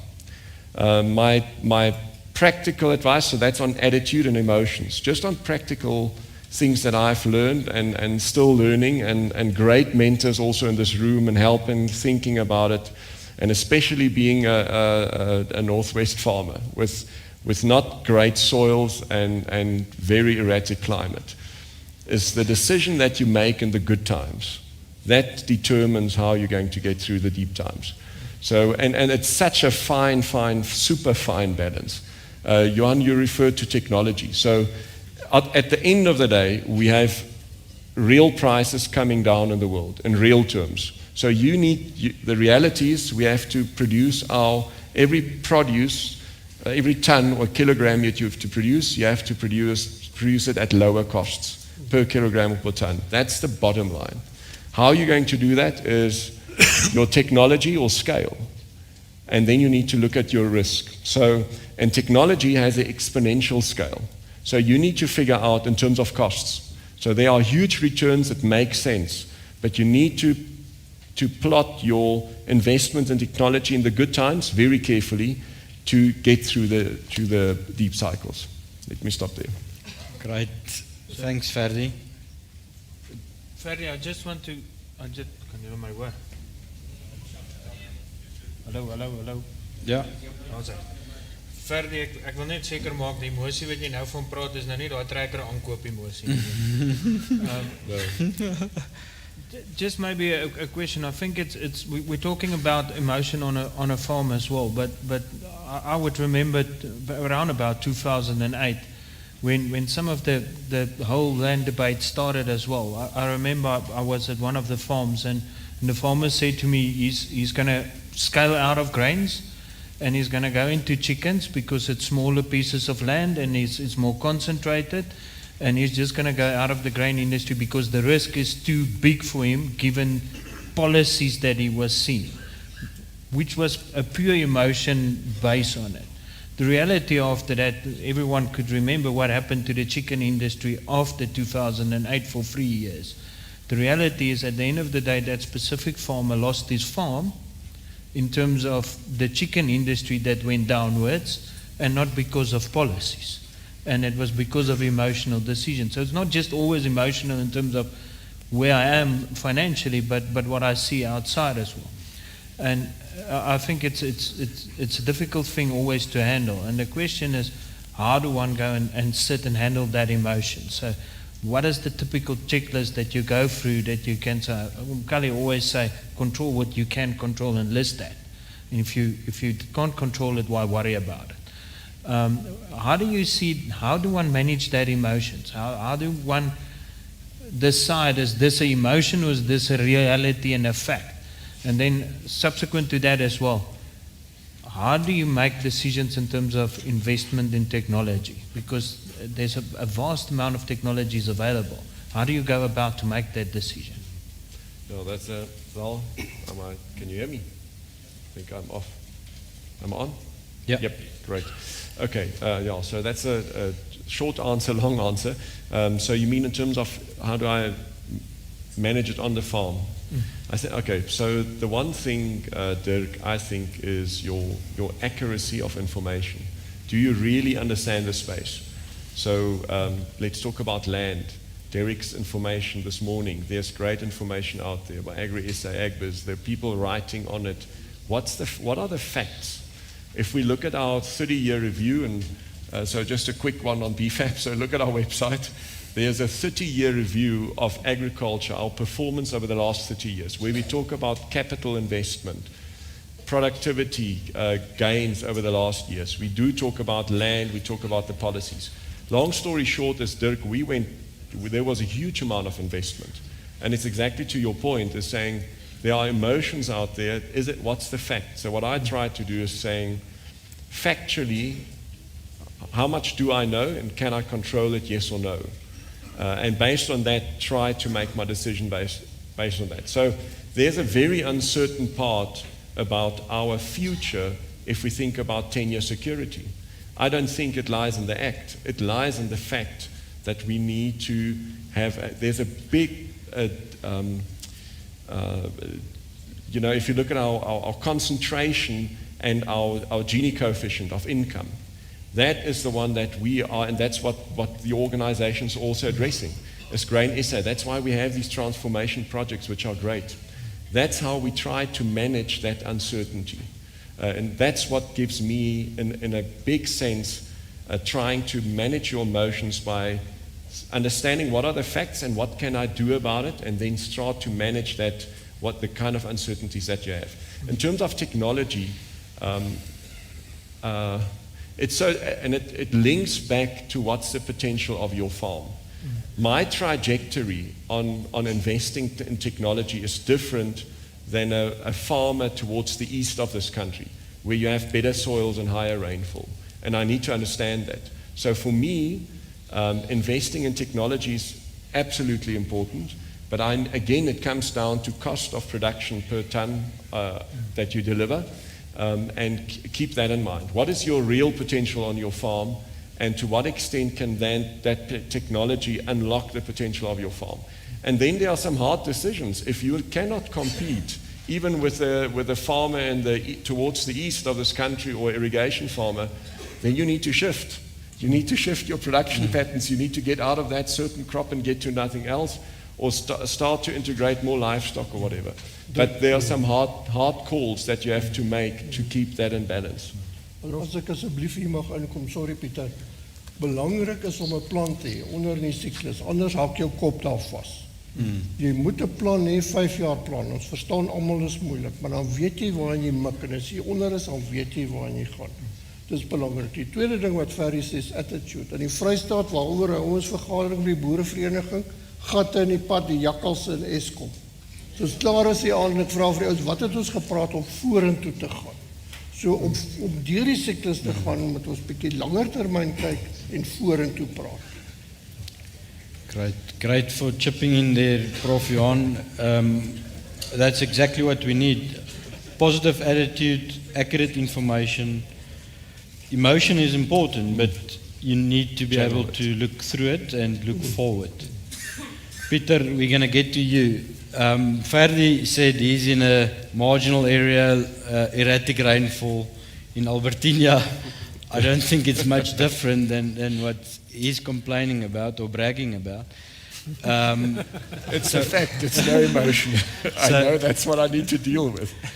So Peter, you've obviously been through downward cycles, whether it's the rainfall, the weather, or commodity prices, or very high record input prices like we've seen in 2018. Ja, die feit dat ons die laaste 2 jaar sukkel om graan winsgewend te produseer, dis laat nie vir ons 'n nuwe ding nie. Dit kom al aan so lank soos wat die kommersiële graanbedryf bestaan, dink ek. Soos ons weet, die goed gaan maar deur siklusse. Ek meen, so het ons nou 3-4 jaar terug baie goeie jare ook gehad. Ons boere is geneig om dit te vergeet. Ek sê altyd 'n boer se geheue is eintlik net een produksieseisoen lank. As dit goed gaan met jou, jy vergeet dit kan weer swak gaan of andersom. Maar ja, wat my bietjie bekommer maak die laaste 5 jaar is dat die intensiteit van die siklusse so hoog en laag gaan. Die hoog is baie hoog en die laag is baie laag. So ek hoop nie dis 'n nuwe norm nie, en wat alles bydra tot dit nie, maar ja, ons gaan ons gameplan heeltemal moet verander volgens dit. Ja, die ding is, as 'n graanbedryf swaar kry, dan is dit nie noodwendig die boer se skuld nie. Dit is gewoonlik eksterne faktore wat 'n invloed daarop het, wat ons laat nie oor beheer oor het as boer nie. So ek sê altyd maar, konsentreer eers oor dit waar jy wel beheer kan uitoefen oor. Dit help nie jy worry oor eksterne faktore wat jy fisies niks aan kan doen nie. Kyk, ja, julle ken die 80-20 beginsel, dat 20% van jou insette, 80% van jou uitsette gee. Nou fokus eers op daai 20% wat jy wel kan verander en beheer uitoefen. Dit gaan oor hoe gaan jy jou kapitaal investeer, waarin gaan jy investeer en jou tyd en energie wat jy insit. Om so 'n siklus te kan deurkom. Ek sê nie jy moet glad nie dink aan die eksterne faktore wat 'n invloed het op jou nie, maar al wat jy kan doen is jy kan jou maar buffer teen dit. Hoe jy dit ook al doen deur in die vetjare, wil ek amper sê 'n bietjie surplus te hou of ja, op so 'n manier te buffer en miskien in die ondertye van die siklus om te kyk presies dan waar gaan jy jou geld spandeer. Jy gaan nie dan langtermyn beleggings maak nie. Jy gaan eerder net korttermyn doen om net deur daai siklus te kan kom vir die toekoms. Well, maybe just a add-on to what Peter just mentioned here is if you look, and I think you've mentioned it, the cost calculation, and that you're back with a calculator. I think that, and this is a bit bragging rights of South African farmers, I think we in a very long period where we needed to do that cost calculation. We just didn't have the luxuries of the support, and I agree, the world is going more to that way, saying the subsidies we're giving is just not efficiency. And I think our cost calculator we call efficiencies. It's all about where are we efficient, how efficient are we? And the question is, given it's 2 questions for Peter, it's one is, in terms of efficiencies, we've over a period of time worked a lot in terms of efficiencies, and we worked a lot of hard work put into that. Do you think there's a large scope still to still expand on that? And then the second question I have is in terms of efficiencies on your farm, how do you view it? How do you determine that you create that curve that you ahead of efficiencies constantly. And Ferdi always uses a very nice word in terms of how do I bend the curve. So how do you bend the curve of efficiencies on your farm? How do you approach it? Ja, ek is 'n groot voorstander van tegnologie en ek dink ek was van die eerste ouens in die Suid-Kaap wat presisieboerdery mee begin het. Dit het my 'n baie groot kompeterende voordeel gegee bo van die ander boere, as ek so kan sê. Ja, dit is ongelooflik eintlik wat se ek sê dis 'n tegnologiese revolusie aan die gang die laaste 5 of 10 jaar. Met al die tegnologie wat ons kry, wat ons kan benut, dis ongelooflik hoe dit jou kan bevoordeel en jou meer akkuraat kan maak. Hoe dit jou insetkoste kan verlaag. Dit maak jou net baie meer produktief. So ja, selfs met jou toekomstige beplanning of wat ook al, jy kan ek wil amper sê 10% by jou volgende jaar se begroting aftrek deur die effektiwiteit wat jy kan binne daarvoor. Ek dink ons nog glad nie gekap op die tegnologie wat kom nie. As jy vat kunsmatige intelligensie of AI soos wat dit bekend staan, mense kan amper sê watch the space. Ek dink daar kom nog groot veranderinge in goed vir ons in die nabye toekoms. Ek is so 'n bietjie versigtig vir dit ook aan die ander kant, want ek probeer altyd my inligting en goed wat ek gebruik om besluite te maak nie op aanname of thumbsucking gebruik maak nie, maar ware feite en common sense en of die rekenaarmodelle die common sense gaan ingepas kry is 'n ander vraag. Ek moet daarom sê ek het die voorreg gehad om diep in Pieter se goed in te krap en ek het nog min gesien wat 'n ou op 'n per meter basis kan data gee oor wat als op daai blokke aangaan en op 'n per meter winsgewendheid kan werk. So ek dink dit is ook 'n pleintjie vir jou Pieter in term van dit. Paul, maybe just a question towards you. We tend to follow sometimes the Europe in terms of policy and consumer trends. We would like to follow more the southern side's trends, but we tend to follow normally the Europe side in terms of it. And you've touched in your presentation as well in terms of the regulations you need to go through and the health and safety stuff and all that. And we focus a lot on production, and we're very good in terms of production. Sometimes marketing, we struggle here and there to get that right.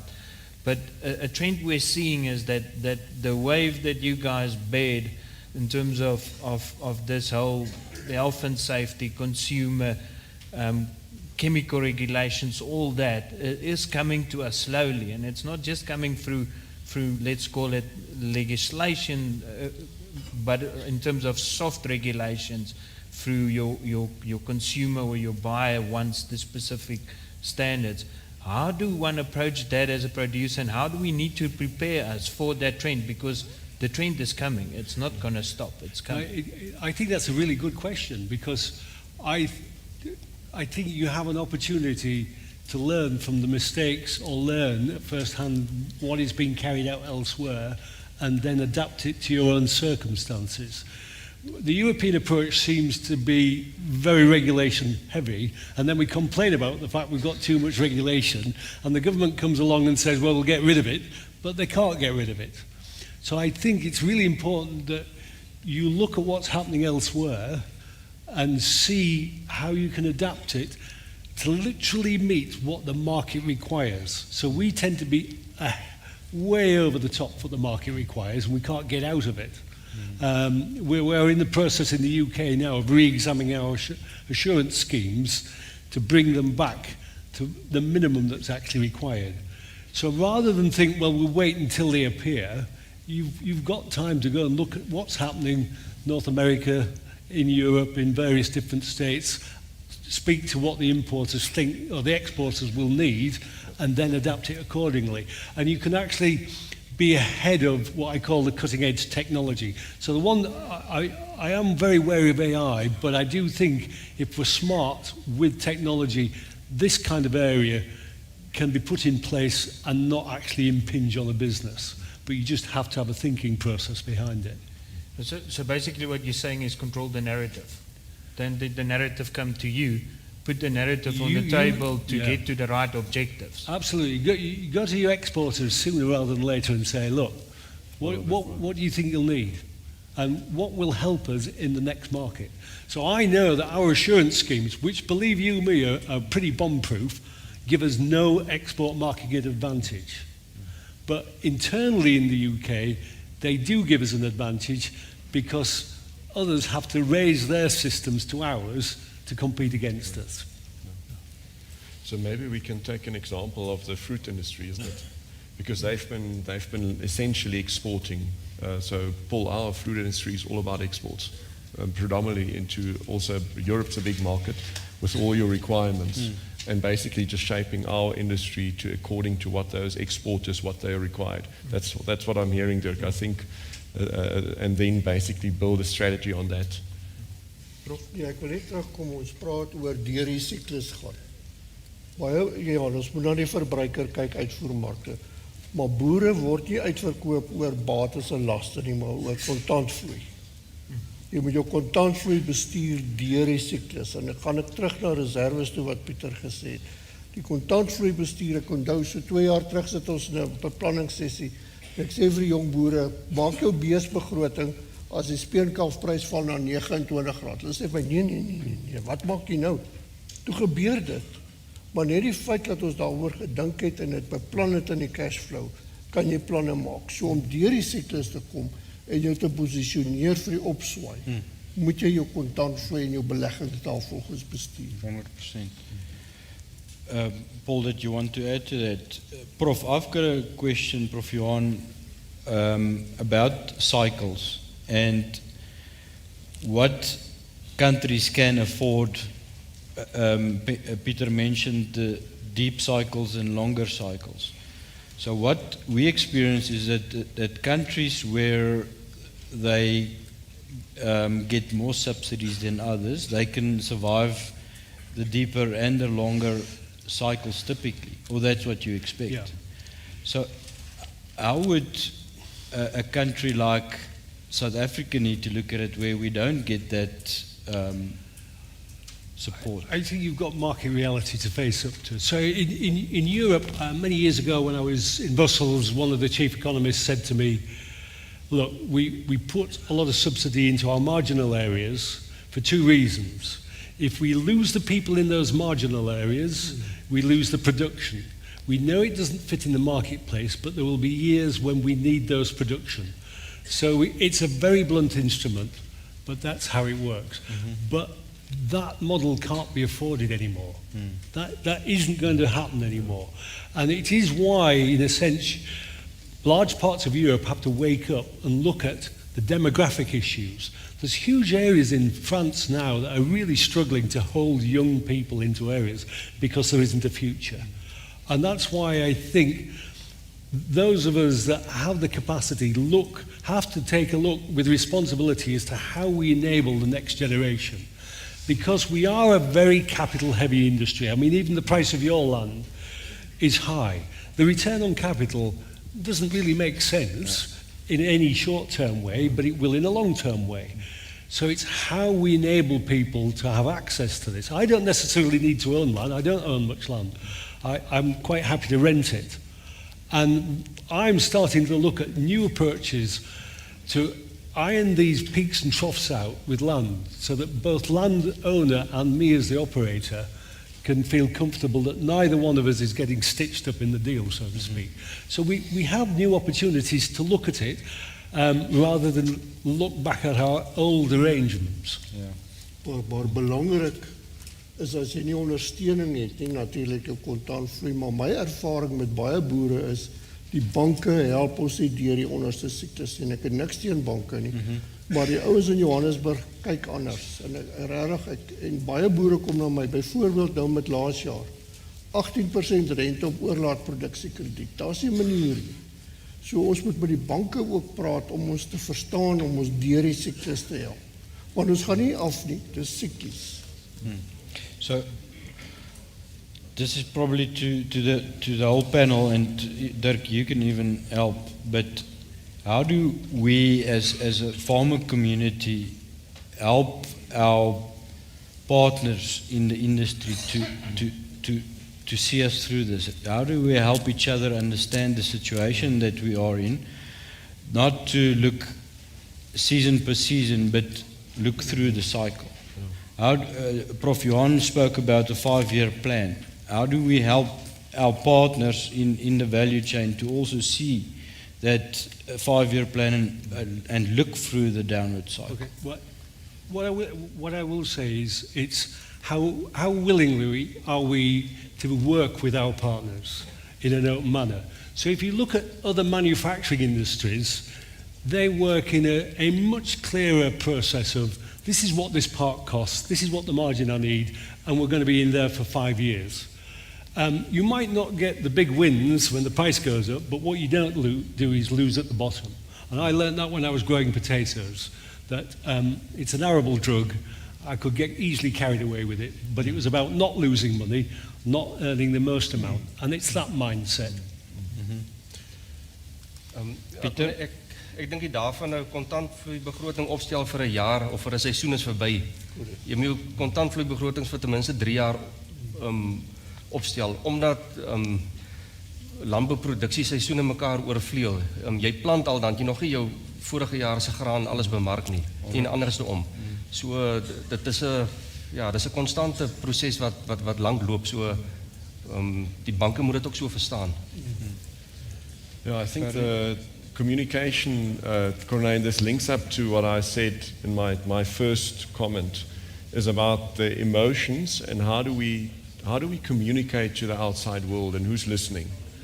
And I think there, information being realistic about what the situation is. I mean, I was surprised. In December, we analyzed the GDP. You will remember we were all surprised. How can agriculture shrink by 29%, and the annual number, Statistics SA's number was -15. That's something that would send investors and your credit guys in the banks to the hills. And we analyzed the numbers and it was not correct. And now they've done the correction now in the last publication. We said we think between 5 and 6, turned out to be -8. So it was negative, but it was not as negative. -15 and -8 is a big difference. But I was surprised to get comments from the farming community to us, to BFAP, saying, no, but it's not a good report because it's bad out there. We shouldn't write things like that.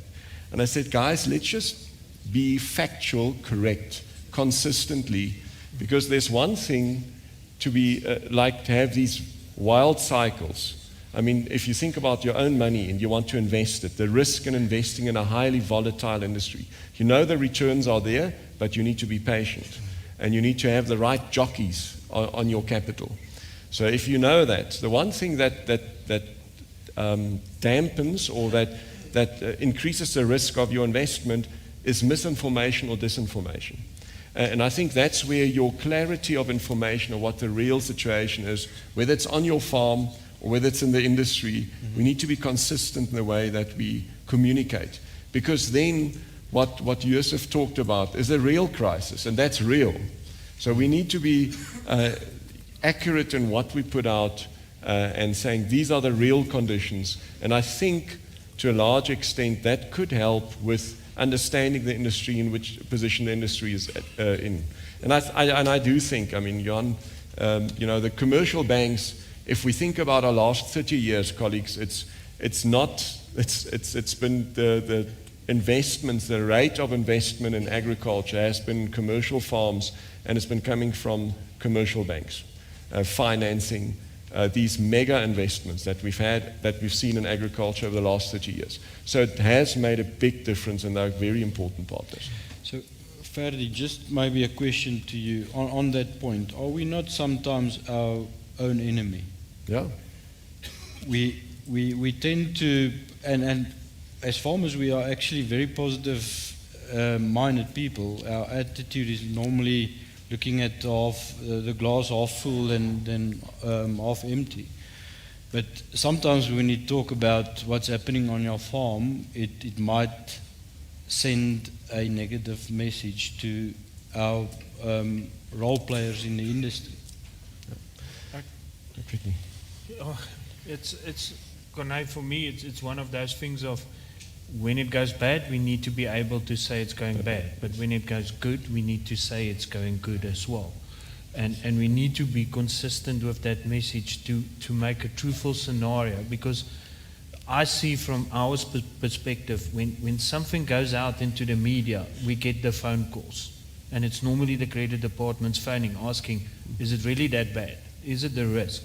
And we need to have that consistency in terms of it, to make it a truthful scenario outside, so that they can make better decisions going out there. And I think we as Grain SA has got a big role to play in that as well. There's to make sure we put down the right information, we have the right discussions, and it's not just about what our current scenario is, but it's also what we've spoken about in terms of what do the consumer want, what in terms of having that discussions to say, we can't afford this as producers, but we can understand what you need as a consumer.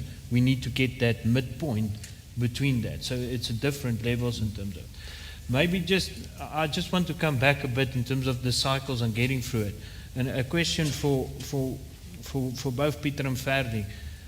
If you look at your farms, what was the single thing that you can look back to say, because I did this, it helped me through scenarios? I know it's a very difficult thing because it's normally a combination of a lot of things. But if you look back and you say, if I did not do this, I would be in huge trouble currently where I'm sitting. What is that one thing? Ek dink die feit dat mens verantwoordelikheid vat vir dit wat jy doen, of vol verantwoordelikheid vat. Ek het in my boerdery, toe ek begin het met graanboerdery, het ek gesê ek gaan nie op die ouen van die seisoen, as ek nou nabetragting doen oor hoe alles verloop het, my kunsmisagent of my chemiese agent of iemand anders het die skuld gee vir my uitslag van my boerdery nie, buite die eksterne faktore. Ja, jy moet in beheer wees van dit wat jy doen en self verantwoordelikheid vat. Ja, en ek dink om 'n positive mindset te hê, dis belangrik. Ek meen jy moet vir jou medium en langtermyn doelwitte stel wat jy wil bereik en ja, hoe jy daarby gaan uitkom. Maar jy gaan dit nie kan doen om positief te wees. As dit swaar gaan, soos 'n siklus waar ons nou deurgaan, is dit partykeer soos enige probleem om net so 'n bietjie weg te stap en van die kant af te bekyk en weer te herbesin en her te bereken en vat hom weer aan. Dis stap maar daarvan na vorentoe. Okay, yeah, so these are all relevant, great points. It's exactly that. Maybe can I add on the cycle just a very practical one on technology, which we experienced to manage cycles, because of these cycles are obviously drought. We are huge, a heavy exposure on climate and drought. But if you analyze the drought, that's what we did, and we said, how can we try and manage our drought better, those cycles? And that had to do with equipment, and we made a conscious decision to be able to respond quicker and in a shorter period of time. And then we had to be careful. So we had to say, yes, we needed bigger planters, we needed bigger sprayers.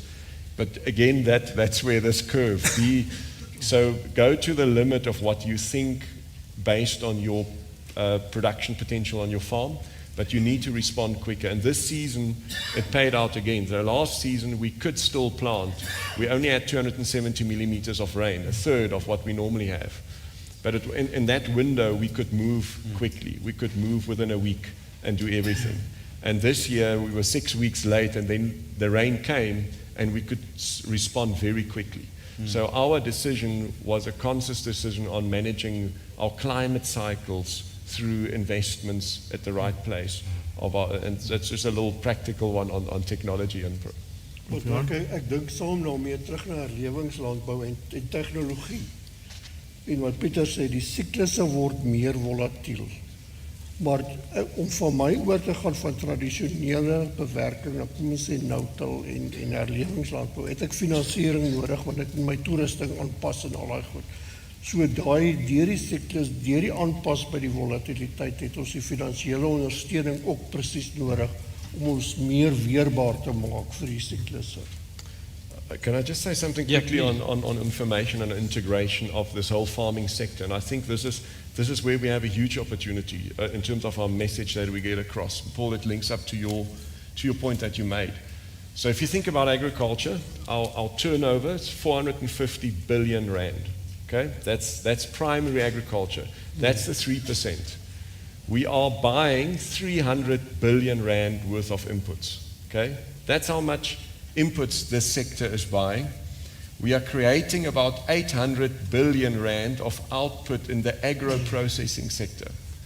So that's why, and in the trade side and retail side, it's 400 billion. So this sector of 450 billion creates in the chain about 1.5 trillion rand. So you can imagine if there's things happening in agriculture, in primary agriculture, it has major repercussions across the whole industry. And I think that narrative around having a broader discussion around agriculture in its broader sense, its multipliers in the communities, in the contributions to employment, in the contribution to the economy, food. We talk about food security, but do we talk about the quantum, the analytics around it? I think there's a big story to tell to get across what's agriculture's role in the broader sense. Paul, your one thing that you would do, or that you've done? I will just recount a tale from a friend of mine. So I borrow money and I like to map it out and know where I am. But my friend's theory of borrowing money is this. If you borrow 100,000, it's your problem. He said the best thing to do is actually step it up. If you step it up to 500,000, it ceases to be your problem, it's the bank manager's problem. And he says the really smart thing to do is to step it up to 1 million. And then it's not even the bank manager's problem, it's the bank's problem. Brilliant. So, Tobias, we've got some time for a question or two from the floor. Is there a comment or a question maybe from the floor somewhere? Ja, Cornelis, soos hulle sê, meanwhile back at the ranch, is BTW gaan opgaan met 0.5% vanjaar en met 0.5% volgende jaar. Ons gaan, dis nou 'n triljoen rand se beleggings in infrastruktuur sien, so 300 miljoen per jaar, 300 miljard, 300 biljoen per jaar oor die volgende 3 jaar. En dit lyk vir my, kyk, BTW gaan tekort wees om dit te bekostig, so ons het infrastructure bonds wat kom. So die regte wêreld is ook nog daar buite aan die gang.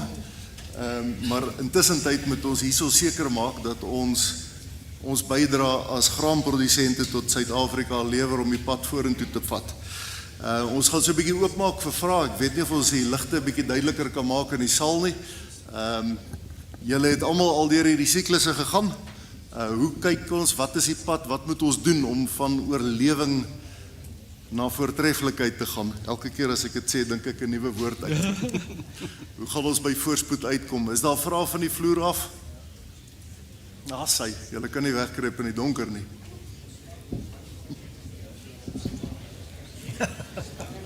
Tom, jy is so naby, jy moet wat dink nou. As daar nou niemand opstaan nie, moet jy maar sê, hoe voel dit daar in die Noordweste? Is Verdie so half na in die waarheid? 50 randjies. Perspektiewe van die vloer af. Dis nou geskokte stilte. Hulle het nie gedink ons gaan die ligte aansit nie. Ek sien Derek het ons nou die dag so gevat na sy bult. Pieter praat nou van die perspektief wat jy kry. Derek sit so 'n bult wat hy so wegry. En hy het ons gaan wys, hy sê, dis nou hier waar hy sit, as hy so 'n bietjie dink oor die lewe in die pad vorentoe. En daar so by mikrofoon 5. Gerrit Roos. Gerrit, daar's hy. Baie dankie, Tobias. Is nie altyd 'n voorreg om sulke manne voor jou te hê nie, om nie vrae te vra nie, maar weet, ek wil net vir hulle 'n vergelyking gee wat in die laaste van voor COVID tot nou gebeur het. Weet, die klompie jare terug het Johan in die Landbouweekblad ook geskryf om het kommersifiseer en sulke goede. Is dit nog steeds die antwoord, want ons probeer waarde toevoeging plaasvind met jy het nou jou graanproduksie, jy het jou veebedryf. Weet, voor COVID het ek vir 'n os R2000 meer gekry as wat ek nou kry wat verby is. dan dra die een kommoditeit dra dan met die ander een. En ek wil net vir Ferdi sê, dis nie altyd so voordelig om in te swem daar in die ooste nie. As dit ek verkies eintlik 'n tydjie 'n droë seisoen daar, en dat ons meer hitte. Maar dit is vir my altyd 'n vraag wat nou aanhoudend voorkom en hierdie en selfs die wol, as jy nou jou skaapbedryf by die graanproduksie invoer en soja, voor COVID het ek R1 miljoen gekry vir my wol en laas jaar het R560,000 vir dieselfde hoeveelheid. So dit is heeltyd nou met die graanproduksie die dra en as die seisoen na 5 seisoene as dit verby is, dan weet jy nie eintlik een het jy verloor en die ander het jy gewen, so jy bly eintlik maar net swem. It's a very important point Gerrit is making. Normally we have industries where one is at the bottom, the other one helps out and is on the top. And it feels like Gerrit is saying, a lot of our industries are currently at the bottom. Maar onthou, ons ekonomie is in 'n baie diep resessie van 2000 na COVID, soos die heel pad af. Die tweede ding rondom diversifisering, julle gaan nou sien as die mielieprys afkom, dan gaan die beesprys opgaan. En dis waar diversifikasie inkom. Dit is daai siektes, die siektes is nie dieselfde nie. En dis belangrik. En 'n ou moet oppas, net 'n opmerking. Jy moet nou nie 'n slaghuis gaan oopmaak nie. Dis nie diversifisering nie, dis risiko.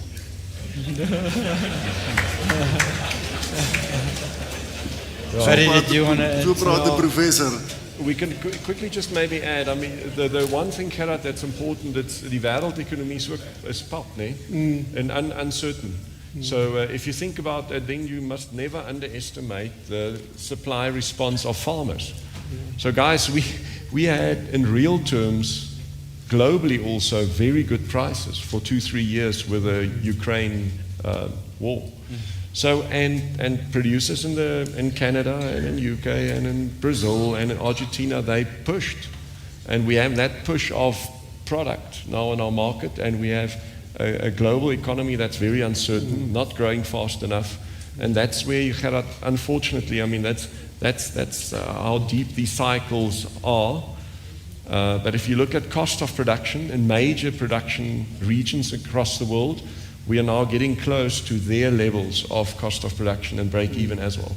So that's why you'll see the cycle. I think we've seen the fall and then hopefully moving more sideways now. We'll get, there will be casualties and then you'll see production slightly not expanding as fast and you see your cycles improving again. Thanks, Ferry. I see Richard and Derek has got questions. Go, Richard. Go. No, I'll wrap up. Thank you, Chair. We see commodity prices through the world at a very low level, and the question to the panel, and I don't know who wants to answer, is when do we see a commodity price correction? I don't think it's input costs alone and the reduction of input costs that is going to turn the situation around. If we look specifically at wheat, Americans, nobody in the world can produce wheat profitably at the moment.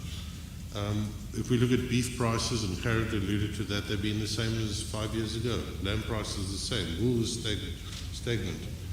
Wat gaan dit vat om 'n regstelling in kommoditeitspryse wêreldwyd te vat, of produseer ons eenvoudig net te veel? Wanneer gaan hulle draai?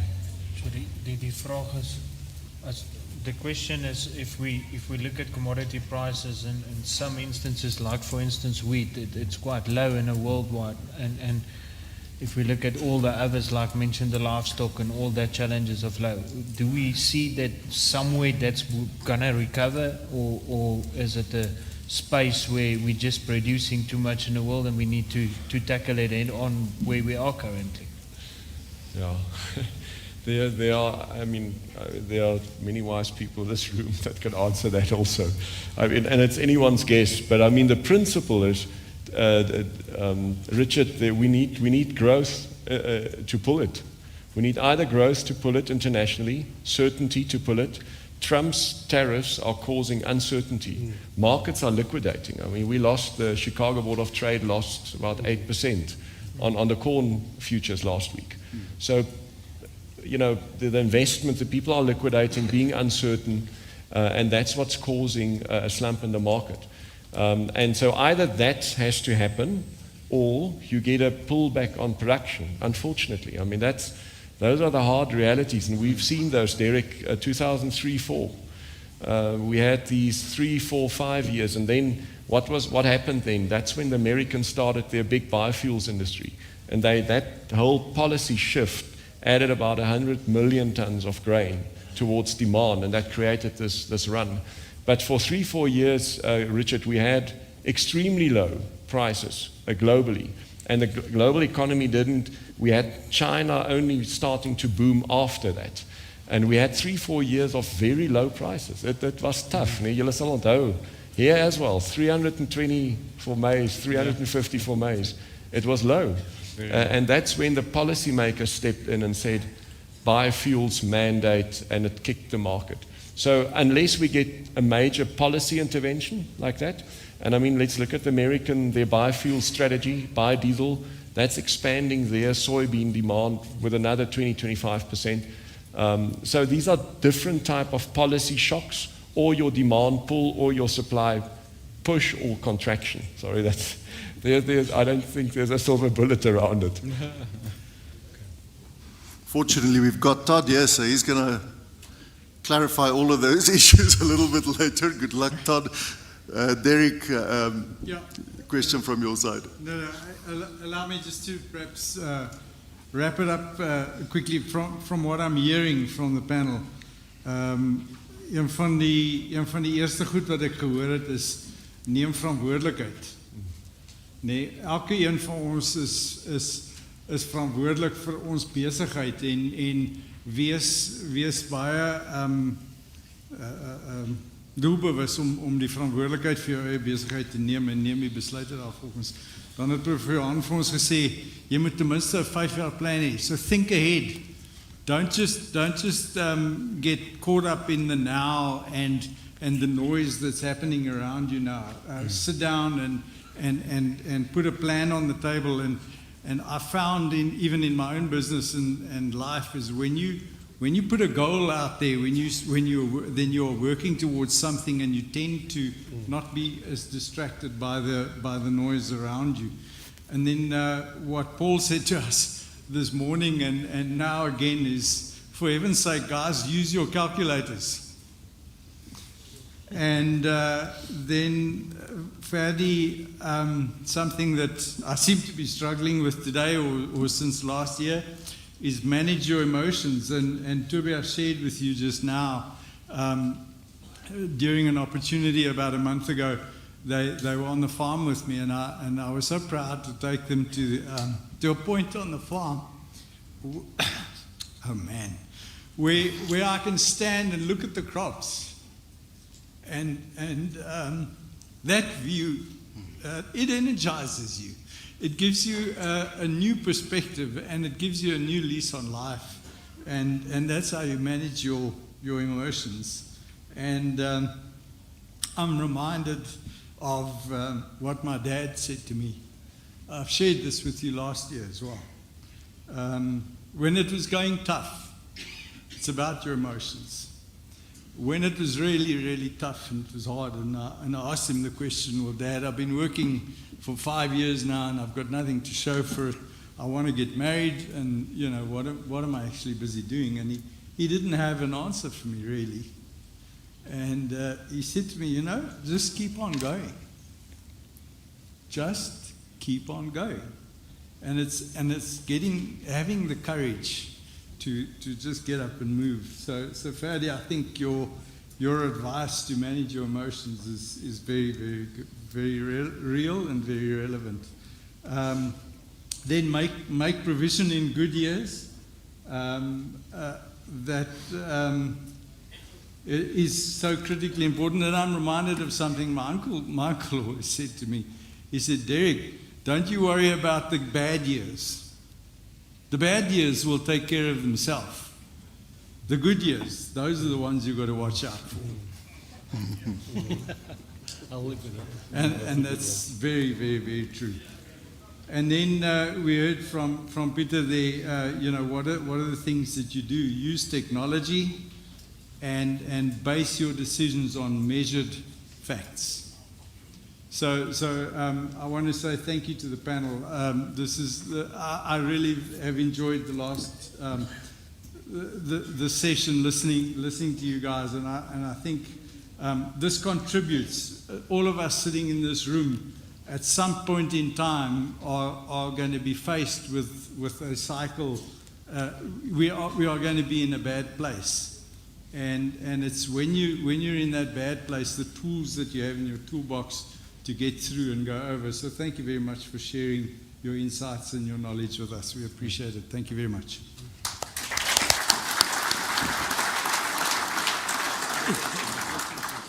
Thank you very much. We're going to break in a minute or two so the panel can relax here, remain beautiful. So we're going to do a few quick questions just to see that everybody is still concentrating. And then Nico is going to take us to one or two announcements. Nico, should the panel go back to their seats? They are welcome, or they can remain there until we break. It's not going to be that long. Okay. Andre, will you? Okay, great stuff. Do you know about your region's WhatsApp group? Just checking on that quickly. Weet jy van jou streekse WhatsApp groep? As jy sê nee, neem ek aan jy kan ook nie jou foon gebruik om te antwoord. Daar is 'n paar ouens wat nie geweet het nie, alsene ons het werk om te doen. Volgende vraag, Andrei. Wanneer ons WhatsApp gebruik, waarvan hou jy die meeste? 'n Kort boodskapie, artikels waarop jy kan klik, video's, verslae, soek jy liewer dit op 'n stempos of 'n infografika?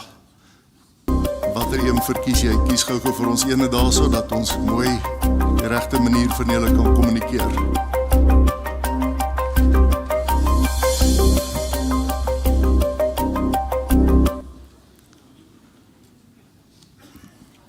Kort boodskap is die beste ene. En dan die laaste, of die tweede laaste ene daarso. Hoe wil jy graag met Graan Suid-Afrika kommunikeer? Die WhatsApp groepe, SMS'e, die tydskrif of die SA Graan, of die Pula e-posse, potgoeie, nuusbriewe, of moet ons liewer 'n draai maak by u boerevereniging? Sommer 'n vinnige enetjie.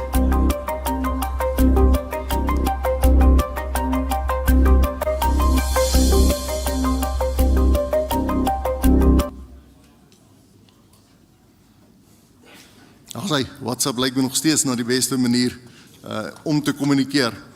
Dankie, dan is dit, Andrei, ek wil net bevestig, het is die laaste ene, né? Hy, uitstekend. Dan is dit Nico wat gou vir ons 'n paar reëlings gaan doen.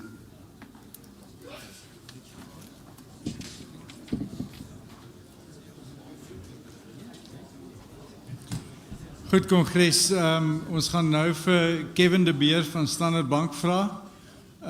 Om graag Kongres toe te spreek. Kevin, is jy beskikbaar?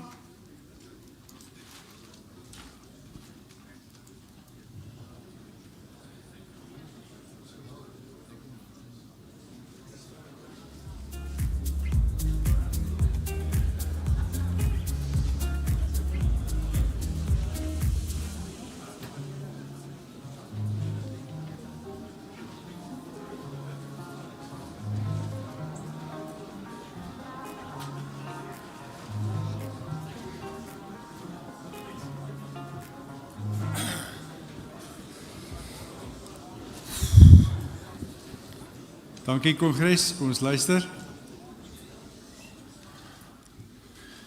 Good afternoon, ladies and gentlemen.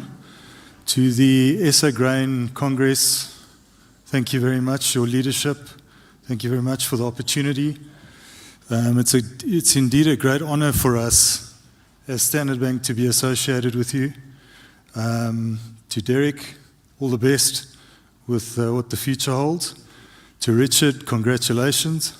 And to Tobias, it's nice meeting you on stage. So thank you for the opportunity. I think to the Congress as well, this is my first Congress representing Standard Bank. And maybe just an introduction is I'm the Provincial Executive for the Free State and Northern Cape for business banking and commercial banking. And just sitting reflecting is, I think the role the SA Grain leadership plays is unbelievable. And I think under your leadership, Derek, I don't know you, but just the inspiration and the way you show up is fantastic. So well done.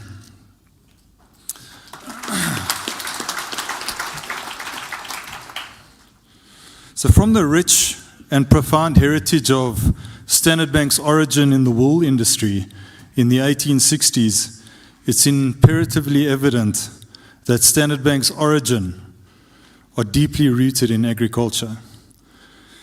With a fast-paced shift towards sustainability, we at Standard Bank believe that as we partner with clients across the agricultural value chain, we are in turn partnering for growth in a vast agricultural economy.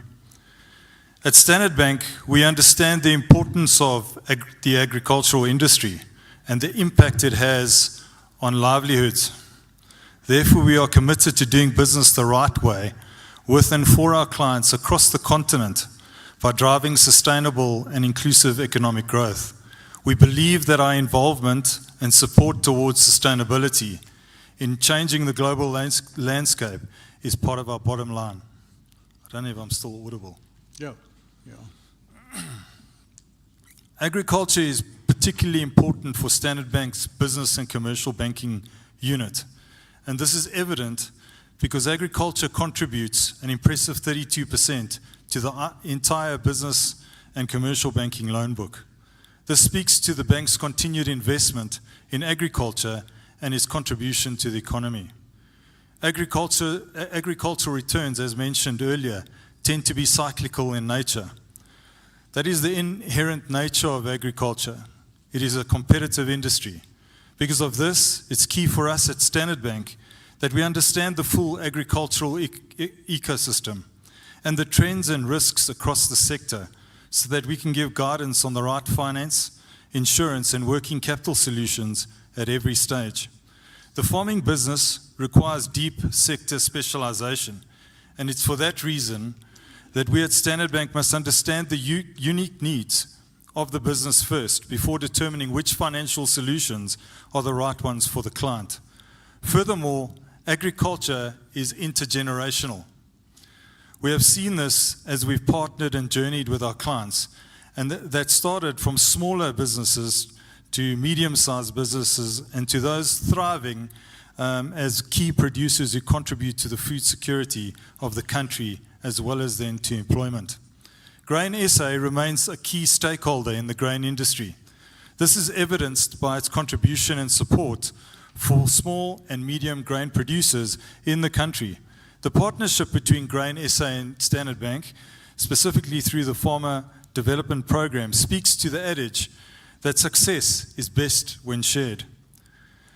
Thriving in business means future-proofing your agribusiness, such as understanding the value chain of your enterprise, having insurance, powering growth with a positive cash flow, being agile, and really making use of technological advancements, just to name a few. Agriculture is critical for the sustainability of the economy, and Standard Bank takes pride in joining hands with clients to move forward together. Thank you for the opportunity.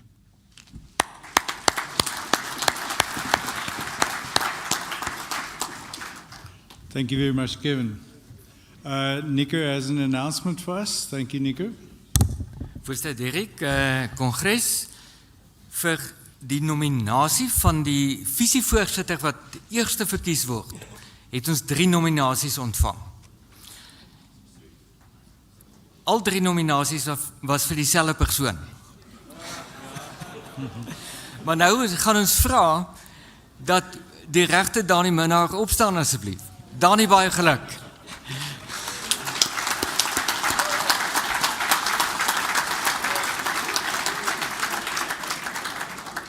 Kongres, vir die wat nie weet nie, daar's 2 Dani Minnars. Daar's broer Dani, dis die een wat nou net opgestaan het, en dan's daar neef Dani. En hulle is albei in die saal vandag.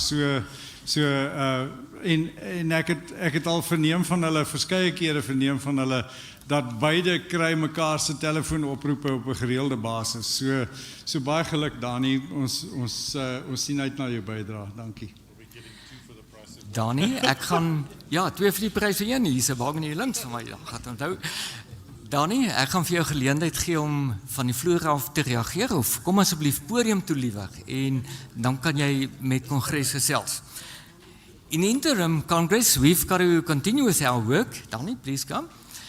And we are going to the next phase of our election, and that's for the vice chairperson to be elected second.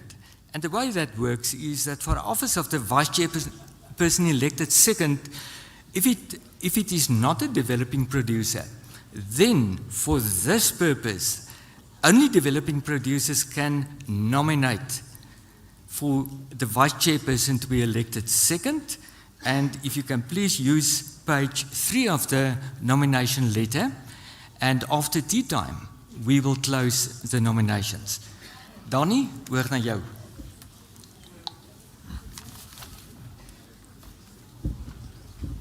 Ja, baie dankie Nico, en dankie ook aan almal die wat my genomineer het, en ook die mense wat vertroue in my gestel het.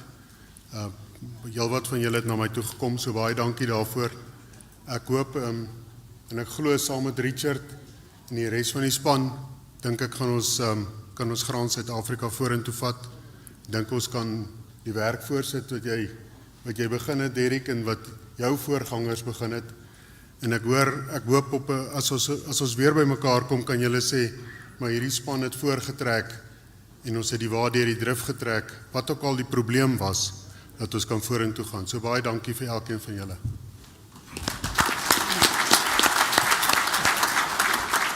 Baie dankie Dani en baie geluk. Kongres, kom ons gaan geniet nou tee. Baie dankie aan Standard Bank. Kom ons gee vir hulle nog 'n handeklap vir die verversings. Dankie Standard Bank.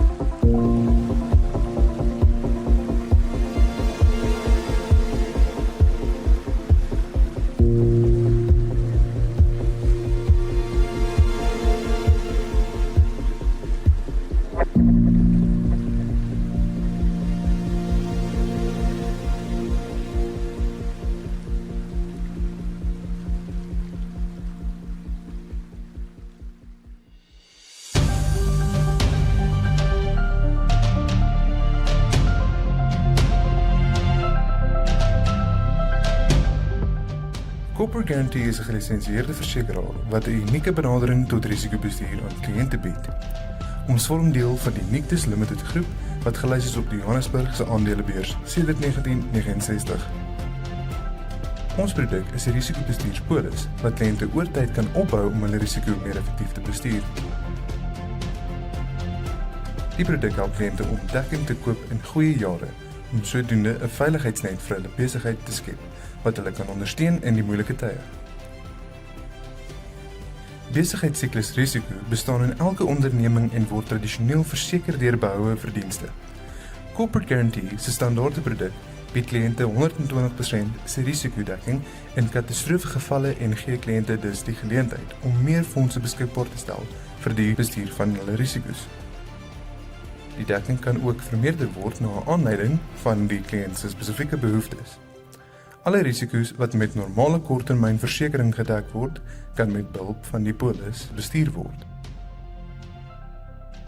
Indien die kliënt nie eis teen die polis nie, bly die polis en polisvoordele steeds in plek vir die toekomstige risikobestuur. Corporate Guarantee het 'n deursigtige kostestruktuur en vra slegs 'n eenmalige onderskrywingsfooi op alle nuwe premies. Daar is geen maandelikse hernuwings of kansellasiefooie nie. Polishouers word ook vergoed vir goeie risikobestuur deur middel van 'n kompeterende geen-eis bonuskoers op die positiewe waarde van die risikobestuurspolis.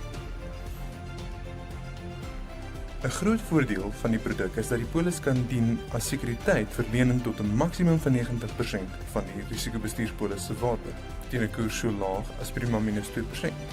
Dit bied vir die polishouer toegang tot kontantvloei en geleentheid om meer fondse te herinvesteer in hulle besigheid. Corporate Guarantee gee deur middel van die produk vir kliënte 'n uitweg om finansiëel selfstandig te word en hulle risiko te omskep in volhoubare welvaart. Graan SA-lede kan gebruik maak van die produk teen spesiale tariewe en addisionele voordele. Kontak ons gerus vir 'n afspraak sodat ons kan help om jou risikobestuur te optimaliseer.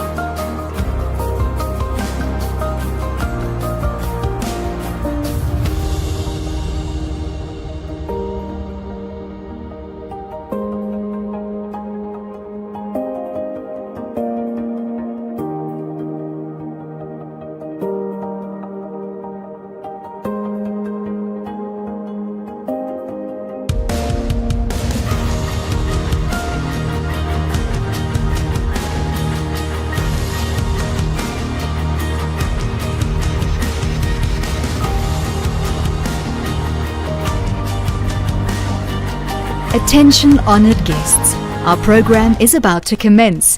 Kindly proceed to the venue and take your seats. We look forward to a great session ahead.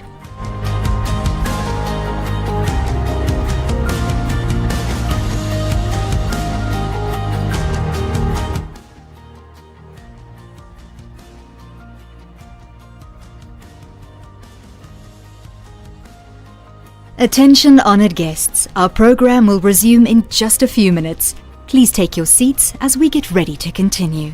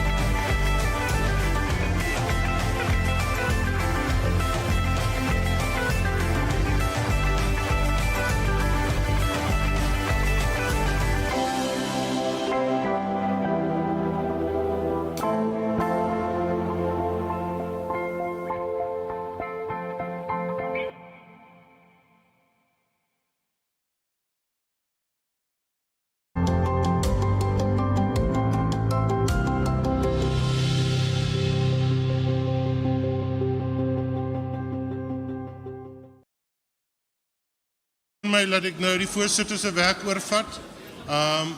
Nico, dankie. Voorste Kongres, baie dankie. Dankie vir die lekker kuier hier oor teetyd. Dit was uitstekend. Voorste, ek het 'n verlore item hierso. Hier's 'n wenner van 'n kaartjie.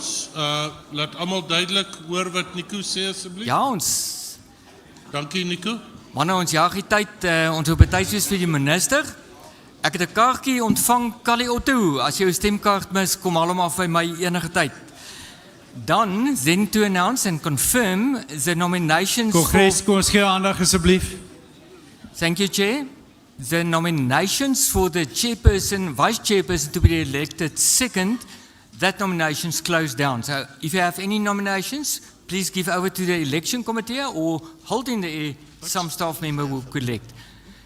Chair, thank you very much. Back to you, and basically over to the discussion with Tobias and team. Nico is the man looking for his ticket. Right. Daar sê Kongres is dan vir my aangenaam om vir ons volgende paneel te nooi om met ons te deel. Peter and Todd, Tobias, we look forward to your discussion. Todd, I sort of gave you a brief a primer. lead. Yeah. So I'm really excited to hear what you can tell us. You know, this organization was basically founded on corn production on the corn growers of South Africa originally, before we amalgamated all the crops. So corn remains an extremely important crop and harvest to us. Thanks, Todd. We look forward. Thank you. Thank you, guys. Right, welcome back, everybody. Thank you, Standard Bank, for that. Tobias, sorry, there's an audio visual that we're going to play in just before. So, Brand Republic, if you can play in the audio visual, please. Sorry about that, Tobias. Peter Smit is the corn product team lead for Europe, Middle East, and Africa at Bayer Crop Science. He grew up on a farm in South Africa, after which he qualified himself in the fields of plant science and business management. His career includes positions as agronomist, portfolio manager, marketing manager, and strategy manager. Peter is currently based in Basel, Switzerland.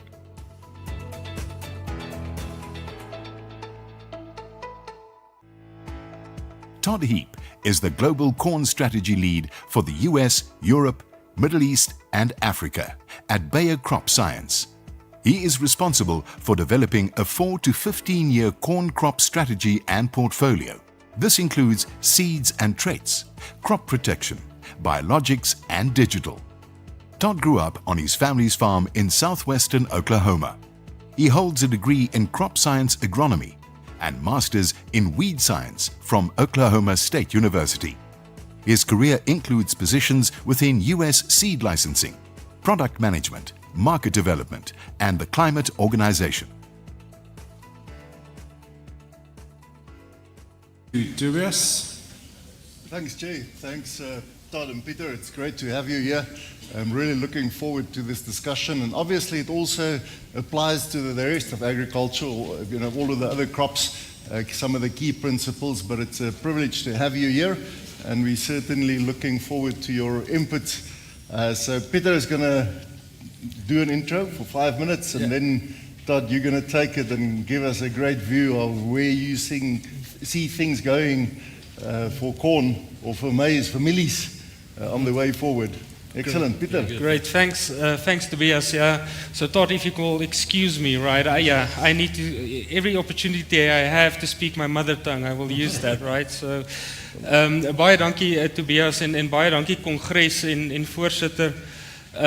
Dis vir my altyd 'n wonderlike geleentheid om te kan terugkom. Ek is nou amper al 4 jaar uit die land uit gebaseer in Europa. En dis 'n wonderlike voorreg om terug te kan kom na organisasies soos die. Waar jy nie net tuis voel nie, maar dit voel jy voel jy kom terug na 'n familie toe. Dis nou so baie soos wat ek Suid-Afrika mis en die mense mis en biltong mis, het ek ook 'n geleentheid om te kan praat met boere reg oor die streek. Met boere van die Alsace-vallei, die in Frankryk, die Ebro-vallei in Spanje, selfs die Nyl en die Nylvallei in Egipte en selfs met Oekraïense en Russiese boere en reg oor Afrika ook. En daar's altyd vir my een vraag wat ek altyd van hou om vir 'n boer te vra, en dit is waarom boer jy?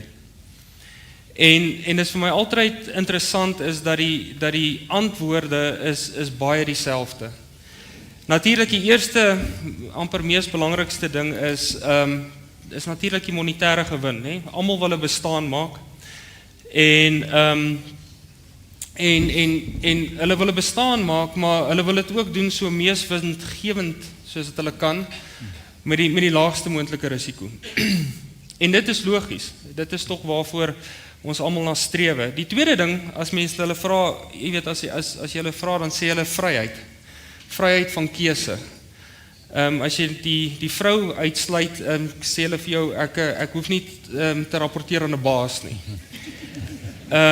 So hulle het redelike vryheid van keuse, hulle kan hulle toekoms in hulle eie hande hou. En ons het so 'n bietjie vroeër ook gehoor toe Dr. Verdi hulle daaroor gepraat het. So vryheid en vryheid van keuse, hulle wil hulle eie besluite maak. Die tweede een is wat vir my nogal baie uitstaan is die doel daar agter.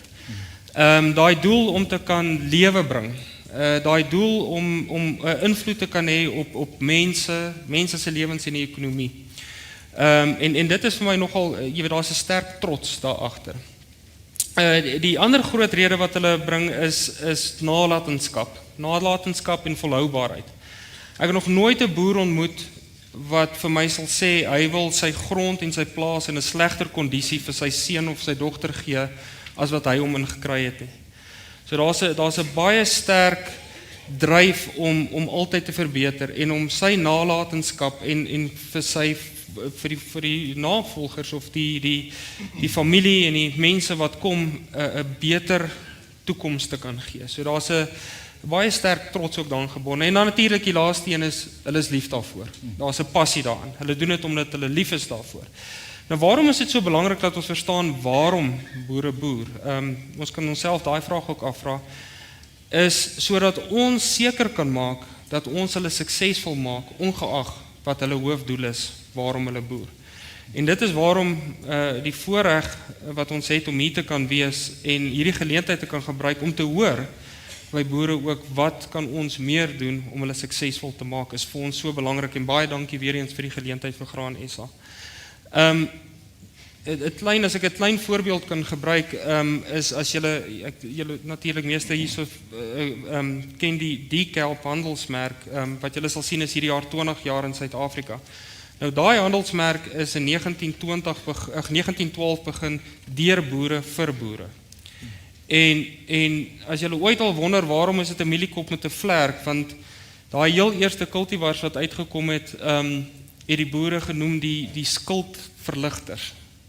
En dis hoekom daai kenmerk, daai kenteken gebruik is en tot vandag toe nog bestaan hy so. En dit is waarom dit vir ons so belangrik is om produkte vir boere te skep, so om vir hulle, jy weet, om daai suksesfaktore, die redes waarom hulle boere hulle suksesvol te maak. So baie dankie vir die geleentheid en kom ons gebruik ook die geleentheid vandag om te deel en met ons te deel en met die mense in die Suid-Afrikaanse organisasie te deel wat ons beter kan doen en wat ons kan doen om julle meer suksesvol te maak. So weer eens baie dankie vir die geleentheid vir Graan SA.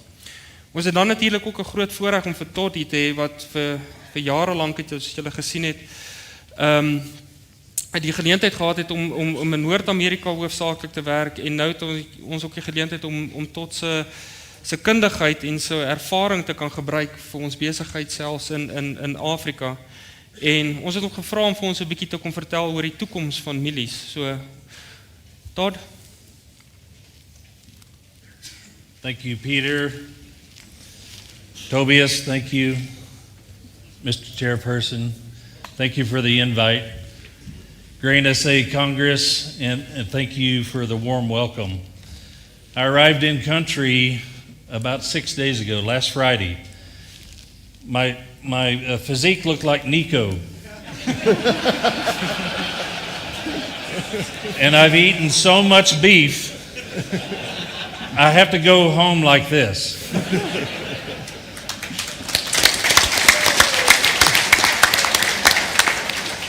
You will never say you went hungry in Africa. I have not gone hungry. My wife was worried that I wouldn't get enough nourishment, enough food, but I think she'll be surprised when I get home. No, fantastic week. Spent last week in Kenya. Obviously a much different environment, a much different place for me to visit, but outstanding nonetheless. And then to come here to South Africa, it has been an absolute pleasure, and very excited to have been able to come here and really just have a conversation. You know, let's just have this. It's a farmer talking to farmers, okay? We're going to have a great conversation here today. The team asked me to really help paint the picture for the future, and that's what I get to do at Bayer Crop Science, and it's a great pleasure that I have to wake up each and every day to think about the farmers around the world. And I've had great opportunities, obviously, to see a lot of farms in North America. I've seen farms in South America, in Europe, and now the last 2 weeks, the first time to see farms in Africa and in 2 different places. And I'll tell you, whenever I landed here, we've gone around the countryside, we've visited with farmers in this area, and I feel like I'm at home. One, for the terrain, the climate, the environment, the crops, the cattle, but more importantly, the people. The warm welcome, and from my side, a big thank you for that warm welcome. So let's get to it. I'll have a few minutes here that we'll talk through, but I do need to make sure that we show this slide, because I am going to talk about the future. So this is my get out of jail free card, and you know I'll probably use different English words than is proper English. So a big thank you to the translators, which I've been able to understand the conversation today. Outstanding job. But I feel for the translators to be able to, I don't speak Afrikaans, and I'm still learning English. All right? So bear with me, and we've got some great translators that maybe can translate those. But we are looking forward, and certainly looking forward to bringing things in the years to come. So just a couple of things that we're going to talk about here, and then we'll get right into it.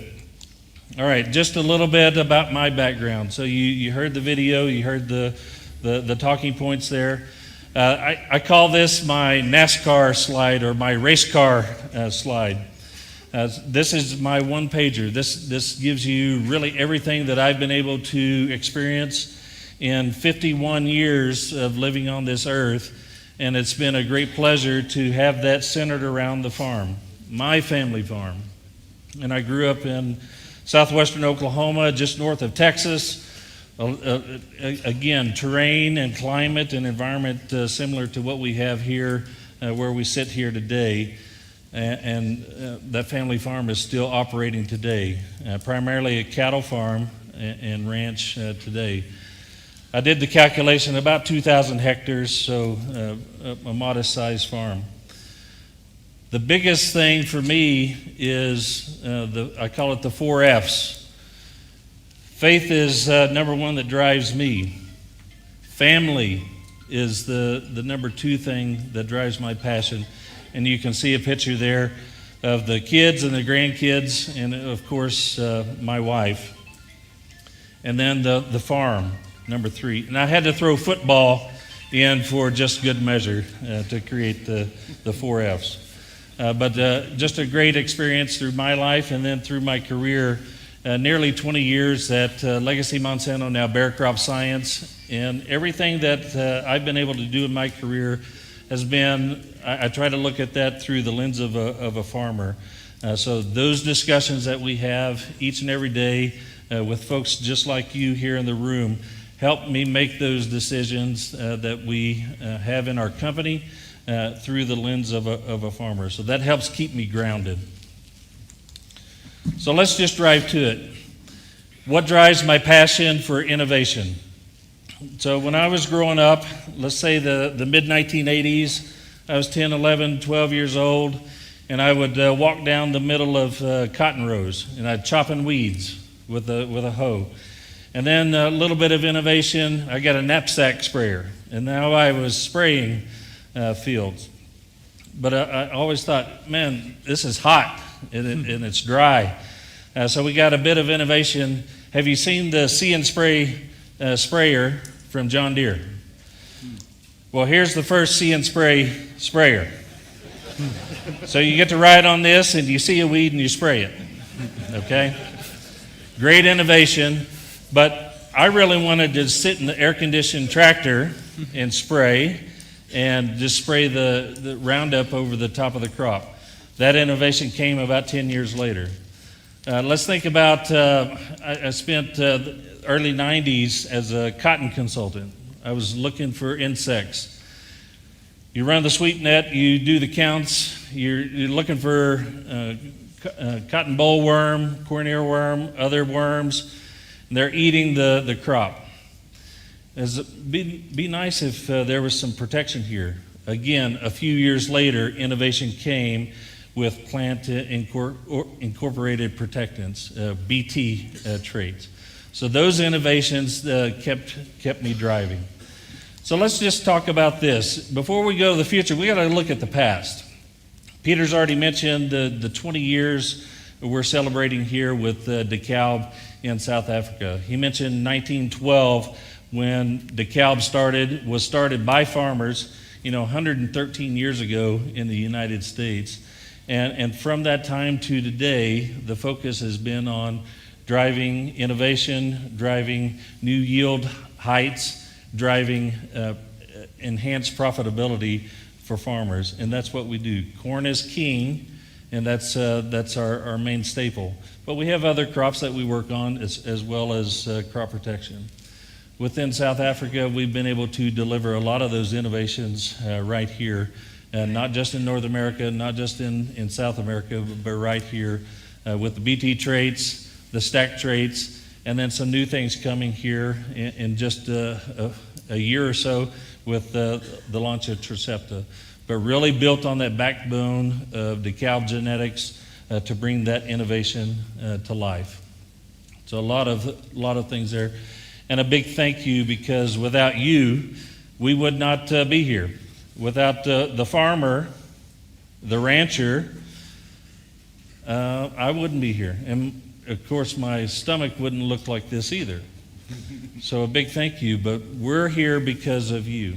And we've got a long legacy of doing that in many parts of the world, and over 25 years of innovation brought here to South Africa. So thank you for that, for trusting us with your livelihoods, with your operations. So let's look at this global macro view, and then we'll drive down locally.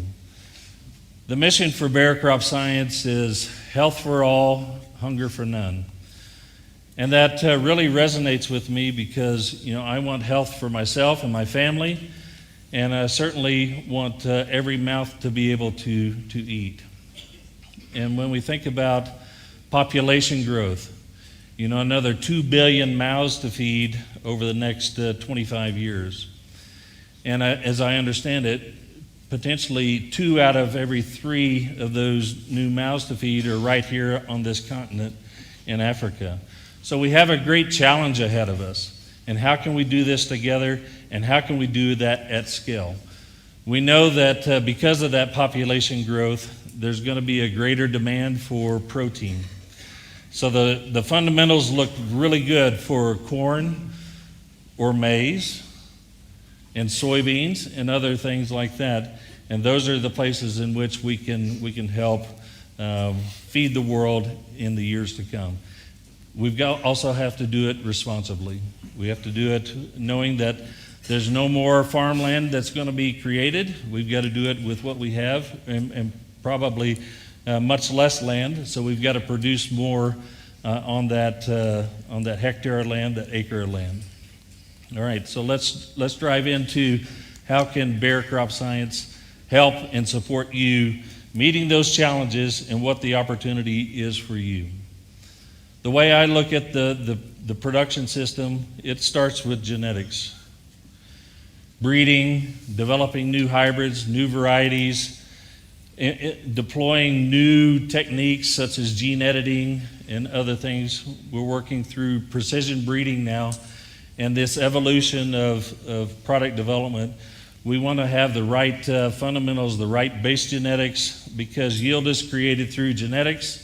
It's then protected through those agronomics, those disease characteristics, etc., to make sure that you have an acceptable yield and a growing yield each and every year. But it's not just the genetics. It's that whole ecosystem of crop protection, of seed treatments, of biologicals, the right fertility programs. That is a system. It's an ecosystem within your farm. You don't just plant the seed, you've got to be able to protect that from weeds and insects and diseases. So really complementing one another and building that right system for each and every one of you and your unique operations. Now let's utilize digital agriculture, helping us with those insights, those real-time insights, so that we have alerts for when a pest is coming in or when weather conditions are such and such. Really harmonizing all of those data and all of that information from your farm from history so that you can best predict and plan for the future. And then lastly, I'll hit on what we're also engaged in is certainly protecting that yield potential with biotech traits, such as insect traits and herbicide tolerance. And we'll talk here in a little bit of what's coming down the road here within our innovation pipeline in the next years to come. As we look at a new and emerging regional challenge, I'll mention here, we talk about pests, we talk about diseases, we talk about climate or weather impacts. So, how can we do this? I'll talk about an emerging disease here, and you've probably all heard about this one, Goss's wilt. Anyone ever heard of Goss's wilt? All right, a couple of you. All right, so this is a disease that we've seen in the U.S., and actually it's been in the U.S. since the late 1960s. It's a bacteria, not a fungus. And it's a gram-negative bacteria, so it's a little bit different than all the other pathogens. In the 1970s, through deep tillage and everything, it was never really a problem through the 70s, 80s, and 90s. And then no tillage came along, so we weren't burying the residue, and Goss's wilt became an issue. And what we saw was potentially 50% yield reductions in Nebraska. So the western corn belt of the U.S., kind of a hot and dry climate and high yield productivity, especially in corn. So this was a very serious thing that we had to go through. We had a little bit of germplasm that was tolerant, but we had to do better. We had to create ways in which we could screen our germplasm. So we developed methodologies. Some of those were manual, and then those became more automated over the years. But we were able to identify certain sequences within the genome that helped us confer tolerance and in many cases resistance to Goss's wilt. And if we fast forward just a few years, because of that determination to develop germplasm, screen germplasm, we again have a great portfolio within the U.S. That is tolerant and in some cases resistant to Goss's wilt. Goss's wilt didn't go away, but we found a way through improved germplasm the right germplasm, and other cultural practices to get us through those times. Crop rotation to soybean, for example. In some cases, tillage. Making sure that we're staying ahead of the challenges with the opportunities that we have. But hybrid selection, hybrid development was certainly a great advancement there. We doubled down our efforts to focus on product development and breeding those genetics in that environment helped us do that. Now, what I can tell you for the South African portfolio, because we have that in Nebraska, we were able to send the current portfolio to Nebraska to be screened. And we have some good products. So that is something to lean on.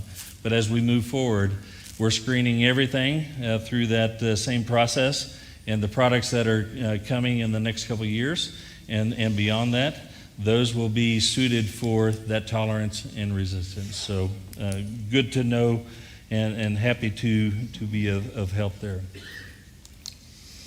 Let's talk about those other things. So we've talked a little bit about disease. Let's talk about pest. Buseola, fall armyworm, those are can be very devastating pests. Not only here, but also in Brazil. We've got a new technology coming. We call it LEP4, and that'll be the next introduction of a BT trait for the corn system, and we'll introduce 2 new proteins into the product in the plants.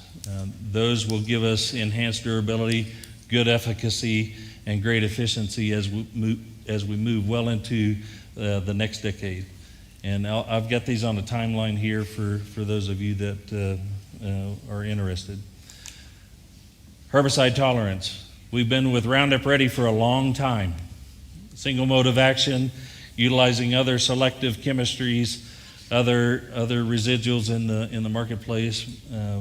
We're going to add an additional mode of action here for the corn product of the future, and that we call this our 5th generation herbicide tolerance. We'll be adding PPO tolerance, not only for the current PPOs, but for the new and modern PPOs that help us with resistance breaking and some of those hard to control weeds like Caniza, Amaranthus, etc. So really exciting to bring those to the market. And then lastly, we've talked about pest, we've talked about disease, and one that is on a lot of folks' mind is how can we combat weather? How can we combat some climate pieces? And we've got a biotech shorter stature corn, and this is coming mid next decade, but we call it Preceon Smart Corn System. Now we do shorten the stature of the corn, which I see around here. We're already short corn, right? But one thing that we've noticed with this phenotype is about 30% more root mass. Deeper to the moisture, broader umbrella type root system. So we're looking at bringing some of that to test here in the next couple of years so that we can corroborate that. But that's what we've seen in the U.S., a greater, more expansive root system, help us better mine for moisture to get us through to that next rainfall. All right, so just a couple of things there that I think will be pretty exciting as we look into the future. And as we put it on a timeline here, so I've located here on the slide just the innovations that we've brought over the last 25 years, and then the things here to come. So next on the block here is Tricepta. We'll add in an additional mode of action for insect control, primarily for fall armyworm control. At the end of the decade, this LEP4, adding in two new proteins that have never been used before. That'll give us enhanced durability and protection from fall armyworm as well as Buseola stem borer. And then we'll stack that in the early next decade with the new HT5, so give you a new stack there with great insect protection as well as herbicide tolerance. And then I look just a little bit further out to the late part of the next decade when we have the potential opportunity to bring a 6th generation, a couple new modes of action, new proteins for both herbicide tolerance and for lepidopteran control. So the future does look bright. We can't do this without you. And so a big thank you from my side. These are your traits. These are farmer traits. We have to protect them together. So stewarding the technologies, etc., will help us ensure that we have durability well into the future so that we can continue to protect that yield potential that you need and protect those genetics to deliver that yield that you require. So a big thank you from my side. Nico taught me a new Afrikaans word the other day. Buy a donkey.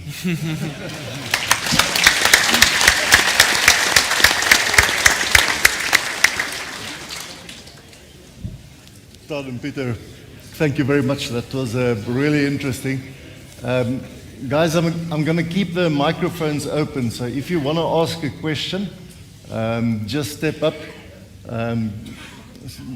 and just shout to me if I don't see who is there and that there is somebody over there, so I'll hear the noise.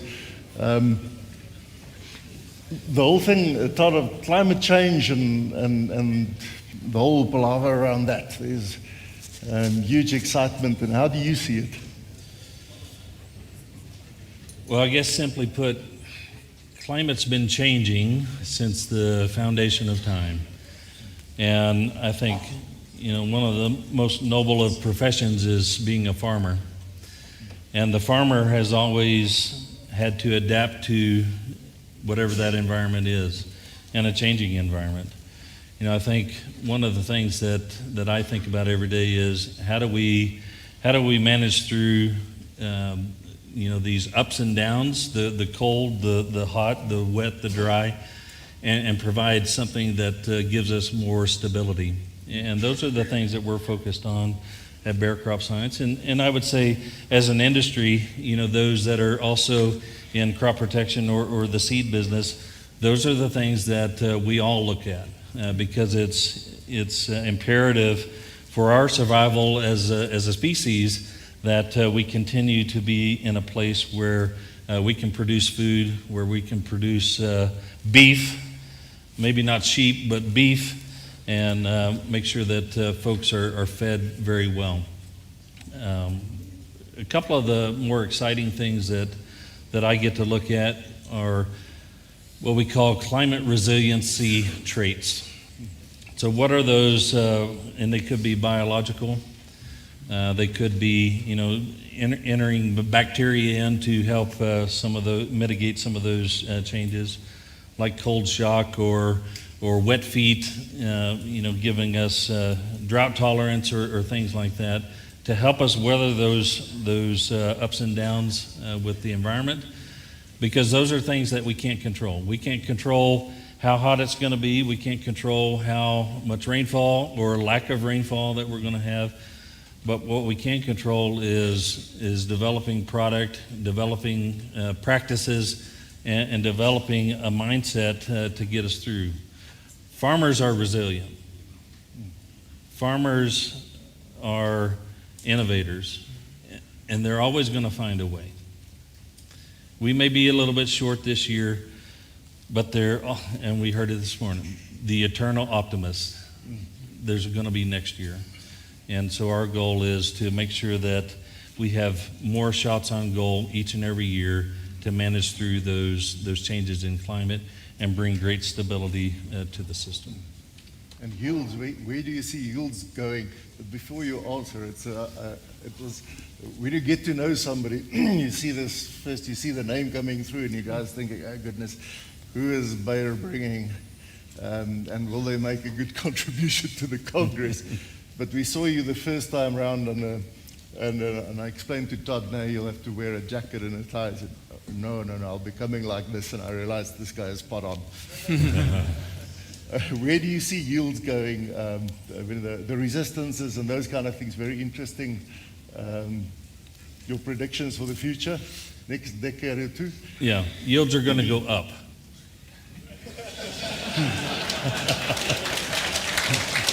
And prices are going to go down. You also studied economics somewhere. I did. You know, every curve you look at is like this, right? You know, I think, you know, the greatest yield potential for a hybrid, a variety, is when it's still in the bag. Once you take it out of that bag and put it in the furrow, put it in the soil, there are a million things that are trying to rob that yield potential. And so it's up to us as agronomists and scientists, and you know, whether you're a soil scientist or a general agronomist, a seed breeder, or others in the industry that are feeding and protecting the crop. You know, those are all the things that need to continue, and investment needs to continue in those spaces. There's not been a new herbicide family or mode of action in 30 years. I studied weed science in graduate school, and that was almost 30 years ago. And so the new things then, they're still the new things, and we're 30 years later. So, you know, whether we're talking regulatory environment or political environments, we do not need to stifle innovation. And I think those are keys to helping us not only maintain and incrementally drive yield, and that's through breeding, through cultural practice or changes of practices based on your environments, but also protecting those with new technologies. They could be in-plant, they could be applications of different materials, but all of those things are helping us get and achieve additional yield, because that's what you guys get paid on. You're commercial farmers. And even for maybe someone that's subsistence, could that extra yield potential move them from subsistence to actually selling a commodity, where then they can buy chicken, they can buy other things with that newfound potential. But everything's trying to rob our yield potential. We've got to stay ahead of those challenges with the opportunities that we have ahead. Yeah. Without new mechanisms and new chemistry, what's Bayer's thinking about that? And Peter, you could maybe also come in. You know, the Europeans are known for scaring us, like Paul was sharing a little bit earlier. You know, banning everything and taking it away, and then obviously you're going to find something new and sell it us at a much higher price. So what's coming down the line? How do you see you're going to solve this challenge? Yeah, no, and it's a good one. Not a good situation, a good question. Let me put it that way. The situation that we are facing is the reality that Paul also shared, right? There is, from a regulatory perspective, much more pressure on the assessment of chemistry, if we can put it that way. Going forward, the way that chemistry will be developed, right? So the future herbicides or insecticides and fungicides also get scrutinized much more.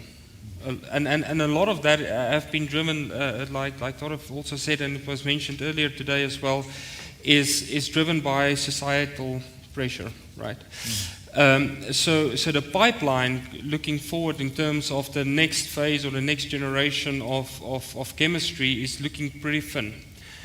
Again, we need to think innovatively, like Torif said. So what do we have today in our toolbox to address the challenges which farmers are facing today and in the future? And I must say I'm always very surprised, and again this comes back to the resilience of farmers on how farmers are able, through being very creative, to overcome situations where they don't have the tools anymore.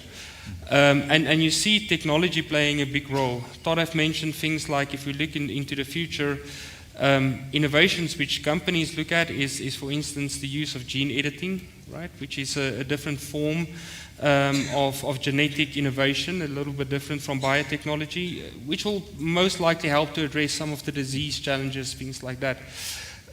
We also see data playing a very big role. Peter have mentioned it earlier today, the use of artificial intelligence, large language models. These type of things are not in the future anymore, it's a reality. So how do scientists, and even in our own case, our scientists make use of these large language models and data sets to be much more predictive in terms of what we need to do to develop our genetics, to improve the genetics, to address certain of these challenges, which we cannot address anymore through traditional chemistry. Another very big focus area, specifically in Europe, is around the biologics, right? So the use of biological products for control, but also for biostimulant purposes. So this is becoming a very big topic. Of course, it's also a new environment, so a lot of work have to go into really making sure that the products that hit the market for the farmer is actually adding value, which is also a very important one. And then what we also see, which is playing a very big role, and I cannot really speak to it, the guys from a machinery side can talk about it, but there's extreme innovation also going into from a machinery side, right? So looking into the use of, Todd mentioned, the traditional see and spray technology, but so making use of that mechanization and the innovation around that to address the challenges which farmers cannot address anymore through things like chemistry, herbicides, insecticides, those type of things. And there you can include anything from the use of drones, see and spray technology, remote sensing technology. Is Bay playing in that space? You've got field view. We have field view. The thing is, we also need to make sure that we stick to our core, our core innovation, so where it makes the most sense. So we do have development on that area, but this is also an area where we feel very, very openly to partner up with the people that also have that core ability to work on it. And again, we cannot.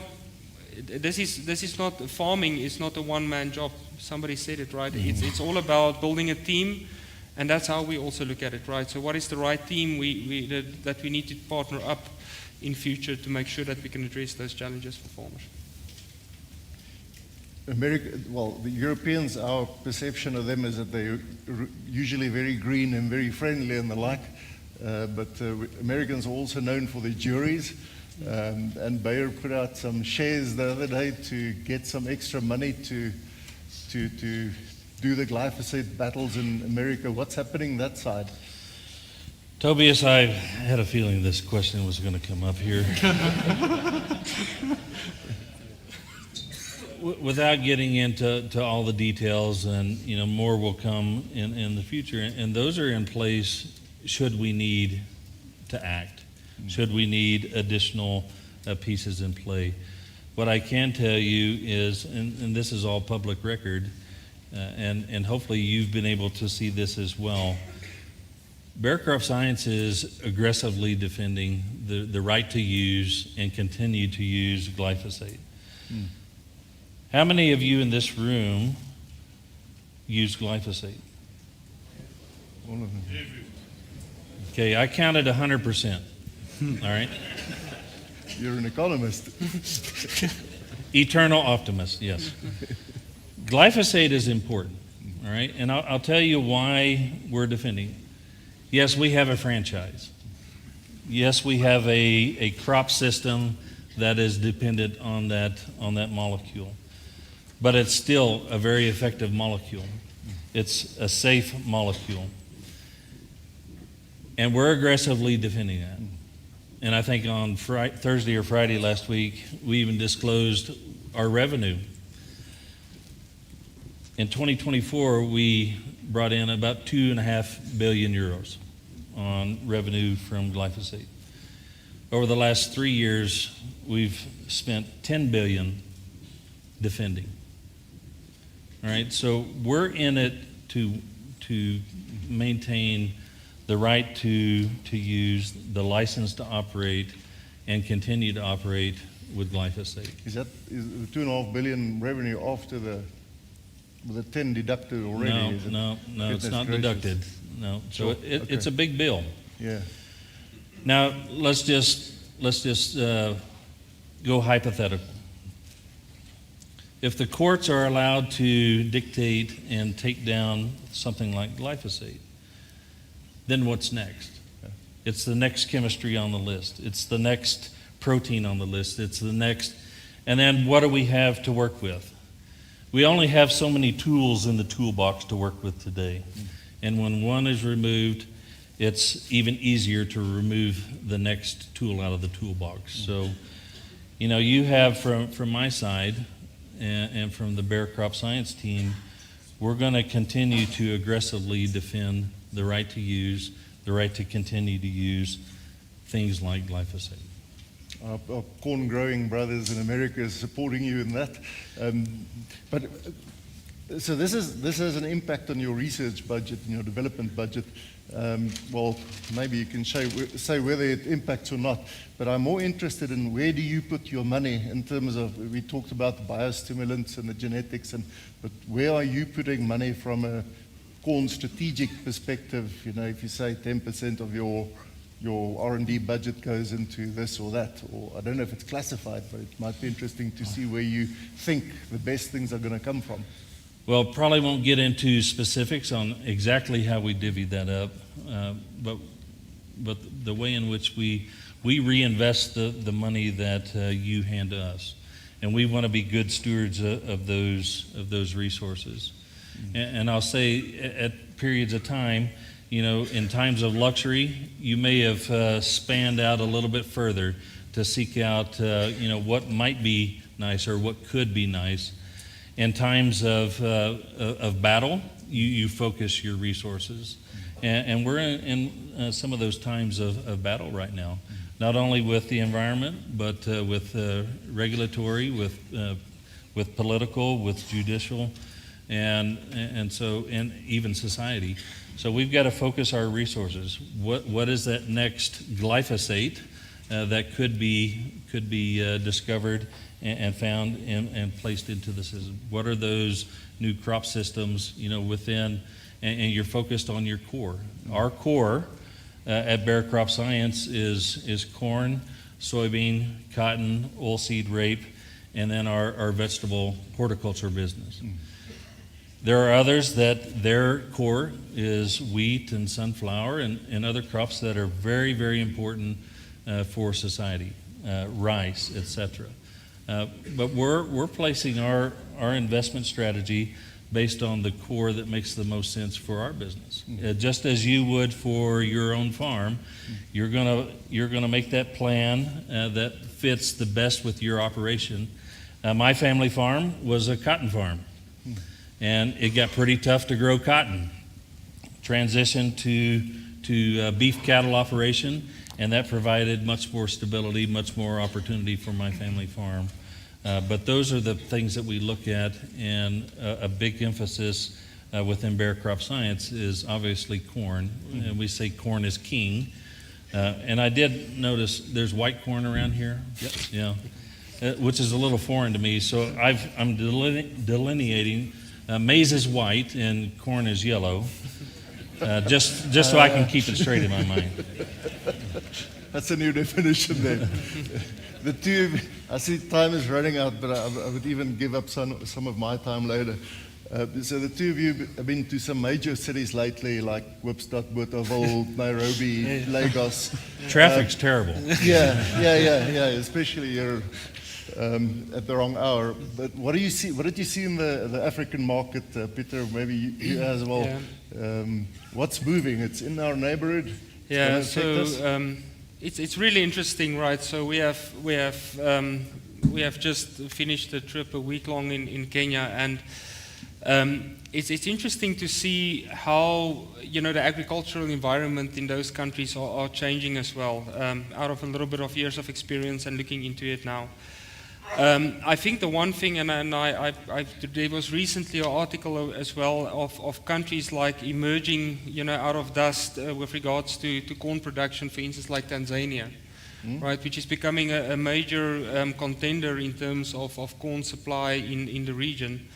And this is something that we actively are seeing in those countries. Not just the use of more modern type of corn varieties, so switching away from those old OPVs and farm safe type of practices into more modern type of corn varieties, which of course give immediately, or corn hybrids, which immediately gives a yield benefit. We also see a change in terms of the farmer practices, right? So even on a 5 hectare or a 10 hectare field, those farmers are becoming more and more professional in the way that they are thinking about corn production. And somebody mentioned it earlier today, not just thinking about how can I extract the maximum yield, but how can I also take care of my soil, and being conscious in terms of building the soils and building their sustainability. But one thing that really struck me last week is we had the opportunity of meeting about, let's say, 45 farmers in Kenya. And there was typically, if you think about it, traditionally in sub-Saharan environment, the typical farmer there, smallholder farmer, would have been, some in the mature age, right? If I can use that word lightly.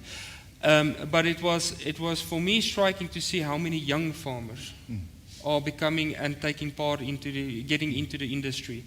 They gave us some of the statistics, but farmers between the age of 25 and 45, that group of farmers are becoming more and more.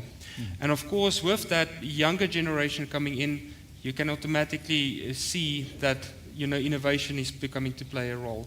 That they are starting to think differently. They are starting to think more about, that long-term view in terms of how do they invest and make it sustainable for them to farm. So I would say we definitely over time have already seen some progress. I think we can expect that over time we will also see more progress in terms of the production in some of these countries. Specifically, if we look towards the east, so East Africa, Kenya, and Tanzania. then Kenya, Tanzania, Ethiopia, and then if you start coming down to Zambia and those countries as well. The one thing that I can say, and this is something that we in South Africa never should take for granted, and the minister will talk the other day, and we should keep defending it. We still have although it doesn't feel for us, but there's still structure in terms of our government and our regulation. And of course we can do better. What we do see sometimes in those countries is that those structures are not always there. That support from a government in terms of innovation, in terms of free trade, is not always supported, and that is putting sometimes a big limiting factor in terms of what the farmers have to work with in terms of their production and how they can optimize the free trade as well. Difficulty in getting the genetics and the different products into these different countries, comparing to South Africa to other countries in the world? I would say in terms of if I just look across the region, right? So of course, if we look at Europe, we are working with conventional corn, right? So their breeding engines play a very big role, and also to cycle through our breeding engines quicker. Like Todd said, yields are going up, right? So, but we will start making only smaller and smaller increments. So, and we know it, but how quickly can we make those increments? And here we are making use of the data, right? And making use of things like the large language models, and what Todd also said, is starting to screen and look finer into the genetics to see how we can speed up that increase. Sub-Saharan Africa, it's more still a case of I think, which you could say would have been a similar situation in South Africa in the late 70s, 80s, right, where we are now starting to move more into more what we call a more innovative type of genetics, and there, to bring those genetics, it's really the focus there is more on the stability of it, right? So those farmers which are not always farming under the right conditions, how can you bring genetics which is robust and stable? And then in South Africa, for us, we have the opportunity to play with the two things, right? The one is the genetics. So how can we improve our genetics? We breed in South Africa for South Africa.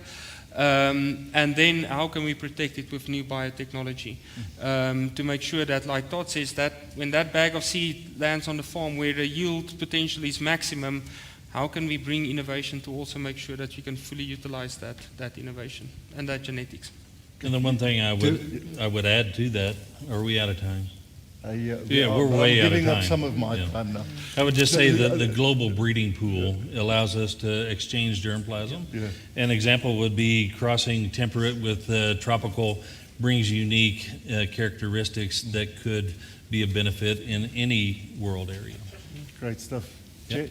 No, Tobias, we're just running out of time here. I hate to break this up because this is really, really exciting stuff. Todd, the one question that I think is very seldom asked, and I'm known to ask this question. You know, this innovation is really exciting and encouraging, but what is it going to cost me? You know, added to that, what I heard in this discussion now was all this litigation that happens and the money that you're spending on defending these technologies. You know, ultimately, I feel that is coming from the farmers, so that's added to my seed price. You know, and so how much time is actually spent on deliberating? You know, what is this actually going to cost? Yeah, those are always really good questions, and they're tough to answer because you have to balance your assets and liabilities, etc. And you have to make the most prudent decisions that you have with the resources that you do have. What I can say is the product that comes to market will be valued based on the value that it brings, and I think that's always been our philosophy. That's always been our playbook, and that will continue to be our playbook. But no doubt there are a lot of headwinds that are not only facing a company like Bayer Crop Science, but every company, every part of this industry. We have tremendous headwinds. But I can assure you that we're going to be really working diligently to be the best steward of that rand, that dollar, that real in Brazil, that euro in Europe, to maximize the utility of that spend. Thank you very much, Peter and Todd. Tobias, we need to wrap it. Unfortunately, we have to wrap it. One of the things that's not so well known, or two of the things really, is that Bayer is a great partner for us in terms of farmer development, supporting the next generation of farming, and also inclusivity and transformation in our agricultural sector, the small-scale farmers. I think you mentioned 100 million in one of the slides, and you're also great partners for that.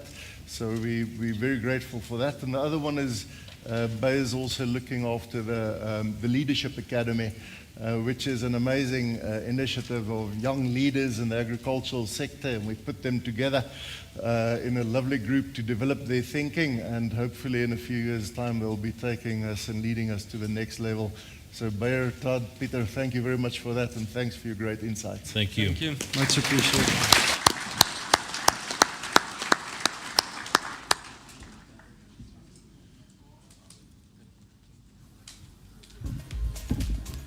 Mr. Derek, baie dankie.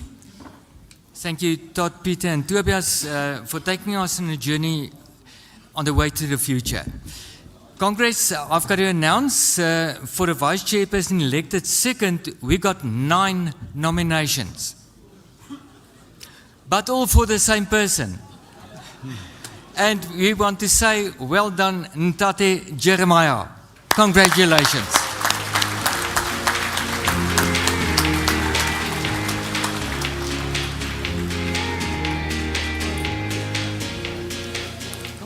Jeremiah, I want to invite you to say a few words to Congress, please. Thank you very much, Chair, for the opportunity.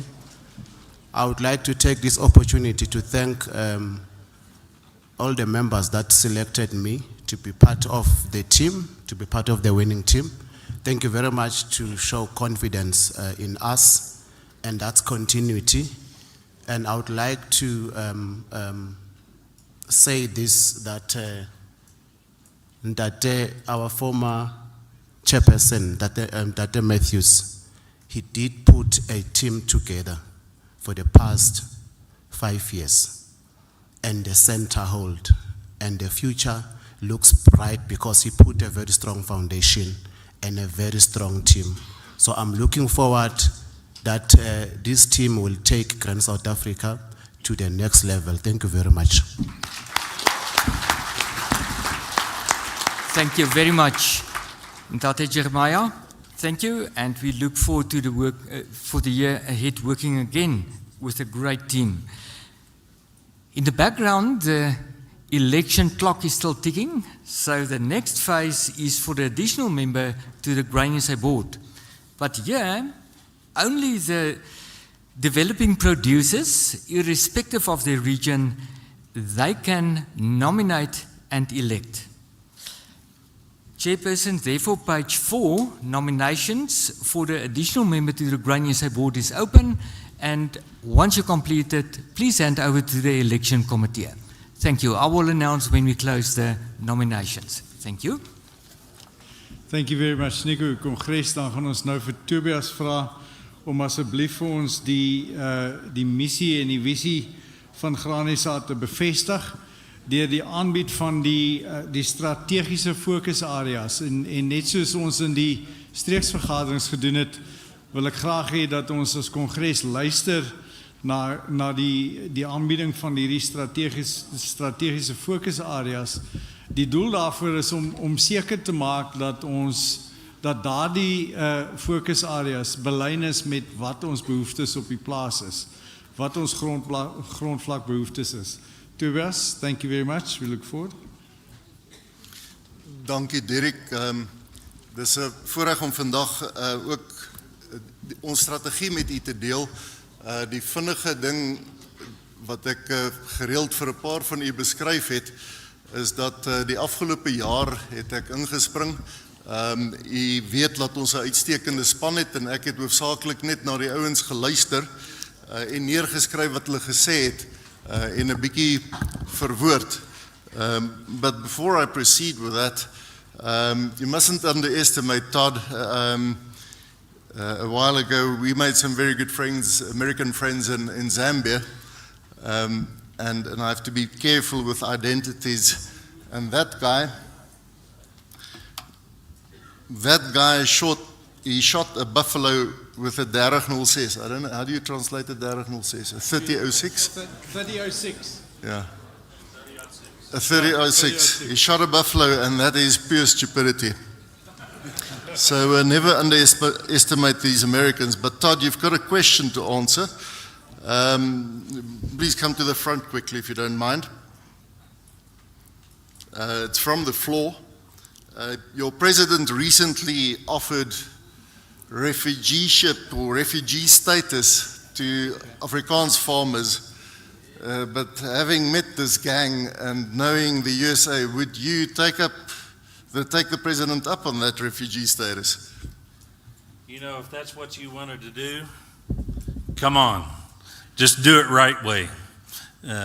Don't just sneak through the border. Yeah. Thanks, Todd. That was brilliant. Wonderful. Okay, guys, let's get to work. I'm going to go with this one first because the what there at the top is really what it's all about. We work first and foremost primarily for the profitability and sustainability of grain farming in South Africa. And we work on the environment. The levels that we work on is obviously the microeconomy or the microecology all the way up to the macroeconomy and also the political environment. So in a certain sense, we're the head office of grain farmers in South Africa. We do head office work like invest and focus attention and share our collective effort into something specific. And then on the other hand, we're also like a political organization where we share our opinions and our intent and focus and even emotions with the political powers that be, and we play a very important representative role there. The other part is around partnerships with our suppliers and also our markets, the people that we buy from and sell to. I also nowadays like to call them the enabling environment in which we work, because if TAR didn't enable us with the seed and the chemicals, we wouldn't be able to do what we are doing on the farms. The team answered in roughly 5 categories what they are doing on a daily basis. And the first one is optimizing farm production. Obviously, we're not going to start farming soon. It's about supporting our farmers to maximize profitability from current resources. And everything from low-cost solutions to plant health, diseases, pest, weed controls, up to ensuring accurate information. Ferdi and Peter mentioned today, and the whole panel mentioned the importance of having correct numbers so that you can, with confidence, make decisions on those. We do lots of input qualities and input efficacies. The diesel testing kits is a good example of that. So that's really looking after on-farm production and making sure that you maximize your profit from that. A key thing is logistics, how expensive it is. And it not only speaks to this leg, it also speaks to an inclusive food system where we include rural and far-flung areas in terms of what we do. I think the second one is advancing the frontiers of productivity of production. The best way to survive is to do more with less, or to do more with less, or to do more with the same. And the only thing that's going to ensure our long-term survival is the competitiveness on international markets, and the only way to do that is to produce cheaper. Technology is key to what we do. I say that we've got 4 levels of access to technology. A very important one is farmers learn from farmers, and that is what our SA Grain Mag is all about. That's where we share ideas, farmers writing for other farmers, obviously in partnership with the scientists. So it's a semi-academic publication, it's not popular, and it's not absolutely scientific, but it's really your experiences sharing it with each other. The second level of access to technology is still our local researchers, 2 groups of those, the Agricultural Research Council, many different opinions about that, but there are pockets of excellence that we are still supporting there in a big way. So our partners, our enabling organizations, and your levies go into supporting these researchers in those entities. The next one, or the next group that's quite exciting, is obviously the lecturers. I saw the guys from the University of the Free State here, and Takis, and the deans, and it's really speaking to the youth and the professors. And it's as easy for Dirk to say, and we have these conversations with you when we do all the regional visits, and we hear what are the key challenges, and we put those challenges, play them back to the professors, and they select those for specific studies. We, as grain farmers, it's actually quite nice to say that we put out 90 bursaries per year. It's not all levy income. I think if you say roughly, with Stephen there, I must be careful with our numbers, but we take our levies and we multiply it by 3 in different ways, that we collect more money and we dedicate and give it to the students and the lecturers. There are a number of farmers participating in panels that select and decide to say which research is going to be real important for us in the long run going forward. And I think then the last one is really the partnerships that we've got with our international enablers, Todd and Peter and the guys, and obviously all the other Antoine, the tractors, and the like. So, and the key thing for us is to understand where are you going, what are you developing, when are you bringing this technology to us, because it's key to our survival. The third one is creating new markets and opportunities. That's a fun one. the team spent some good times with the Japanese guys. The Japanese apparently quite like our yellow maize. You saw our discussions around, and I see Elian saying yes there on that side. It's technical, it's difficult. You need to organize market, international markets. The Japanese market is well known for how difficult it is. All of the different spraying protocols, production protocols, the whole shebang from trading and storage in the lot to comply with what the Japanese are looking for. In this way, many different markets we've worked on and will continue working on. I think a key partnership for us is obviously the protein markets, the chickens and the beefs, and we participate in those value chains and to try to make sure that they do even better for us and create extra market opportunities. I think a great moment this year was also collaborating with the Department of Agriculture.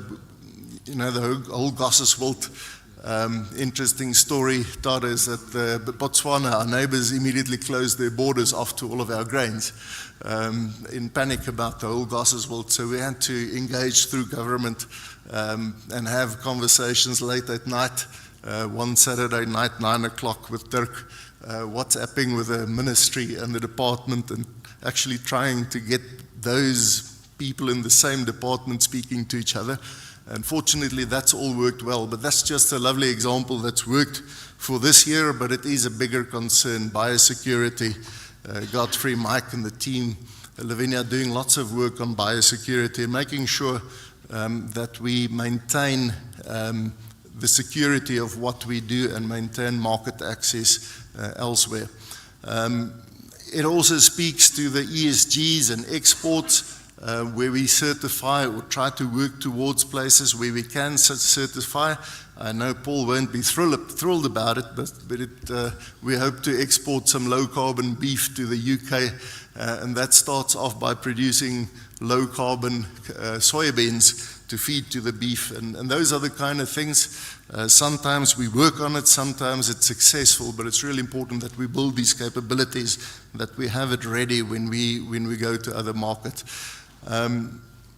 The other one, the third, or the fourth pillar rather, is a transformed and inclusive food system.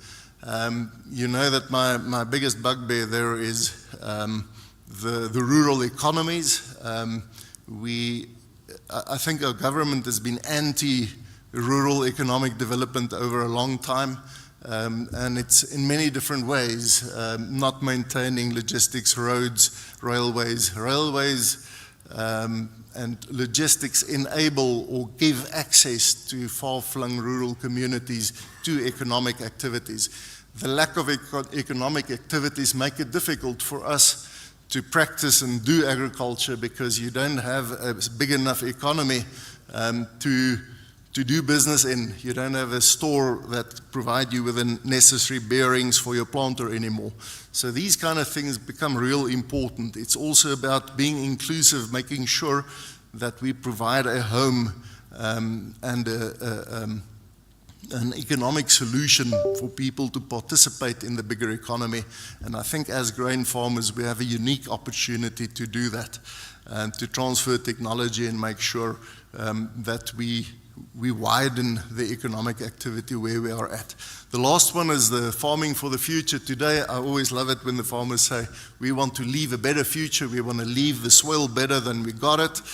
All of the plans and research that go into that.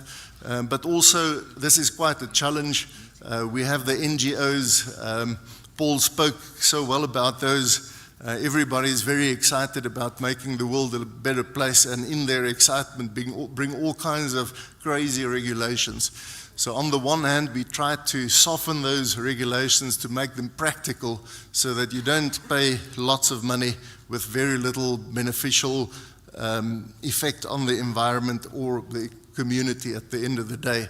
And when we do get to the space where we say that it actually makes sense to have some kind of regulation, it is something that's close to my heart that we need to move on much better, and that is to support and find ways to make it easier for farmers to comply and easier and cheaper to get into that. The regulations will continue coming. It's just the way of the world. We agree to do things better, and we get the legislation in place to do it like that. But we must play clever when we go into these things. Our guiding aspiration, and I know that I'm doing this a little bit the other way around, why do we do what we do? And it was lovely, Peter said it as well. Why do we do, so, this is our value proposition to our farmers. As Grain SA, if we get this right, farmers and our organization will continue to thrive. This one is really about what is it that our intent that we put out there. Why is it really important to have that harvester and that farmer harvesting away? Because farmers create an economy. They have a huge beneficial impact on the world around them. This is a great message that we need to share. Faraday said that we can't guilt and shame people with a sad story in terms of supporting us. We need to show to the world why it is important to have successful, profitable and sustainable grain farmers. And what do we do? What's the benefit? We have an inclusive grain system that new farmers, women, youth will find a home in. We do provide nutrition 3 times a day to each and every South African. There is something that we produced that they will enjoy for breakfast, lunch or dinner. And that food is safe and it provides food security. The bigger concept of food security that Paul shared today was really encouraging to me. Technology and innovation, that's why we're getting into the Nampotech thing. Guys, the mere reason that we buy big things that do funny things in fields, we need robots, we need control systems, hydraulics and those kind of things. It's part of our bigger economy because those mechanics are there because we buy those pistons. It means that they're also available to mining, and that means they're also available to other industries. We're part of a bigger technology and innovation ecosystem. We're important in terms of creating that demand pool for more and clever ways of doing things. And then, of course, climate change adaptation and mitigation is there as well. We play in rural communities. You've heard my story. I believe there's lots of work that needs to be done. And finally, environmental health and biodiversity. We are actually there to make the world and the environment a better place. We can't farm on dead soils, and we need to show communities what we do. Because if our products like Tarbifos gets banned, if we don't have access to the genetics that Todd and his team is generating, if we don't have those things, we won't deliver these good things for the South African economy and for the South African community. It is real important to have this for South Africa, and we need to have this at the back of the mind whenever all of our parliamentarians, voters and consumers are enjoying themselves every day. Thank you very much, Chair.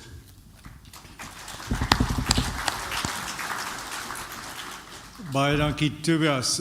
Kongres, ons het nou aandagtig geluister na 2 goed. Wat ons doen en waarom ons dit doen. Aanvanklik het Tobias vir ons gewys die 4-5 pilare waaronder ons, jy weet, dis wat ons doen en wat hy nou net op die skerm gehad het is waarom ons dit doen. Kan ons as kongres vir Tobias aandui, is dit nog belyn met waarvoor ons staan en wat ons behoeftes op die plaas is? Baie dankie Tobias, en ek kan net sê, hou so aan. Ek deel graag met julle 'n gesprek wat ek en Tobias so rukkie terug gehad het. Tobias, ons was iewers op die pad, iewers heen, en Tobias vra vir my, Derek, hoe lank sal Graan SA bestaan? En jy weet, aanvanklik dink ek nou, hoekom vra jy nou so 'n vraag? En hy gaan verder aan en hy sê, jy weet, van die oudste organisasies in die wêreld wat bestaan is natuurlik kerke. Ek dink uitgesê die Katolieke Kerk is die oudste organisasie in die wêreld wat 'n paar duisend jaar oud is. En toe is my antwoord aan Tobias die volgende. Solank die bestaansrede nog is wat ons voorvaders die organisasie opgeskep het, solank die bestaansrede is dat ons omsien na die uitbou van ekonomiese volhoubare graanproduksie in Suid-Afrika, so lank sal Granisa bestaan. En dis ons plig by die kongres elke jaar om seker te maak dat ons nie fokus verloor van daardie doelwit af nie. Ek sê vir baie dankie. Ek gaan nou net daar na die podium toe skuif.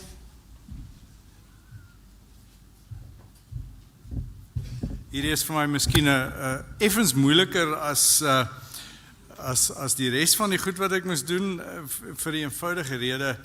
U sal nou weet en onthou, verlede jaar het ons basies afgehandel die herstrukturering van Granisa en ons het al die nodige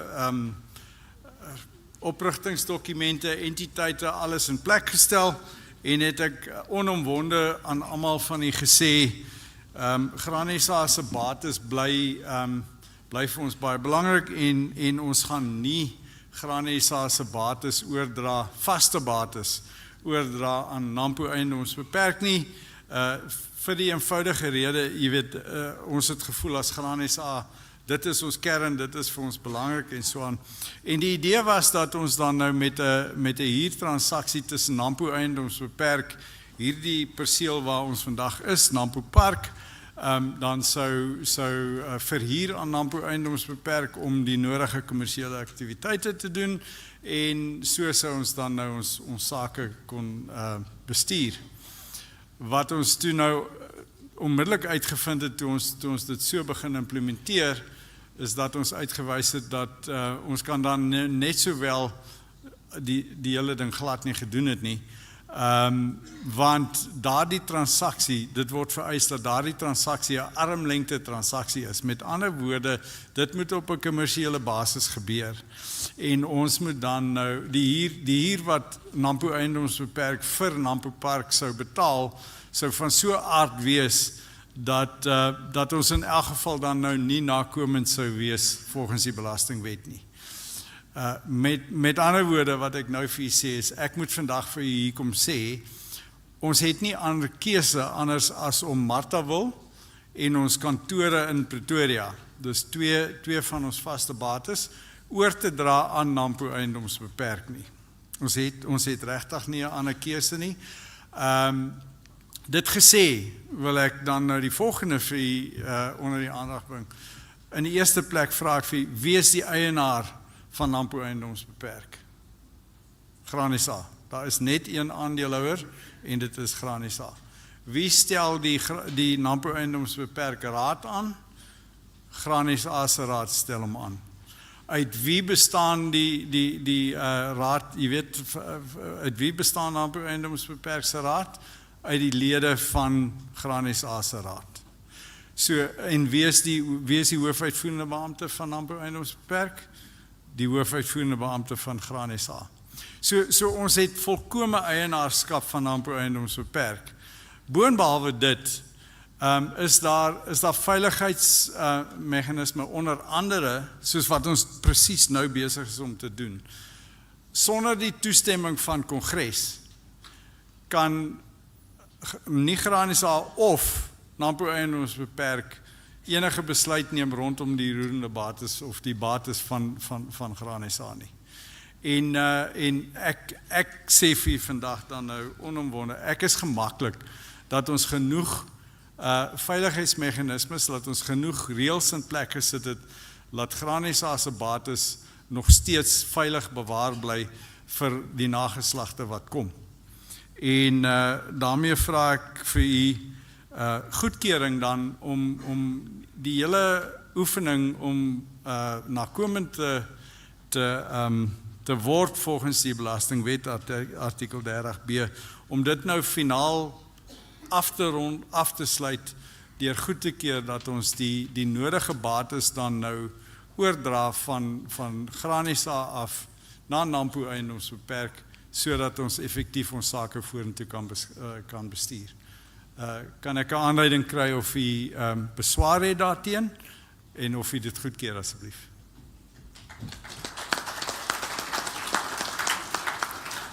Kongres, baie dankie. Ek dink dit wat u nou net gedoen het, bevestig iets wat my nogal baie nederig maak. Nee.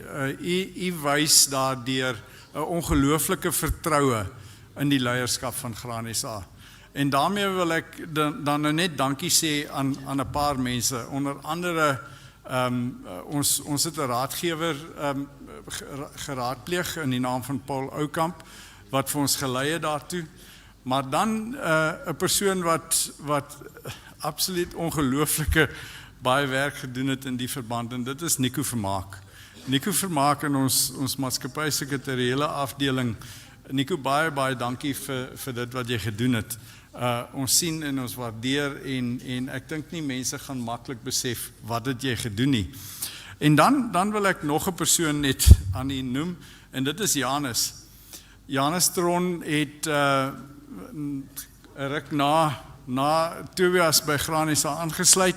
Hy het hierdie sak patats letterlik geërf, en Janus kon op 'n ongelooflike wyse met die afgelope raadsvergadering aan ons voorlê die state van elkeen van die entiteite, sowel as die gekonsolideerde state van die organisasie.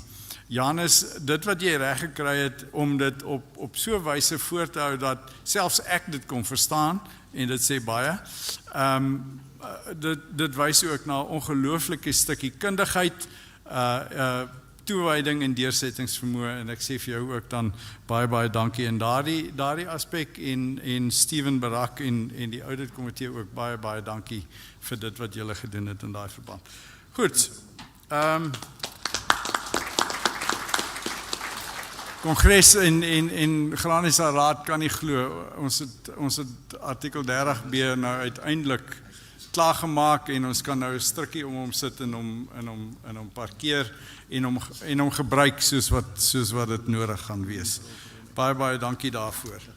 Goed, Nico, hoe is ons vir tyd? Ek weet die minister is gereed om by ons aan te sluit.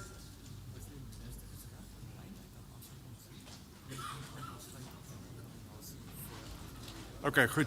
So die addisionele, die nominasie the nomination for the additional member to the Grain SA board, that is now closed. So if anybody still has a nomination, please hold it up so that the staff can collect it. If there isn't any, that nomination is then now closed. Okay, so if the minister is ready to connect, can we welcome him? Brand Republic, can you help us with that connection? John Steenhuisen is federal leader of the Democratic Alliance and National Minister of Agriculture. He was born and bred in Durban, and at the age of 22 became the youngest councillor ever to be elected to the Durban City Council. In 2010, he took up a seat in the National Assembly and served as the DA Shadow Minister on Cooperative Government and Traditional Affairs. He went on to become Chief Whip of the DA, after which he served as interim leader, and in 2020 became leader of the DA. Under his stewardship, the DA grew to now being the second largest party in South Africa's government of national unity. Congress, please welcome Minister John Steenhuisen.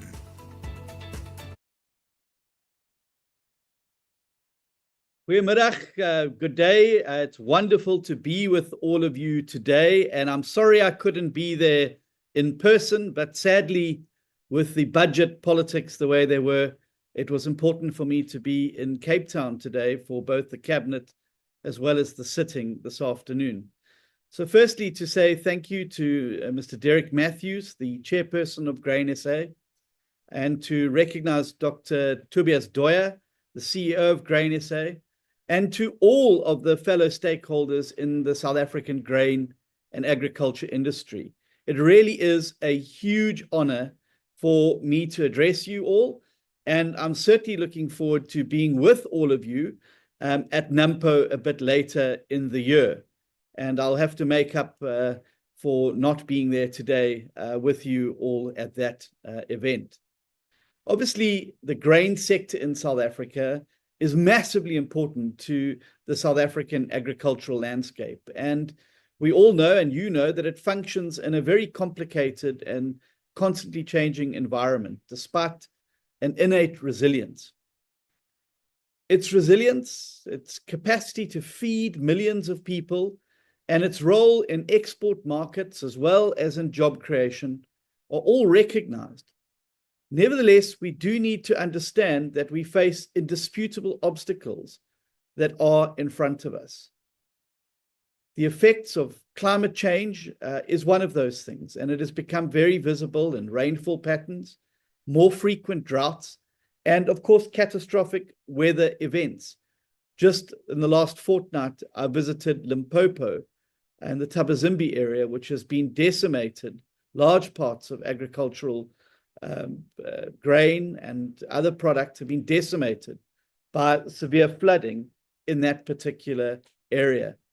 Our water sources and other parts of the country are strained. We have too much water in parts of the country and too little water in far too many other parts of the country. And so our yields are decreasing in some places, and planting schedules are disturbed by these changes. Climate variability is a long-term trend that necessitates creativity and adaptation. The state of our economy also poses unique challenges, and that's been a large focus of the debate today. Costly inputs, especially those for fertilizer and fuel, squeeze the profit margins. Fluctuations in global commodity prices and economic pressures impact not only small-scale farmers, but also large-scale farmers, and have a devastating impact on our small emerging farmers who are so crucial to our industry's future.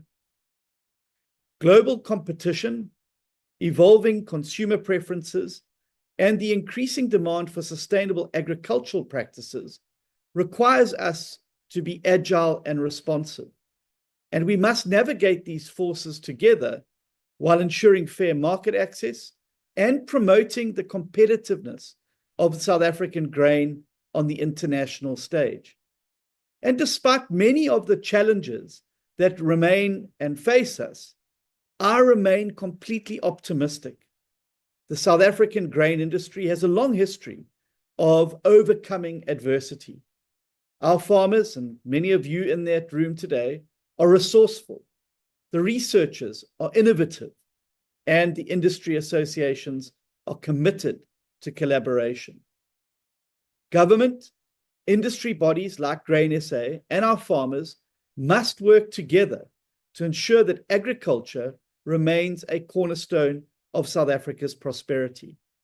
It has been one of my highlights to date as the Minister of Agriculture of being able to cultivate relationships with people like Derek and Tobias and their teams, and to be able to call on them when advice has been required, and for them to have full access to the Minister to be able to raise matters that affect them. And together, we have been able to address just a few of the concerns and issues that are holding us back, and we're in the pipeline of dealing with a whole host of other friction costs and issues facing the sector, whether it's assignees, whether it's the time it takes to be able to sign off on various documents.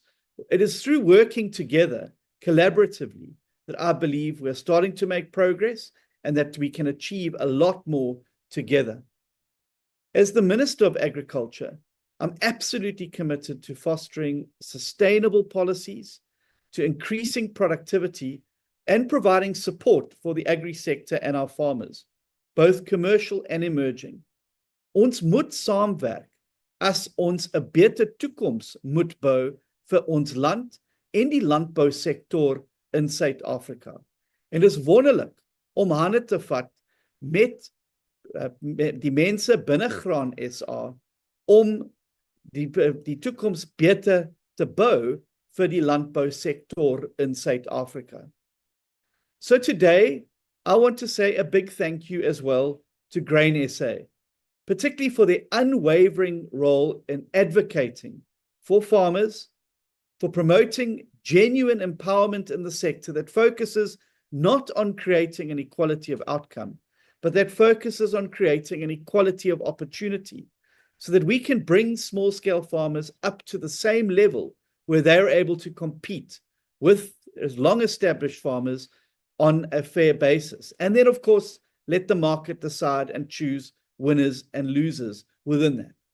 And your efforts at Grain SA have always filled me with incredible pride, being able to attend the stand at NAMPO and witness the incredible work that Grain SA is doing, not because they're being forced to do it, but because they understand the genuine need for genuine empowerment for young, upcoming farmers, for previously excluded farmers.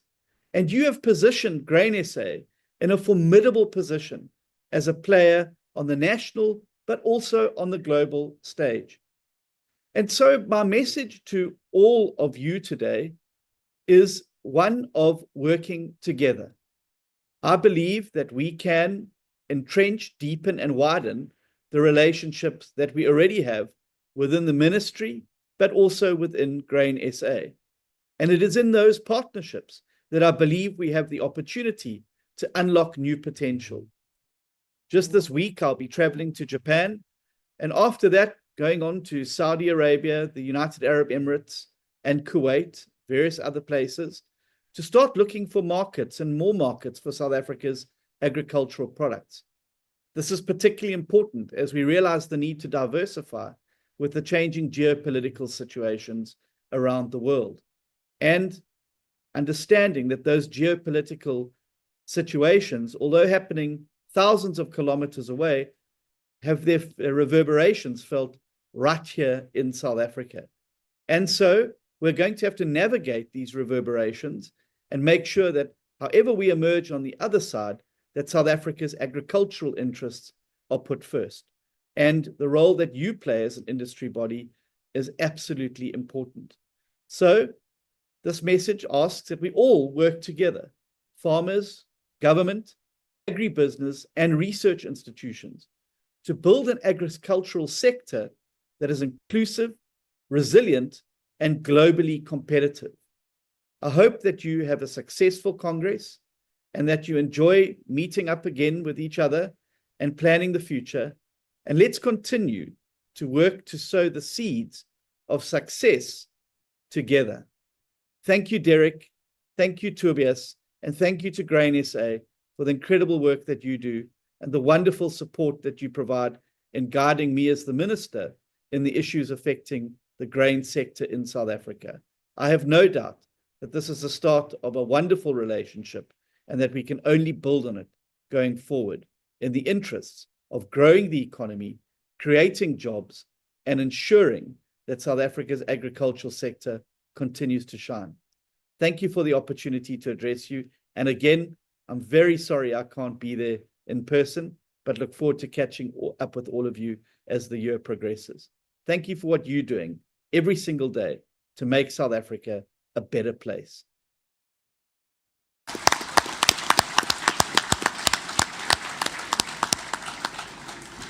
Thank you very much. I have to assume now that the link is cut, so the minister is not hearing us.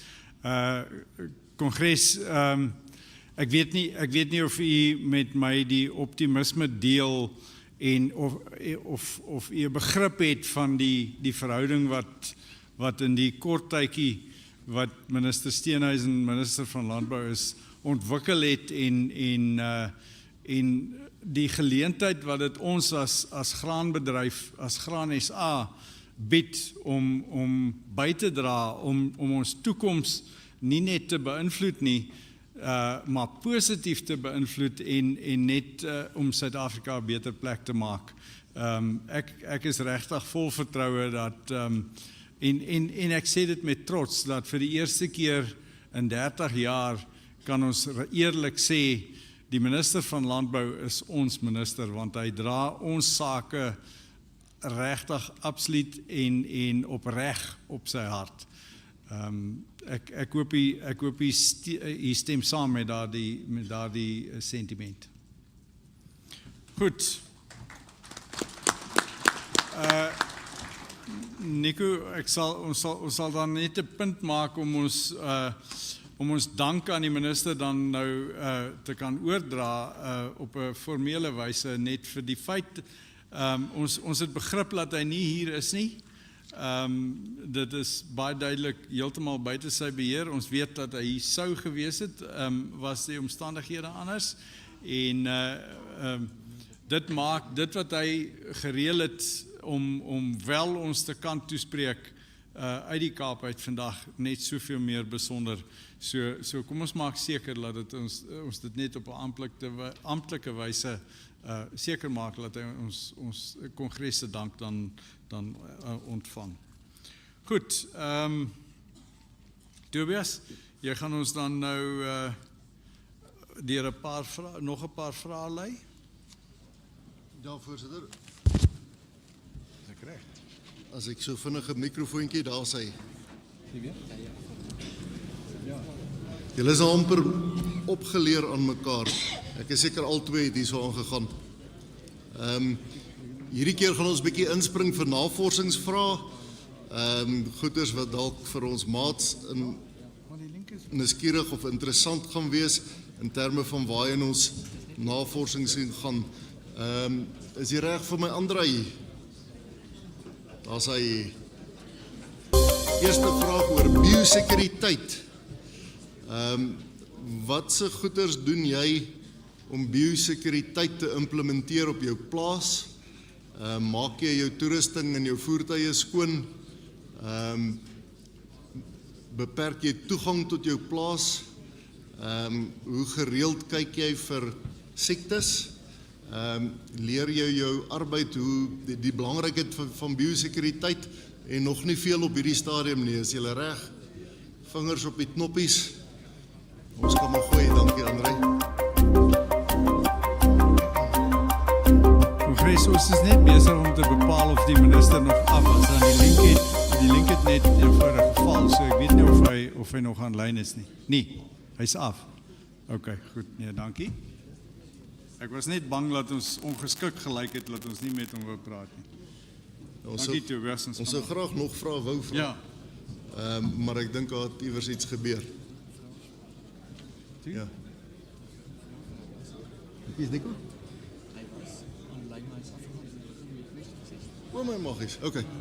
Right, daar's 'n klompie wat al begin skoonmaak. Julle kan sien hoe verander julle praktyke. Ek dink ons is al op 40% van ouens wat toegang beheer doen en ook voertuie en toerusting begin skoonmaak. 44% kyk nog netjies. Paar ouens doen opleiding.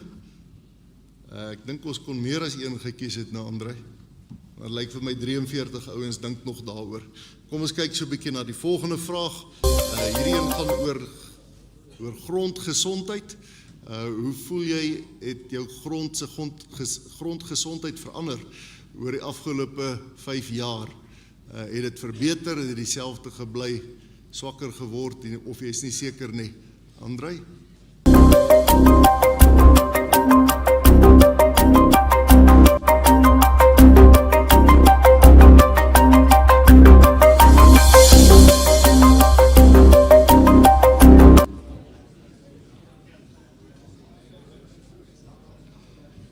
%85 reken dat dit verbeter oor tyd. Wonderlik. Julle kan 'n ekstra skeppie nagereg kry vanaand. Hoe sien julle bewaringslandbou?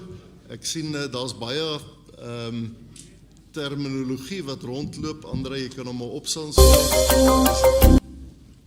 Is julle noem ons dit herlewingslandbou of bewaringslandbou.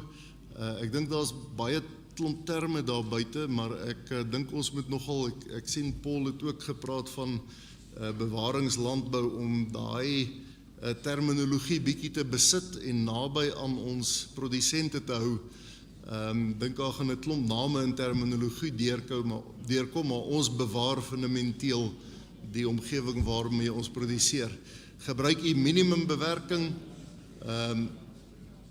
wisselbou, dekgewasse, vogbestuur. Jy dink daaroor of jy is nog nie, stel nog nie belang nie. Wonder nog net daaroor.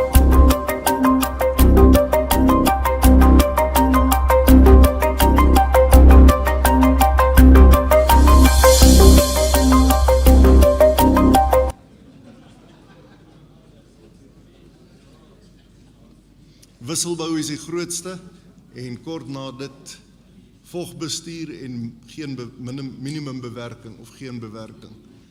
Uitstekend, baie dankie. Dan laastens gaan ons 'n oop vraag vra wat jy bietjie kan intik. Jy sal moet Andre, ek dink 30 sekondes gaan nie naaste my genoeg wees nie. Ons sal, ek weet nie of jy nou ekstra tyd kan bysit nie. Maar wat is jou grootste uitdaging om bewaringslandbou te implementeer? Dit klink vir my die minister is ook nog reg om met ons te gesels. Dis uitstekend. Andre, sal die ouens hierdie ding kan antwoord en dan begin ons so lank met die minister gesels? Okay, uitstekend. Okay. Voorsitter. Congress, again, you know, just this is an indication of the dedication of our Minister of Agriculture. He is online. He's ready to take questions from Congress. Minister John, I'm sorry for the misunderstanding. The link went down. You know, you disappeared off the screen, and we just assumed that the link had been cut off.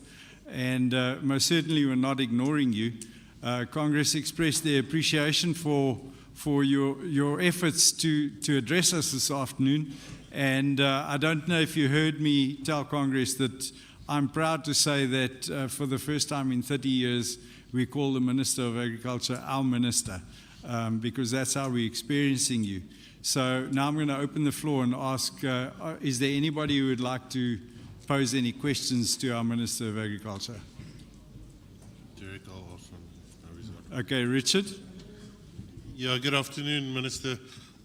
In the budget speech this afternoon, there's talks of finalizing certain of the land claims that have been pending for a long time, but also cutting the land reform budget because of the impending and the use of the expropriation bill. What are your comments on that after today, please?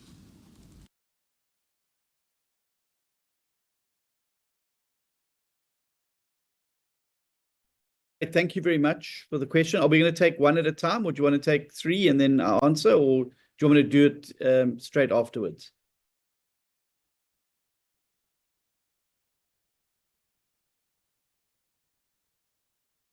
Go ahead.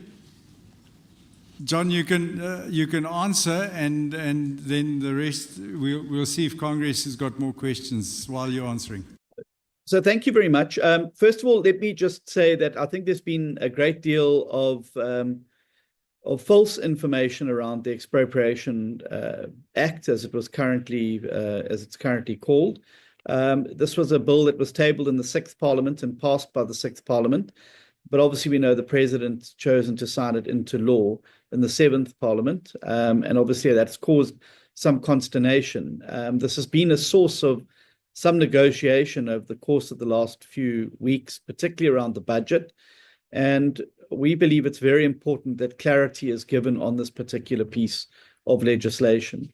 I think that there's been a great deal of uncertainty in the agricultural sector for so long around this issue, with that long drawn-out debate on expropriation without constitution via the amendment of Section 25, which was eventually removed and was not passed, and that constitutional amendment fell away.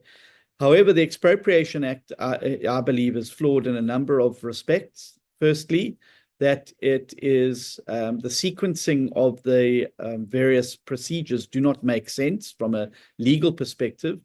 But we also fundamentally believe that there should be a court that is used to be the final arbiter in an expropriation. And so for that reason, you would know the bill is being legally challenged. But I also think it is in government's interest to look at amending the Expropriation Act in its current form and putting the clause that's dealing with the compensation and making it in line with what is contained in the Constitution, where we use fair and equitable rather than the current wording that exists in the bill. Do I think that there's suddenly going to be a massive rush to now expropriate large pieces of land, or whether that is currently taking place at the moment? I would say no. And certainly, I don't think that is currently taking place, nor do I think there's a huge appetite to do so now. However, when you make pieces of legislation, we always have the rule, you don't make law for a Mandela era, you make law for, pardon the politics, but a Zuma era. And that you need to make sure that whatever piece of law that you pass, no matter how benign a government appears now, that could change in 2029. And you don't want this instrument lying around, which could then be possibly abused by a different government with a different viewpoint on things, to then start a process of mass expropriation. I also believe it is a deterrent to investors into South Africa. And what we need right now, with an economic growth rate hovering around a pitiful 0.6%, is as many investors as we possibly can. And this is now a question that's being asked by serious investors, saying, well, tell us about this particular piece of legislation, because we've seen X, Y, and Z about it. And so before you're even making your economic case for your country, you're having to get over this hurdle. So I believe it would be in the country and the government's best interest to an amendment of this particular piece of legislation that will bring it in line with the Constitution. And I think it would start to resolve some of the uncertainty that is now settling in again around land reform in South Africa as a result of that. Expropriation is not something that should be used necessarily for land reform. Many governments around the world, in fact, most modern democracies around the world, have the ability to expropriate. That's generally reserved, however, for things like building roads, bridges, ports and harbors, new dams, etc., where you are required as government in the greater public good to go out there and do that. I don't think that the Expropriation Act is the right vehicle to be used necessarily for land reform. I think we've got other pieces of legislation that are far more suitable to deal with land reform. And I don't think it's worth the uncertainty that this particular piece of legislation is currently causing and the deterrent it is to investors, for us to just leave it as it is. I think we are going to require an intervention to make sure that it is done. And certainly that has been a large focus of some of the negotiations around the budget over the course of the last few weeks.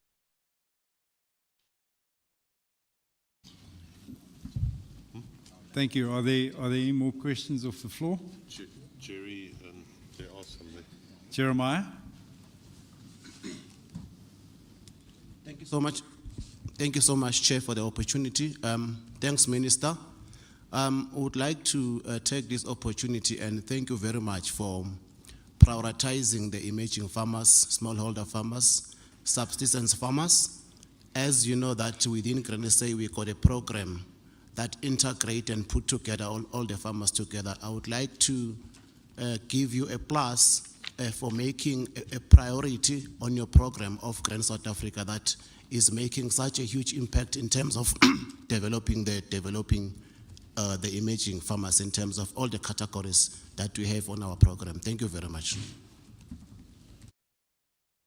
Thank you, Jeremiah. And obviously, it is very important that we recognize that South Africa still exists in great inequalities, and that we have to work together to overcome those inequalities, because if we don't, we create a social situation that can only lead eventually to chaos and unrest.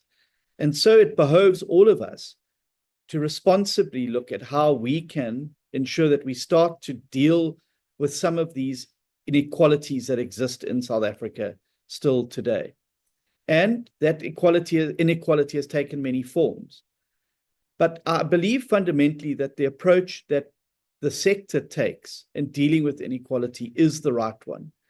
It doesn't focus on just giving assets or doesn't focus on share transfer. It focuses at the grassroots level of genuine emerging farmer empowerment, being able to bring those farmers up to the same level. As I said in my media briefing that I gave, when obviously the levies, which you guys also are part of, were heavily criticized by Sakeliga, I made the point very, very strongly that this is precisely the type of genuine empowerment that we need in South Africa for a number of reasons.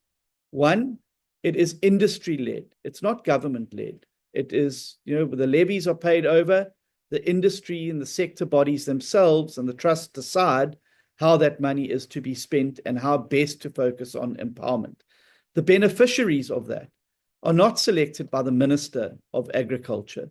The beneficiaries are identified by the various commodity bodies in doing that empowerment.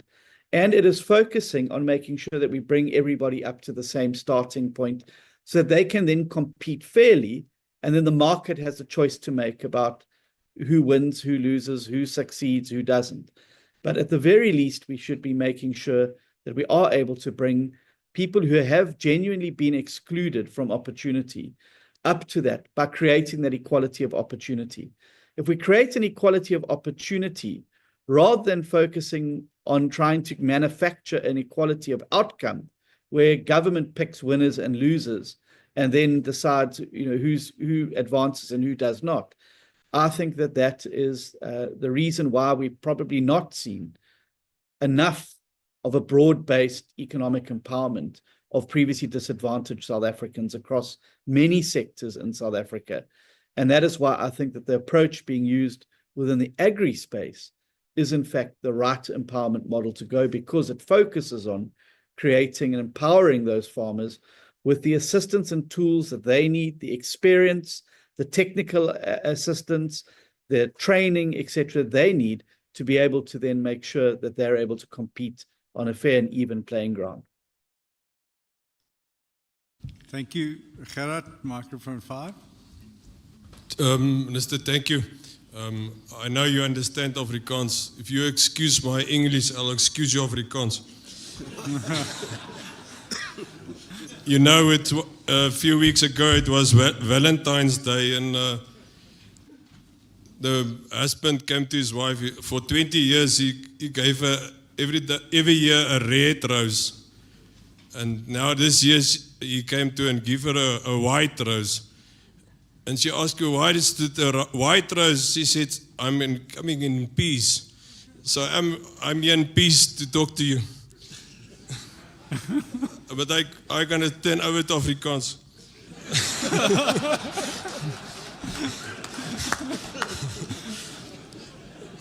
Minister, we need to help in other spaces as well in die landbousektor. Die een ding is graandiefstal. In sekere plekke van die land ruk dit heeltemal hande uit. Die gevolg daarvan natuurlik is werkloosheid. Dit ruk hande uit. Die grondonteeneming, ek weet dit is moeilik vir jou, maar dit is 'n bekommernis vir ons. Rule and safety, mense, dit lyk of hulle nie meer beheer het nie. Die polisie, dit lyk of hulle mag weggevat word. Dis 'n paar punte wat ek net onder die aandag wil bring, asseblief.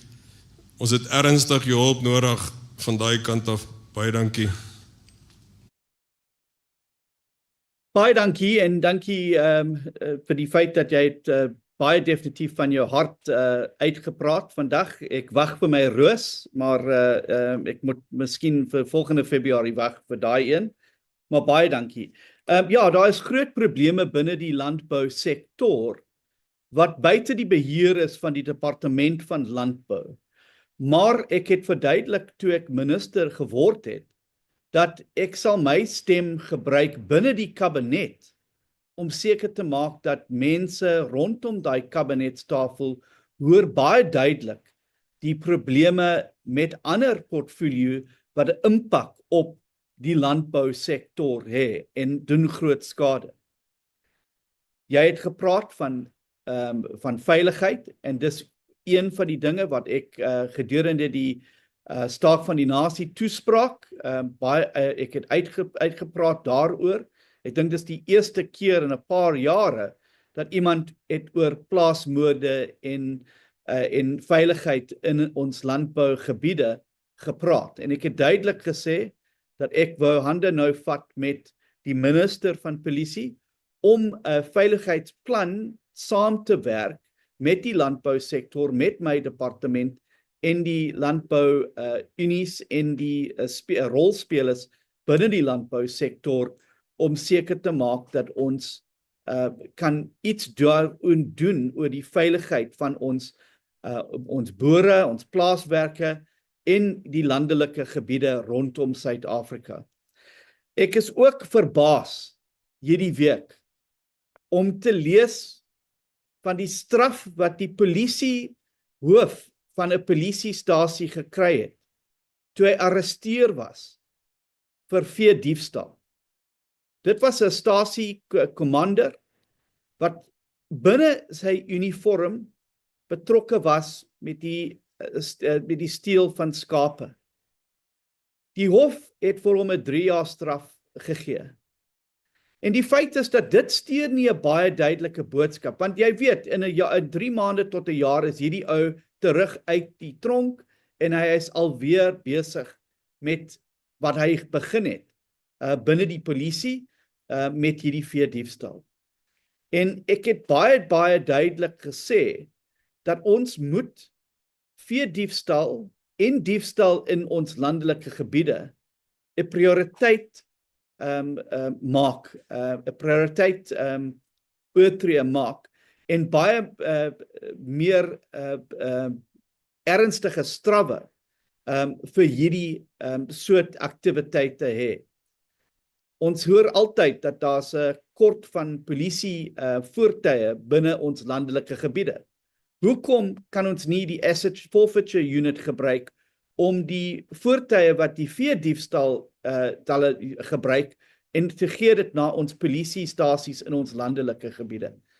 Maar ons moet saamwerk om daaroor, en ek kan vir jou verduidelik, dis nie my portfolio nie, maar al die mense binne die landbousektor is my stakeholders en ek moet hulle beskerm teen die skade wat gedoen word as die feit dat ons het nie baie goeie landelike polisiedienste nie. Ek hoor jy oor grondoneening en weet mense is baie bekommerd daaroor, maar ek kan jy ook verseker, daar is 'n hof aansoek wat nou in is, wat hierdie wet teenstaan, en ons wag nou vir 'n dag in die hof om te verduidelik hoekom ons glo dat hierdie ongrondwetlik is, maar ook hoe die proses wat gevolg was om hierdie wetsontwerp deur die parlement en die NCOP te kry in die laaste 6de parlement, dat nie die regte manier gebruik was om dit deur die parlement te kry. En ons sal almal baie verduidelik wanneer daai hofdatum is en ook vir mense te sê wat die uitkomste is van daai. Maar daar is 'n paar ander plekke ook waar die landbouminister moet sy stem dik maak binne die kabinet. En die toestand van paaie, en ek was verlede week in die Vrystaat en 2 weke voor dit ook in die Vrystaat en ander gebiede. En die toestand van die paaie maak dit baie moeilik om mense hulle produkte by die mark te kry en hulle produkte te vervoer. Die ander plek waar die minister se stem moet dik gemaak word, is ons hawes en die toestand van ons hawes. En ek kan nie sê hoeveel mense het vir my verduidelik dat hulle sektore kan groot groei sien as hulle net kan spoorweë hê wat werk en hawens waar hulle weet dat hulle produkte sal uiteindelik by hulle kliënte uitkom. So ons verloor groot geleenthede deur die feit wat ons sit met hierdie probleme. En ek glo dat as ons hierdie basiese dinge kan regkry, dan ek dink ons sal 'n baie meer beter toestand van ons landbousektor hê. Ons is al reeds een van die grootste sektore wat help om die ekonomie hukstoot te gee, maar ek dink ons kan beter doen, maar ons het hierdie basiese dinge soos landelike veiligheid, soos 'n regte stap teen veediefstal en ander diefstal in gebiede inbring om seker te maak. En ek verseker jou dat daar's geen kabinetsvergadering of geleentheid wat ek verloor om oor hierdie dinge te praat binne die kabinet en ook buite die kabinet met met ander ministers wat betrokke is in hierdie portfolios. Baie dankie. Thank you, Minister John. Dale van Aardweg. Minister, thank you very much for entertaining us and briefing us. I just want to say that I'm from the Winterton, Bergville, Ladysmith area, and since 1996 we've had 5 restitution claims that has caused a huge amount of disruption on highly productive agricultural land. As you know, that's the breadbasket of Natal with all its irrigation and so on. I just want to ask you, the costs that are involved that is immense. It's millions of rands. And we're defending it and we have title to the land. It's not that we don't want to give land away, but we're concerned the land that has gone, there's over 172,000 hectares that is now under restitution that hasn't been finalized. 25,000 has gone and it's turned into subsistence farming and not commercial farming. So the appeal is that government looks at this very carefully and makes sure that it's carried on as productive land and not turned into subsistence. And the second thing is, when is this all going to stop? Because the commercial farmers have actually put the brakes on and are not developing anymore because they're scared they're going to lose their farms. And now with the Expropriation Act, that's even an added problem. So at some time we need to call it a day and say, right, now things have ended, because some of the farmers have actually had 2 restitution claims, even though the courts have said, listen, you are now free of restitution. You get another community coming in and then lodging claims for the second time. So it becomes a huge instability in our area, and we really need to try and stabilize things.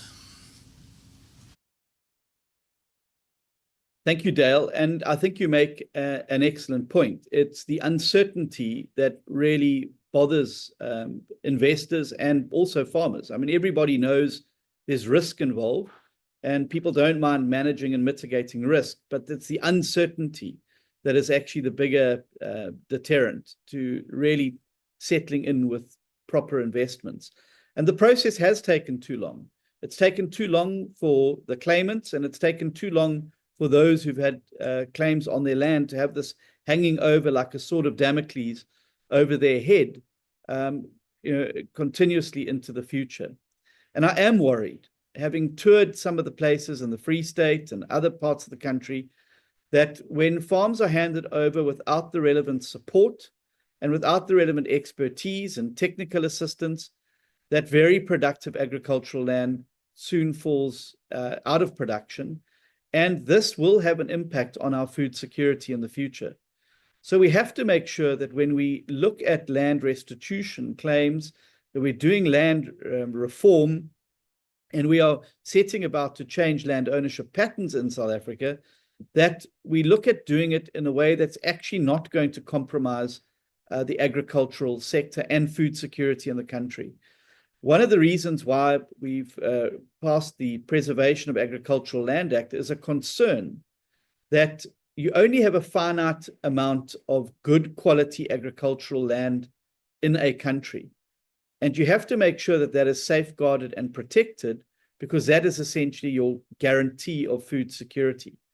As I've said at some other congresses, I've done a lot of research, and I've never seen a housing development or a mine uprooted and pushed away to make way for a field of wheat or sunflowers or sorghum.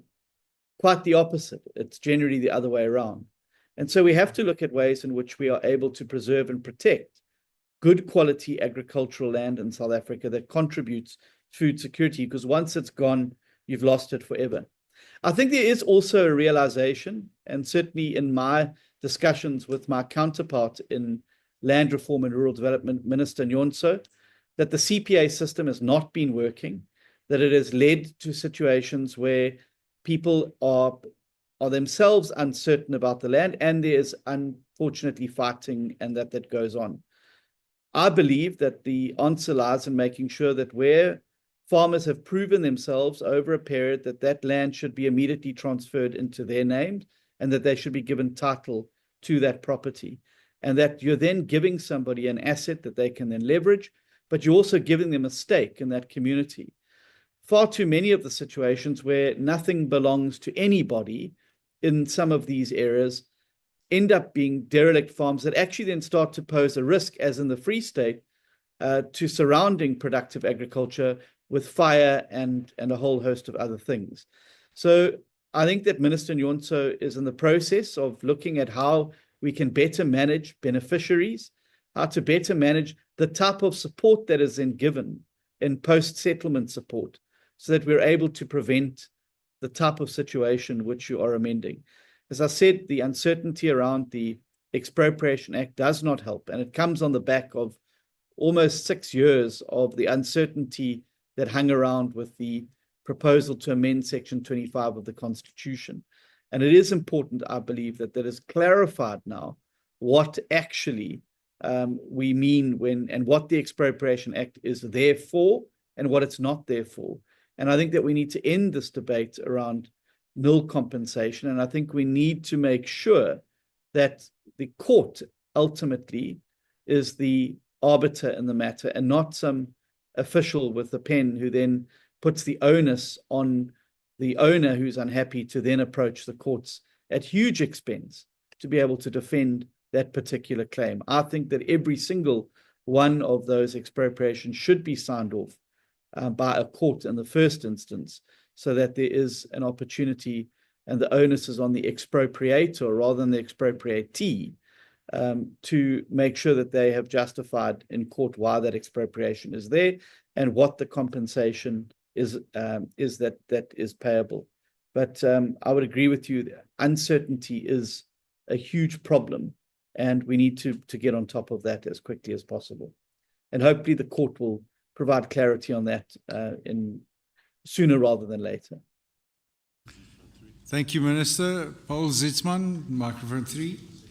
Minister Steenhuisen, thank you so much for the opportunity to speak to you. I'm from Region 15, which is Vrede, Memel, Frankfurt, Northeastern Free State. And with the reason, although this is a Grain SA Congress, most of us is also livestock farmers, and the livestock industry is one of our biggest consumers.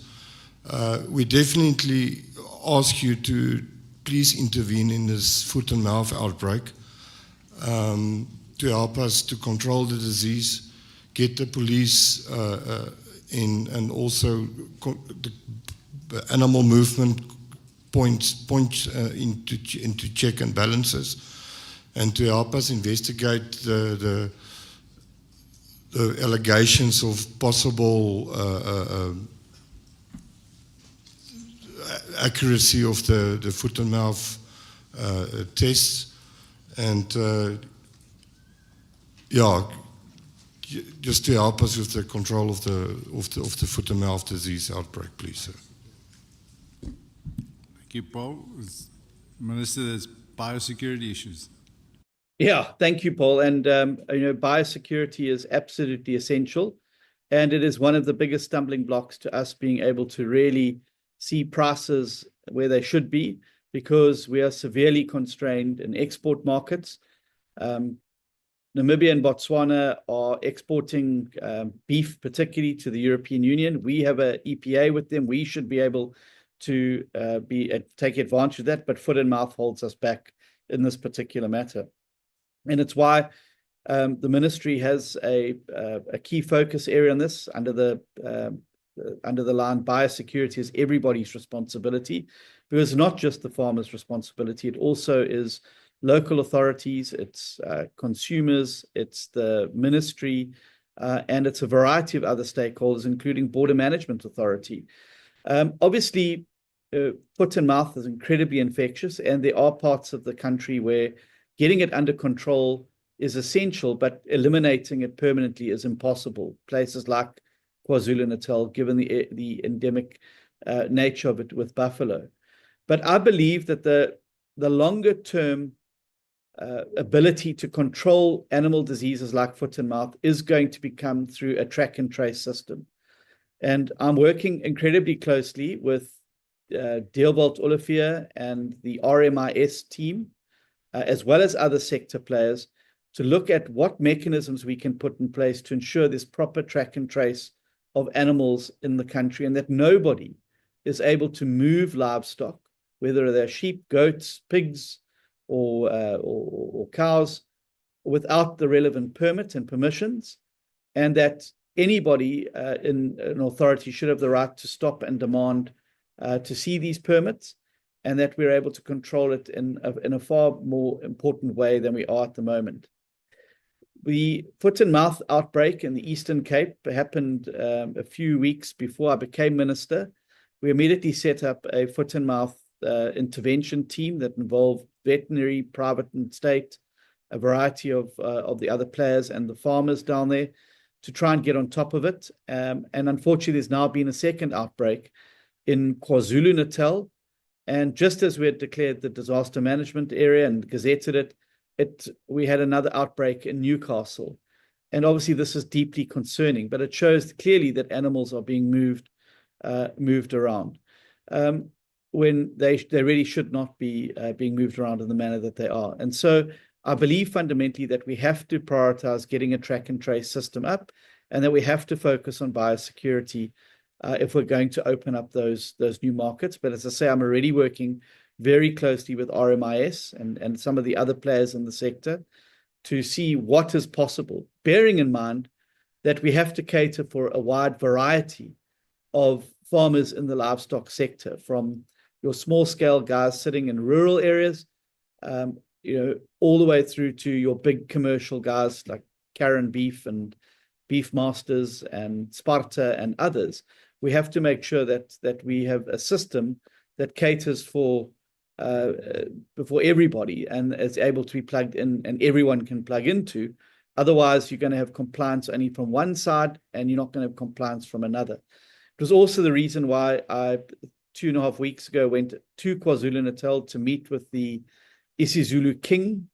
And we had a very positive meeting to brief him on foot and mouth, to explain to people in the areas under his control how important it is to monitor animals and how not important it is not to move animals that are suspected of being sick into other areas, and to try and limit that. And we had a very good response from the King and from his council there, and they are assisting us with educating around vaccine, around management of animals and quarantines, etc. Obviously, the challenge lies in being able to find abattoir facilities to be able to process the meat there, so that people don't lose the value necessarily as a result of the foot and mouth, and end up with the prices that they eventually get paid for animals in those particular areas. And are busy looking at some modeling around how best we could do that. But obviously, I think that the beef sector in South Africa has huge potential, particularly in provinces like KwaZulu-Natal, the Free State and the Northwest, and the Eastern Cape. And I think that there's a huge potential for us to be able to grow the sector massively. It also happens to be the largest sector with the largest participation of small-scale emerging farmers who have access to the value chain. And so the more we're able to stimulate that value chain, the more external and internal markets we can create for beef, the better it's going to be for all of the players in that sector. And the more cattle and sheep you have, the more mouths you guys have to feed. And I think that can only be a good thing. Thank you, Minister. Dani Minnar. Dankie voorsitter. Meneer die minister, ek kan my gerus in Engels antwoord. Ek wil dalk net aansluit by die vorige spreker in terme van besmetlike misgeboorte. Dis 'n wesenlike bedreiging vir die land en ons sit met ons staatsveeartse wat baie mense het wat werk kan doen, maar daar's nie eers voertuie vir daai mense om hulle werk te doen nie. Hulle vat tot 'n jaar om 'n voertuig te kry. As jy asseblief daaraan kan aandag gee. En dan die begroting het nou vandag plaasgevind en ek wil julle gelukwens met die BTW wat 2% sou styg en nou net 0.5% sou styg. Die begroting is wesenlik vir ons as boere, stabiliteit van die rand is belangrik. Dink u dat u en die party hierdie begroting gaan aanvaar of gaan u nog verder onderhandel oor dit?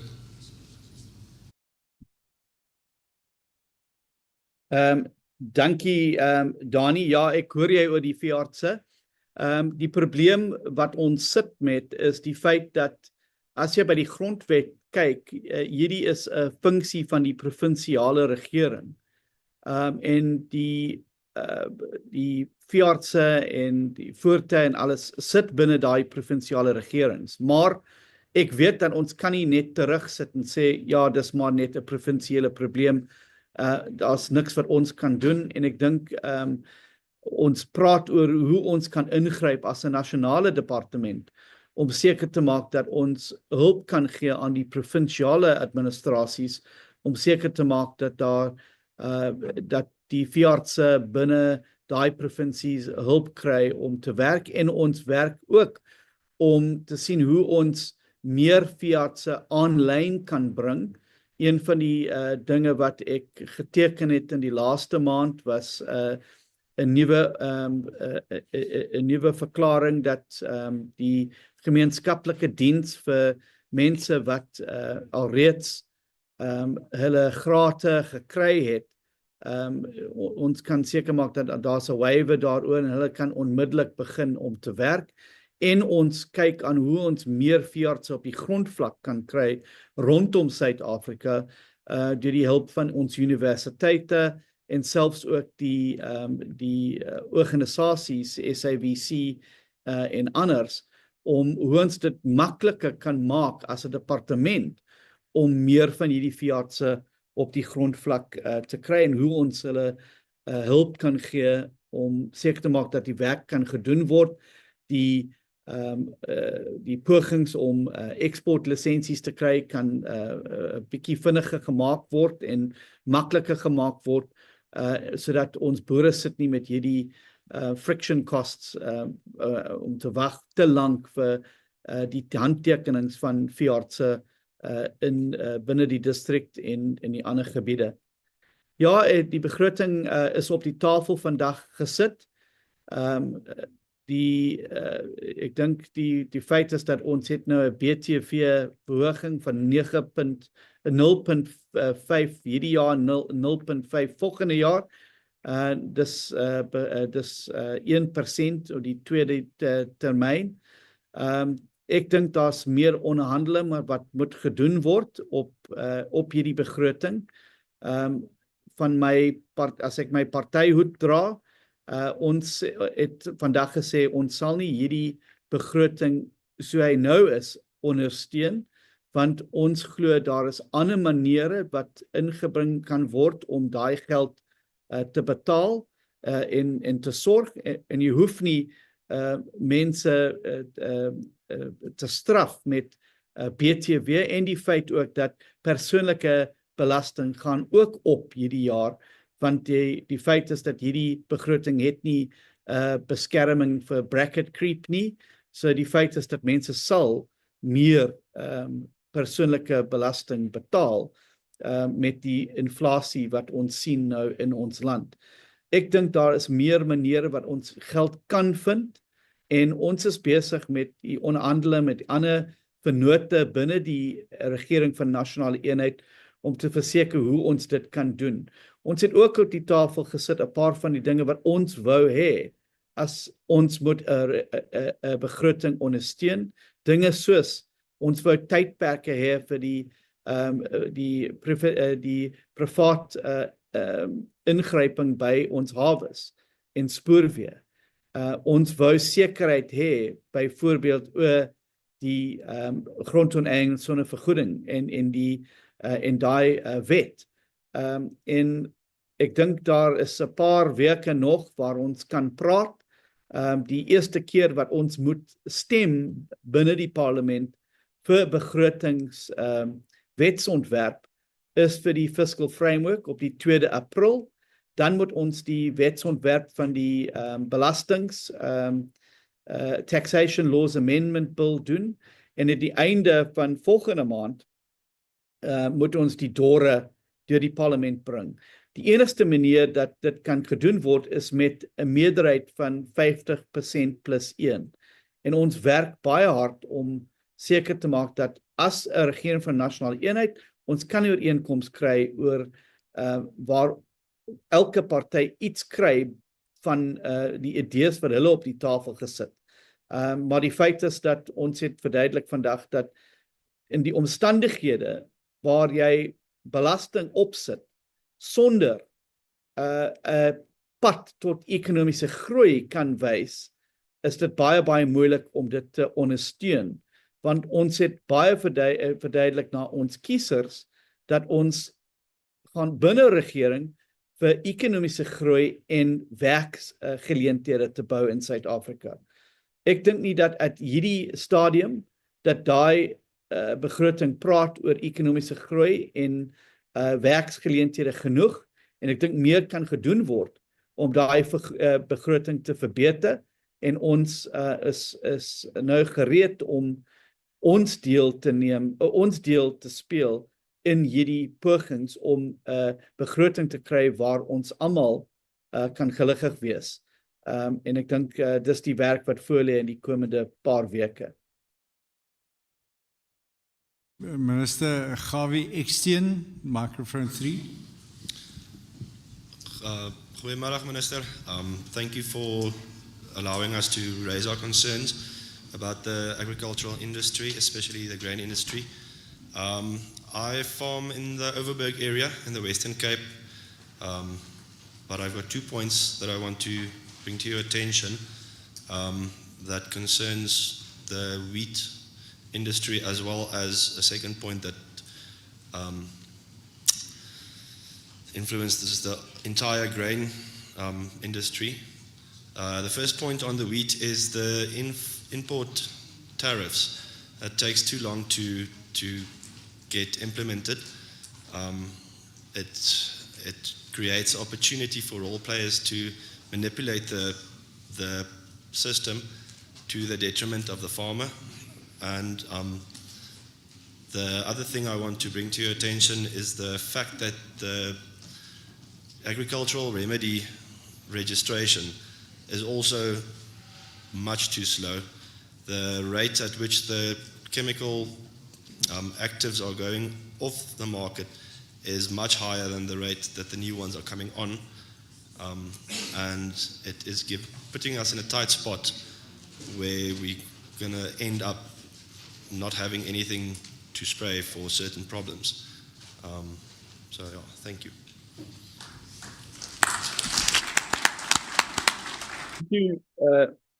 Thank you very much for that.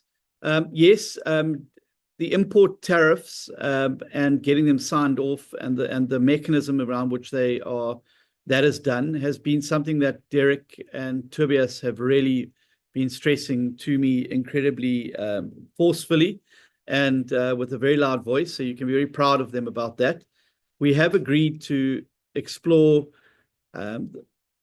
different ways in which those import tariffs could be calculated in a quicker way on an index basis so that it doesn't require us to wait, it will automatically start to set itself.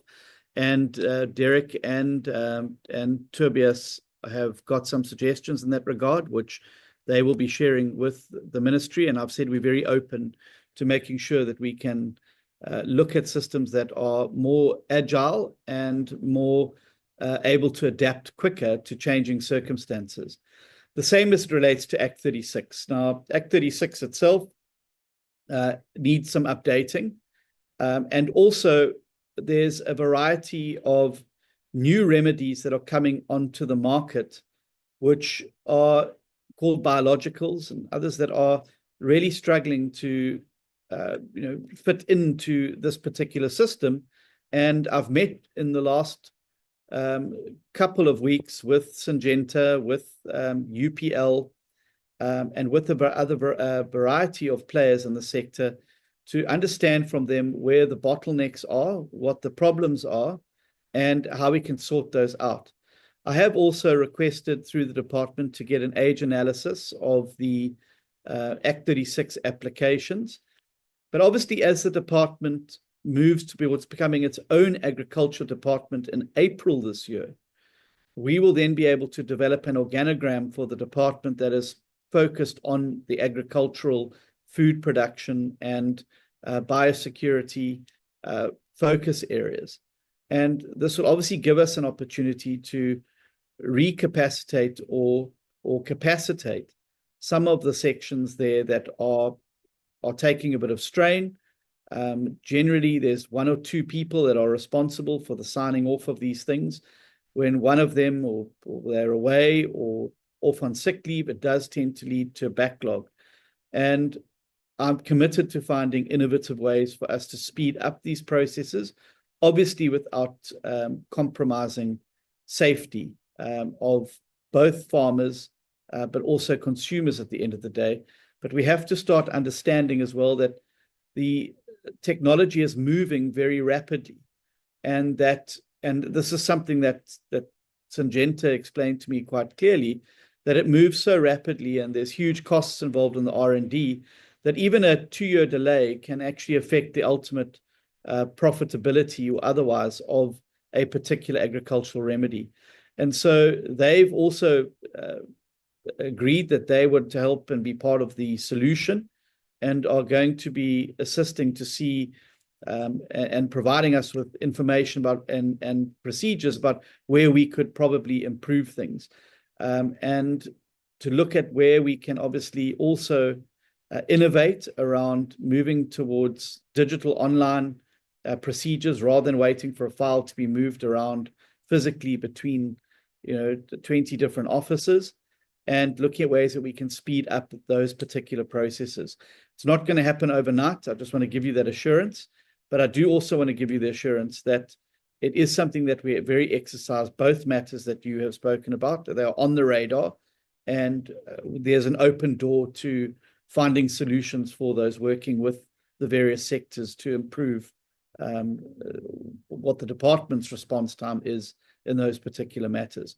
It's also why I'm very exercised about OBP and making sure that OBP is brought back up to its standard, because there's many of the remedies as well that they're responsible for, which are essential for biosecurity, that we're not getting into market quickly enough or in enough quantity to be able to prevent outbreaks of diseases, and to give farmers the assurance that there is sufficient stocks to be able to meet the needs that they have to protect their livestock as well.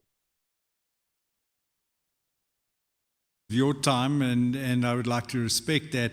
There's one question left in the hall. Are you able? Are there two? Are you able to take any more questions at all? Of course, I'm available. I think Willem Groothoff.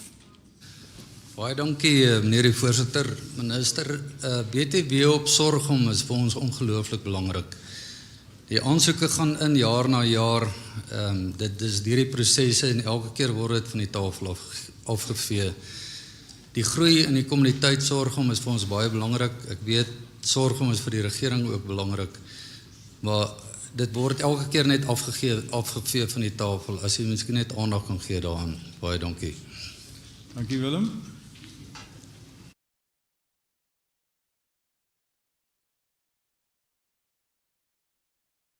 Yeah, well, I'm very happy to have a look into that. Baie dankie. Ek seker ek kan saam met Tobias en Derek praat daaroor oor wat moet gedoen word om te sien wat ons kan doen om te help in daai proses.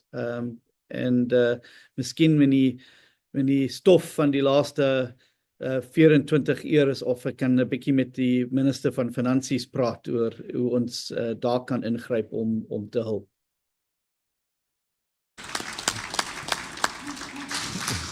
Thank you, Minister Jose de Kok. Minister John, baie dankie vir die geleentheid om jou te kan gesels en met jou te kan deel dit wat vir ons belangrik is in die graanbedryf. Ek dink ek praat regtig namens die hele kongres en ek wil van ons kant af vir jou baie dankie sê. Dankie vir dit wat jy vir landbou in die laaste tyd gedoen het as minister. Die manier dat jy 'n oop deur het en waarmee ons met jou kan kommunikeer en kan deel dit wat vir ons belangrik is. Baie dankie vir dit. Hier's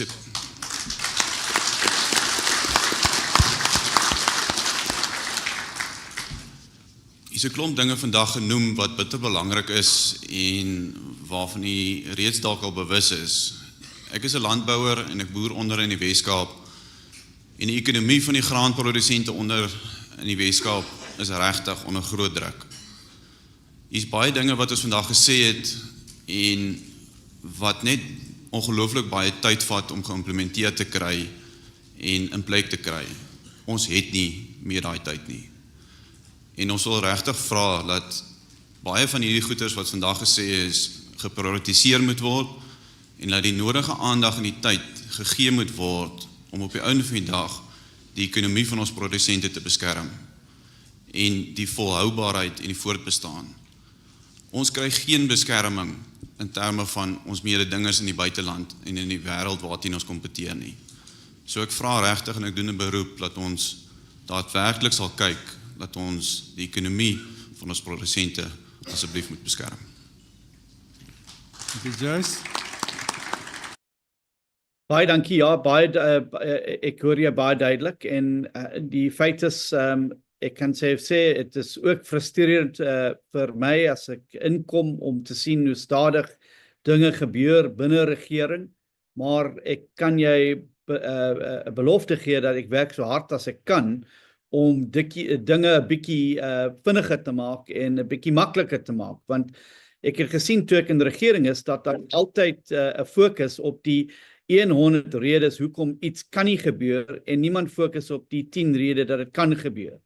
En ek dink dis soos muscle memory binne die regeringsstelsel wat moet verander.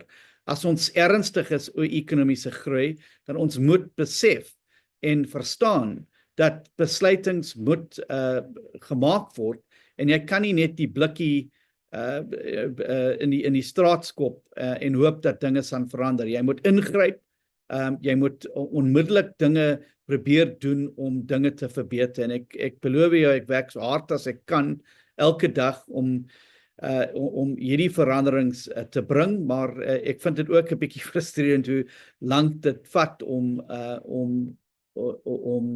dinge van die tafel na die grondvlak te kry, maar ons fokus hoe ons dit 'n bietjie beter kan maak. Ja, daar is nie beskerming vir ons boere, ons kry nie 'n subsidie soos ons ander kompetisie in buitelandse, maar ek kan vir jou sê dat ek was binne Duitsland vir Green Week in Januarie maand en daar's 'n groot gesprek nou binne die Europese Unie oor hierdie subsidies en want die regerings daar is, hulle is nou ook sukkel met begrotings en daar's 'n groot debat daar en selfs ook in die in Groot-Brittanje oor die toekoms van hierdie subsidiestelsel. Daar so ons kyk daar baie ons kyk baie naby om te sien wat gaan daar gebeur. En ja, ek is besig ook om 'n paar plekke te kry waar ons mense van julle rug kan afkry. En ek's baie verbaas dat niemand vandag gepraat het oor die oor leave services en 'n paar ander daar so dinge, maar daar's ook plekke waar ons kyk hoe ons dit hierdie friction costs en mense van die rug van die boere en selfs ook van die sektore te kry en dit makliker te maak om te doen wat jy moet doen, wat om te boer en seker te maak dat jy die beste produktiwiteit kan kry en dan help met voedselsekuriteit en selfs ook ons ekonomiese groei. So ek werk baie hard elke dag en dis hoekom dit so belangrik is dat ons het 'n verhouding met Graan SA om onmiddellik te verstaan. En as ek iets op my lesenaar kry waar ek 'n bietjie inligting moet kry, dit help baie dat ek kan net my foon optel en met Derek of Tobias praat oor wat dink hy daaroor. En ek dink deur hierdie samewerking, ons kan dit makliker maak vir ons boere wat ons mees belangrikste mense in ons land is, want ons het hulle nodig 3 keer elke dag van ons lewens. Maar baie dankie en dankie vir jou wonderlike woorde en dankie vir die geleentheid om saam met almal vandag te wees. En net as ek moet afsluit, om te sê baie dankie alweer vir alles wat julle doen as 'n sektor, maar selfs ook as boere en Suid-Afrikaners om ons land te red. En ek sit my hand op hart en ek kruis my vingers dat ons verloor niemand in daai kamer na die FSA toe. Ons het julle hier nodig en ons het werk saam te doen. Baie dankie.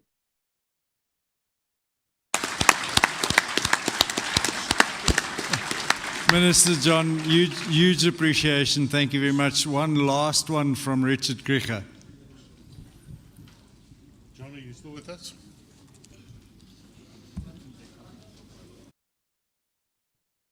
John, are you still with us? Yeah. Thanks. You'll get your proposal on leave services shortly. I think we're talking about an accelerated growth initiative here within the grain industry and a lot of the points that are coming from our members in that. You've just alluded in the beginning climate change and the importance of our farmers.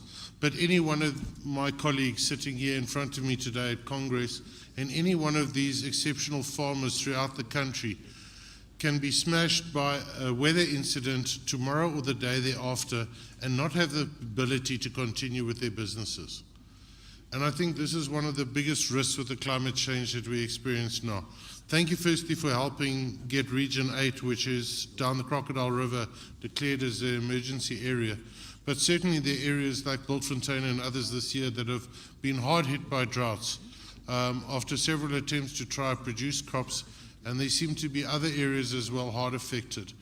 If we talk about food sustainability, the urbanization of rural areas where we've seen the decline in the rural areas, the pressure it places on systems within an urbanization with people fleeing to the city to look for a better life because of circumstances, then we can't other than speak about what are we going to do about a national crisis insurance to help protect our farmers for extreme incidents, and how do we take this going forward to protect the farmers, to protect food sustainability, production, and also to ensure that our rural areas are somehow also protected from urbanization and complete decline. And I think you've experienced that in your travels through our country as well. Thank you. Yeah, thanks very much, and both excellent points. I mean, obviously, we want to try and use the Preservation of Agricultural Land Act to prevent the loss of valuable agricultural land, and we obviously will. I mean, the act has just been signed into law, and there's still regulations that have to be developed, and we intend to do that together with the agricultural sector and with very careful input and advice about how we can go about doing that. But we need to protect areas like the Overberg and other parts from mining. I mean, mining seems to be one of the bigger sort of intrusions onto valuable agricultural land, and the Overberg region was just recently been able to beat off an application, but believe you me, more will come. And the pressure for housing is all putting huge pressure on our valuable agricultural land, and we need to work together to find the best way to protect it. As it relates to crop damage and disasters, and we've seen in KwaZulu-Natal, I mean, I think they're on to their 6th disaster now in as many months. And for me, the heartbreaking part of my flip around Limpopo and the Crocodile River was, it's just seeing the devastation from the air, which you cannot appreciate when you're on the ground. But the hardest part for me was listening to farmers who've been in the area saying, look, they'll probably survive, but there are many young farmers and emerging farmers who will be completely wiped out by this, and they will have no opportunity to be able to recover from it. And they made some suggestions to me about what we could be doing around input costs and assistance there, and we're busy looking at that as a department. But we need to fundamentally change the way which we do disaster management in the country. I've had some input from people like Professor Kirsten, Wandile Seshlobo. So I've spoken with some of the key people at Hollard and the others to look at what models we can develop to bring in place some form of insurance. And like a Sasria SAP style insurance that will be able to give immediate assistance. I think that there's a long-term benefit for government, and that I think it brings certainty with budgeting. It helps spread the risk between the private sector and the public sector. And I think it will release money immediately rather than having to wait for a disaster to be declared before any help can get out there.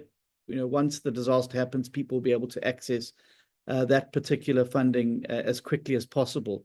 And we've obviously had some discussions with Grain SA on their views, and some good ideas have come from there. But a lot more work needs to be done on it. But it is on the radar, and we are looking at it. And I'm convinced that it is the right way to go, and that we can make a compelling case to Treasury that rather than having a budget blowout at the end of the year with all of this unbudgeted for disaster expenditure, would it not be better to us put money up front at the beginning of the year into a fund where it can be blended and the risk can be shared with the private sector insurers, to be able to make sure that we can have more people accessing cheaper insurance so they're able to weather these types of storms, which unfortunately are going to become more frequent, I imagine, over time, and to deal with droughts as well, which have also really affected our outputs last year, and we saw that reflected in some of the figures. But this is obviously something that working together with the sector, we need to get finalized as quickly as possible. You mentioned the emerging sector, John, because I think it's important that we protect the investment we made in the emerging sector, and I think it's in everybody's interest to see that our emerging farmers are successful and can climb the ladder to be considered commercial farmers going forward. Thank you. Thank you very much. I hate to do this. There's one more question there. Microphone 4. Congress, this is the last question. I'm sorry. Meneer die voorsitter, meneer die minister, hier is nie iets wat ek onder jou aandag graag wil bring nie, is PJ Strydom van streek 13. Dis wat ek graag Kongres toe wil bring. My pa boer in die Krokodilrivier area en jy het 'n besoek daar gedoen. Mense, hier's 'n groot taak op hierdie man se skouers. En as ek luister na die boereverenigings in daai omgewing, het hierdie man nie net gesimpatiseer nie, maar hy gaan daadwerklik vir daai manne iets probeer doen. Dankie vir die taak wat jy het. Dankie dat jy ons boere se belange op die hart dra. Uit daai omgewing uit wil ons vir jou dankie sê vir jou harde werk, meneer die minister. Ja, baie dankie. En dit was een van die mees hartbrekende dinge wat ek al reeds gesien in my rol as minister. En te sien van die lug af die groot skade, jy kan nie besef van die grondvlak wat daar gebeur het nie. So ons was besig nou om saam met Eskom druk te gee om seker te maak dat die 150 punte vir die pivots kan opgebring word, so ons 'n bietjie van die oes kan red wat aan die ander plase wat nie skade het, of daar is 'n bietjie oor van die in 'n paar van die plase, maar Hulle het water nodig en dis hoekom ons fokus op saam te werk met Eskom, en ek kry 'n daglikse update van my adjunct minister wat my gehelp het om deur Eskom te gaan en seker maak dat ons daai punte kan regkry, maar ons werk ook op 'n meer langtermyn oplossing. En toe ons daar was, het ons met die Krokodilrivier bestuur gepraat, en daar's 'n paar idees wat hulle op die tafel gesit het oor sluise binne daai rivier, maar ook 'n beter beheer van die Hartbeespoortdam water wat uitkom daar. En ek dink dat as ons dit kan regkry, ons kan 'n bietjie beter daai gebied beskerm in die komende jare, en daar's ook in 'n lang termyn ook gepraat het oor 'n nuwe dam in daai gebied om daai water in daai area 'n bietjie beter te beheer. Maar baie dankie vir die wonderlike woorde, en my hart gaan uit na die boere en hulle familie en plaaswerkers in daai gebied, want daai mense sukkel daar, en dit was nie goed om te sien, maar die ding wat my hoop gegee het, is daai boere het vir my duidelik gesê dat hulle sal nie opgee nie. Hulle is boere en hulle sal dinge daar regryk en begin alweer om daar te boer, en dit het my groot hoop gegee dat ons sektor in landbou is een van die beste in te werk met die beste mense wat die beste wou sien vir hulle families en selfs ook vir ons land. So baie dankie vir daai woorde. Thank you. Thank you once again, Minister. Huge appreciation for your efforts and particularly for giving us this opportunity to interact with you today. I think immensely valuable, and together we will build the future of South Africa. Thank you very much.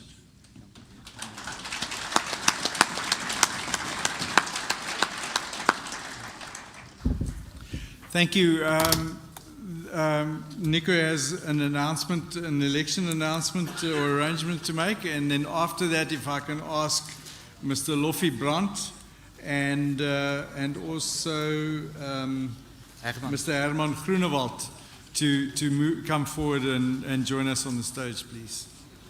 Mr. Chair, Congress, thank you very much. We are nearing the end of the day, but I need your focus for the last couple of minutes. What have happened is with the nomination of the additional member to serve in the Grain SA board, we did receive 3 valid nominations. And once that happened, Article 25.9.1 of the Constitution kicks in, and that determines that if 2 or more persons are being nominated, only developing producers must elect between them to determine the winner with clear majority. So what I'm going to ask, there's the slide. This is 3 persons nominated to serve as additional member in the Grain SA board: Mr. Patrick Pala, Mr. Ramoso Polo, and Mr. Patrick Stuurman. And now only for our developing delegates, irrespective of their region, to use their voting device, that's a thing that looks like a BlackBerry, use your card, and you will see the choice between the 3 candidates, and you then submit. Andre, you and Anneke will advise me once you've reached the quorum. Let's give it a few moments. In the meantime, Chair, back to you, and Lofi and Herman can continue. Thank you very much. So our developing farmers will conclude the election process on the Luma devices. The assistants are ready to help you in that process. Lofi and Herman, can you please join us on the stage? Is Lofi? There you go.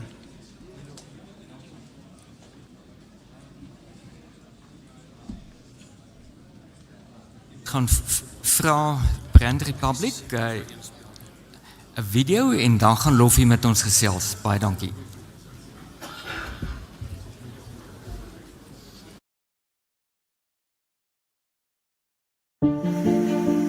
You persevere. building on the foundations that were laid before you. Focused on providing for those who will inherit the fruit of your labor. You grow, strengthened by the knowledge that this valley of shadow is not where the story ends. Tomorrow will come, ripe with potential, bringing sprouts of progress and birthing opportunity. You grow because you are not alone. You work alongside partners who share your vision, empowering your story, relieving your struggle, and celebrating your victories. Write your story with partners who are part of your world, who are committed to building your legacy, and who will stand by you so that you can grow with confidence through every season.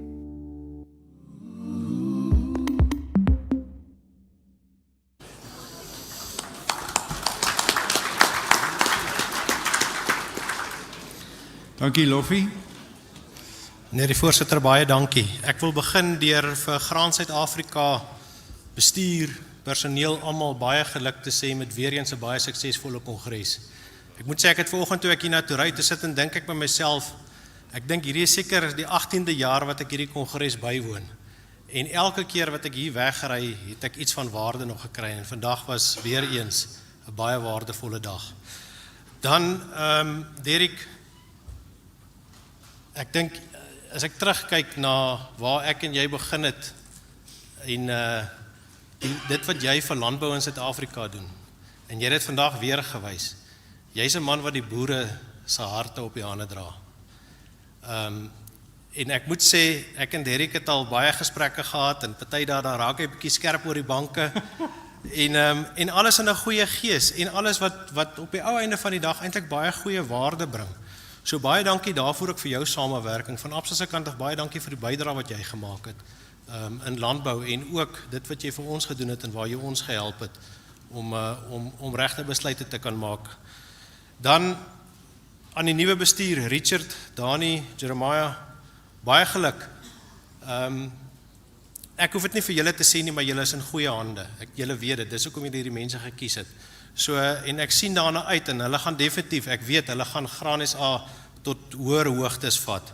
So, van ons kant af, van Absa se kant af is voorware voorreg om weer eens betrokke te wees. En ek nooi julle om vanaand saam met ons te kom eet. En as julle die vleis eet en die bier drink en julle filosofeer 'n bietjie, dan Prof Willemse, ons gaan 'n bietjie praat oor die rooi katte en die gate in die pad. Maar ons sal seker maak, ons bly emosioneel baie positief dat ons daar kan deurkom. En dan, as die planne daar is, dan bel julle my. Baie dankie.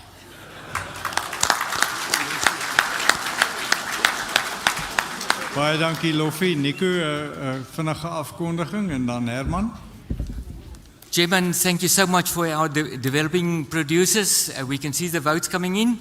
There's a couple still open, so you can still submit, and we will need, if needed, to go for a second round. So please submit your vote.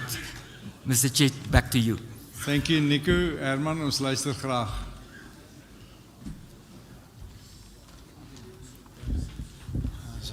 Thank you, Chair, members. So first off, thank you for allowing us as John Deere and John Deere Financial to be present at the Congress.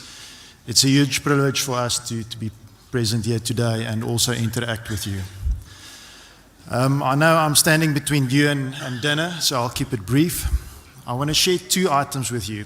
Thinking back to last year, I was standing here in front of you, and at that stage we had an extremely dry January and February. And at that stage we already knew that some of the areas will be a difficult season. At that stage we advocated for cash flow conservation and making use of finance to take you through that ups and downs of the industry, similar to what Prof Willemse also shared earlier today.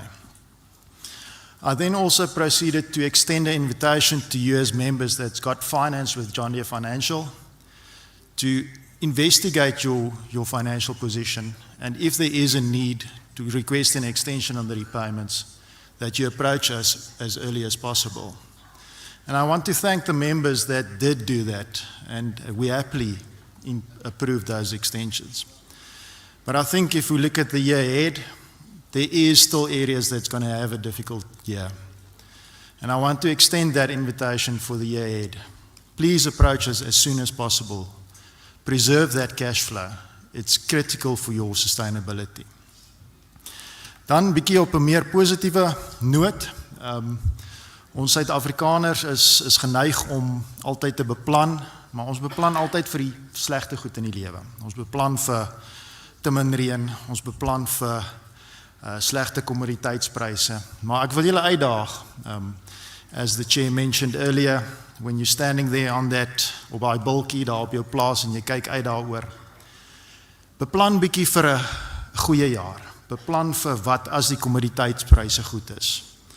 Beplan vir as die reën reg is presies die jaar. En gaan dink bietjie oor daai toerusting wat jy sal wil aankoop as dit so 'n jaar is. En gaan maak 'n lysie van daai toerusting. En as jy 'n lysie van daai toerusting het, kontak asseblief jou John Deere finansieringsspesialis.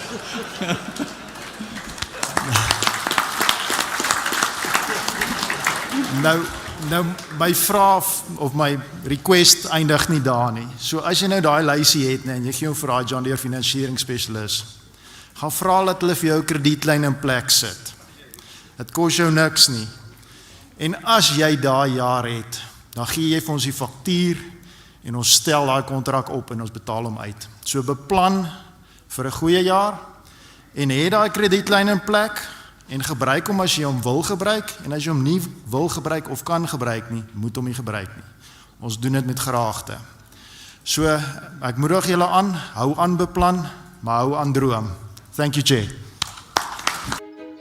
Why do we farm? Is it because we see opportunities where others can't? How we can transform soil and rain and sun into something golden? Do we farm with the future in mind, seeing the seeds of knowledge sprout in the next generation, keen to build upon our legacy? Or do we farm because it runs in our veins? It courses through our hearts, this love of the land. John Deere Financial believes in financial solutions that enable your opportunities and your growth. Driven by our deep commitment and understanding of this world, this industry, we run, we challenge, we innovate. And in the end, we sit around your table to offer solutions that can work for you. Choose a partner that goes above and beyond. John Deere Financial, personalized financial solutions so life can leap forward.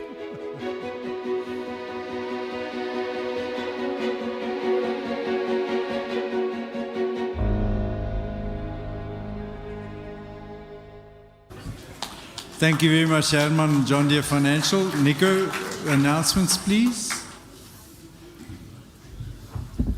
Chairperson, thank you. It's my absolute pleasure to announce with a clear majority, Ntate Ramosopolo.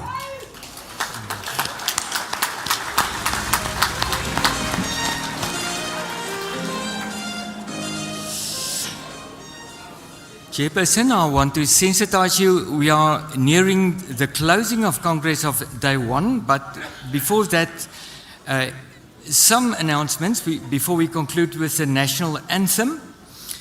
And part of that is tomorrow morning, Tobias, I'm going to pass over to you to give the final announcements, but please stay seated until you hear the national anthem. Tobias, over to you.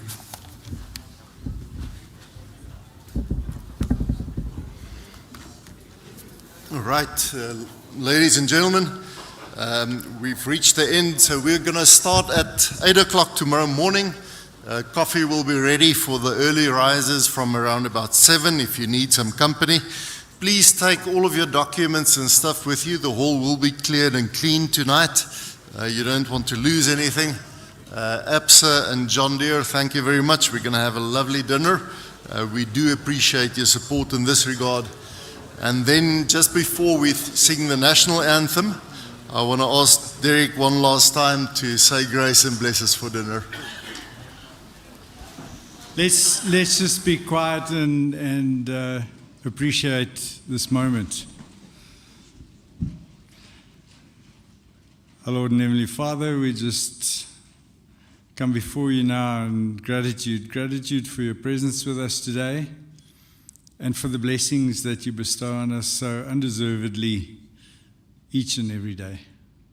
As we're going to share this time of fellowship and share the meal, Lord, will you bless that meal to us, and will you bless each and every person in the industry that toiled and worked and contributed to make that possible. And at the end of the day, Lord, keep us ever mindful of those less fortunate than what we are, and we ask that you bless them as well. In Jesus' name, amen. Let's please rise for the national anthem. Così si geleri Africa, manu pagani su pononuayo, Yiswa imitanda so yetu, Così si gelera, Tina musaponuayo, Murena buluka se chavasaya.